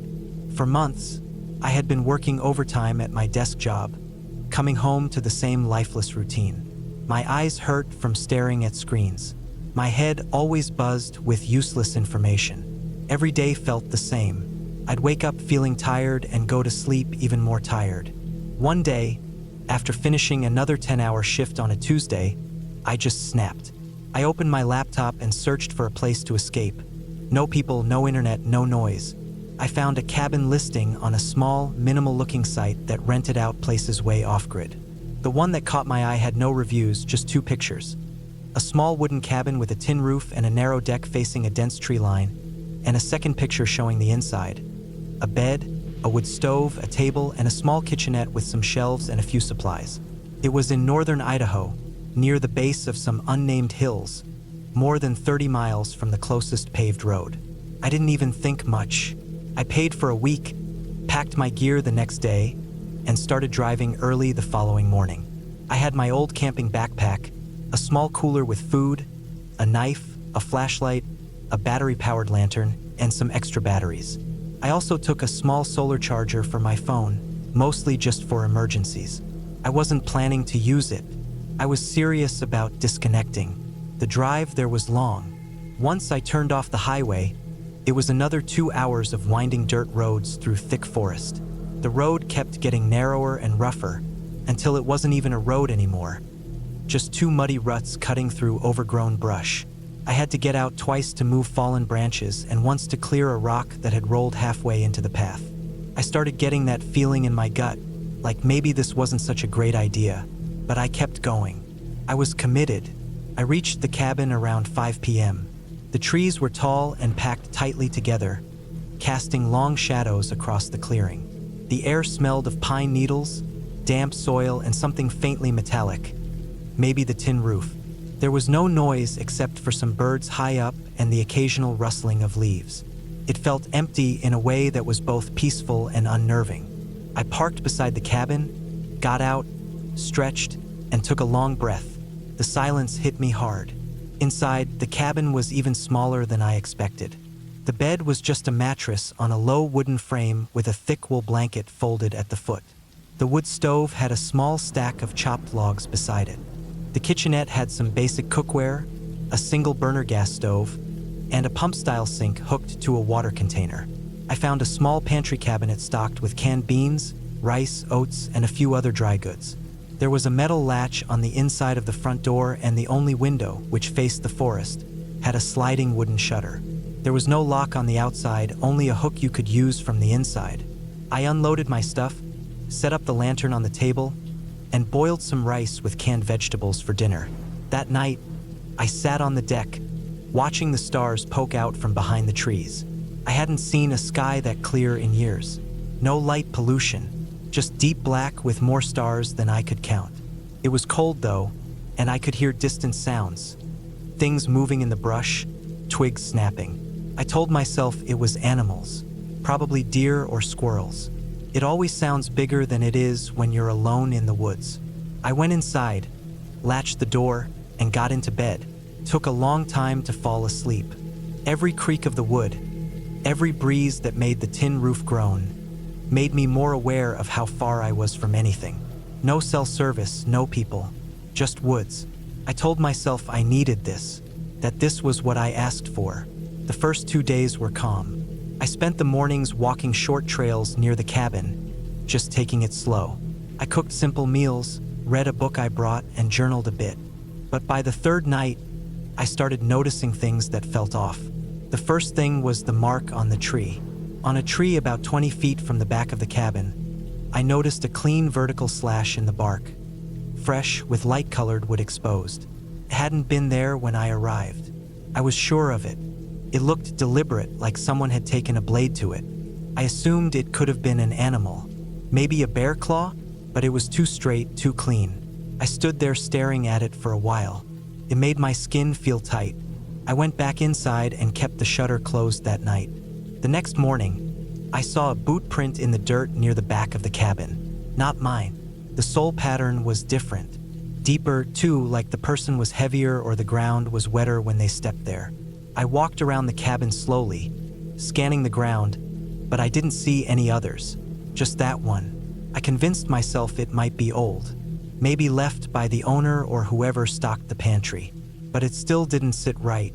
That night, while I was in bed, I heard the sound of something brushing against the wall outside. Just a scrape, slow and dragging. Then a soft thump. I sat up in the dark. My heart started pounding. I didn't move. I waited, barely breathing. After a few minutes, I heard it again. A low, almost dragging sound like someone sliding their hand or an object across the wall. I got out of bed slowly and turned on the flashlight. I crept to the window, but I didn't open the shutter. I just stood there listening, stopped after a while. I stayed up most of the night, ears straining, holding the flashlight in one hand and the knife in the other. By the 5th day, I was on edge. I checked the woods behind the cabin again and found more marks on the trees.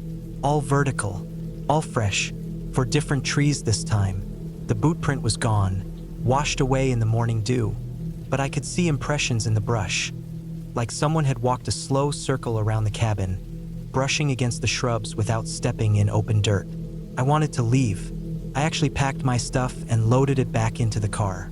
But when I tried to start it, nothing happened. The engine didn't even click, just silence. I checked the battery, the ignition, everything I could, but I'm not a mechanic. All I knew was that the car was dead. I felt trapped. 30 miles to the main road and no phone service. I stayed outside most of the day, walking the path, trying to find a high spot for signal. Nothing. When I came back, I found the shutter on the cabin window open. I hadn't opened it. I stared at it for what felt like an hour. I walked slowly up to the cabin, knife in my hand, heart thudding. I checked the inside. No one was there. Nothing looked moved, but I knew that shutter had been closed. I latched it every night. I closed it again and locked the front door from the inside. I moved the small table in front of it just in case. That night, I didn't sleep. I sat in the chair by the door with the knife in my lap and the lantern turned off. At around 3 a.m., I heard footsteps outside. Not animals. Heavy, slow footsteps. Someone was walking in the dirt. Crunch. Pause. Crunch. Closer. I couldn't see out the window. I didn't want to. I held the knife tighter and pressed myself against the wall. The footsteps stopped just outside the door. Then nothing. Total silence. Suddenly, the door handle moved. Just a small jiggle. Then it stopped. A few minutes later, I heard the footsteps move away. I didn't sleep the rest of the night. I waited until sunrise, packed everything again, and started walking. I didn't care about the car anymore. I just started walking the road I came in on, heading south. I had food, water, a map, and a compass. I figured if I walked all day, I'd reach the highway by nightfall or the next morning at worst. But after 2 hours of walking, I saw something that made my blood turn cold. My car was parked on the side of the road, about half a mile ahead. I stopped. My legs went numb. I looked around, scanning the trees, heart hammering so loud I thought it would burst.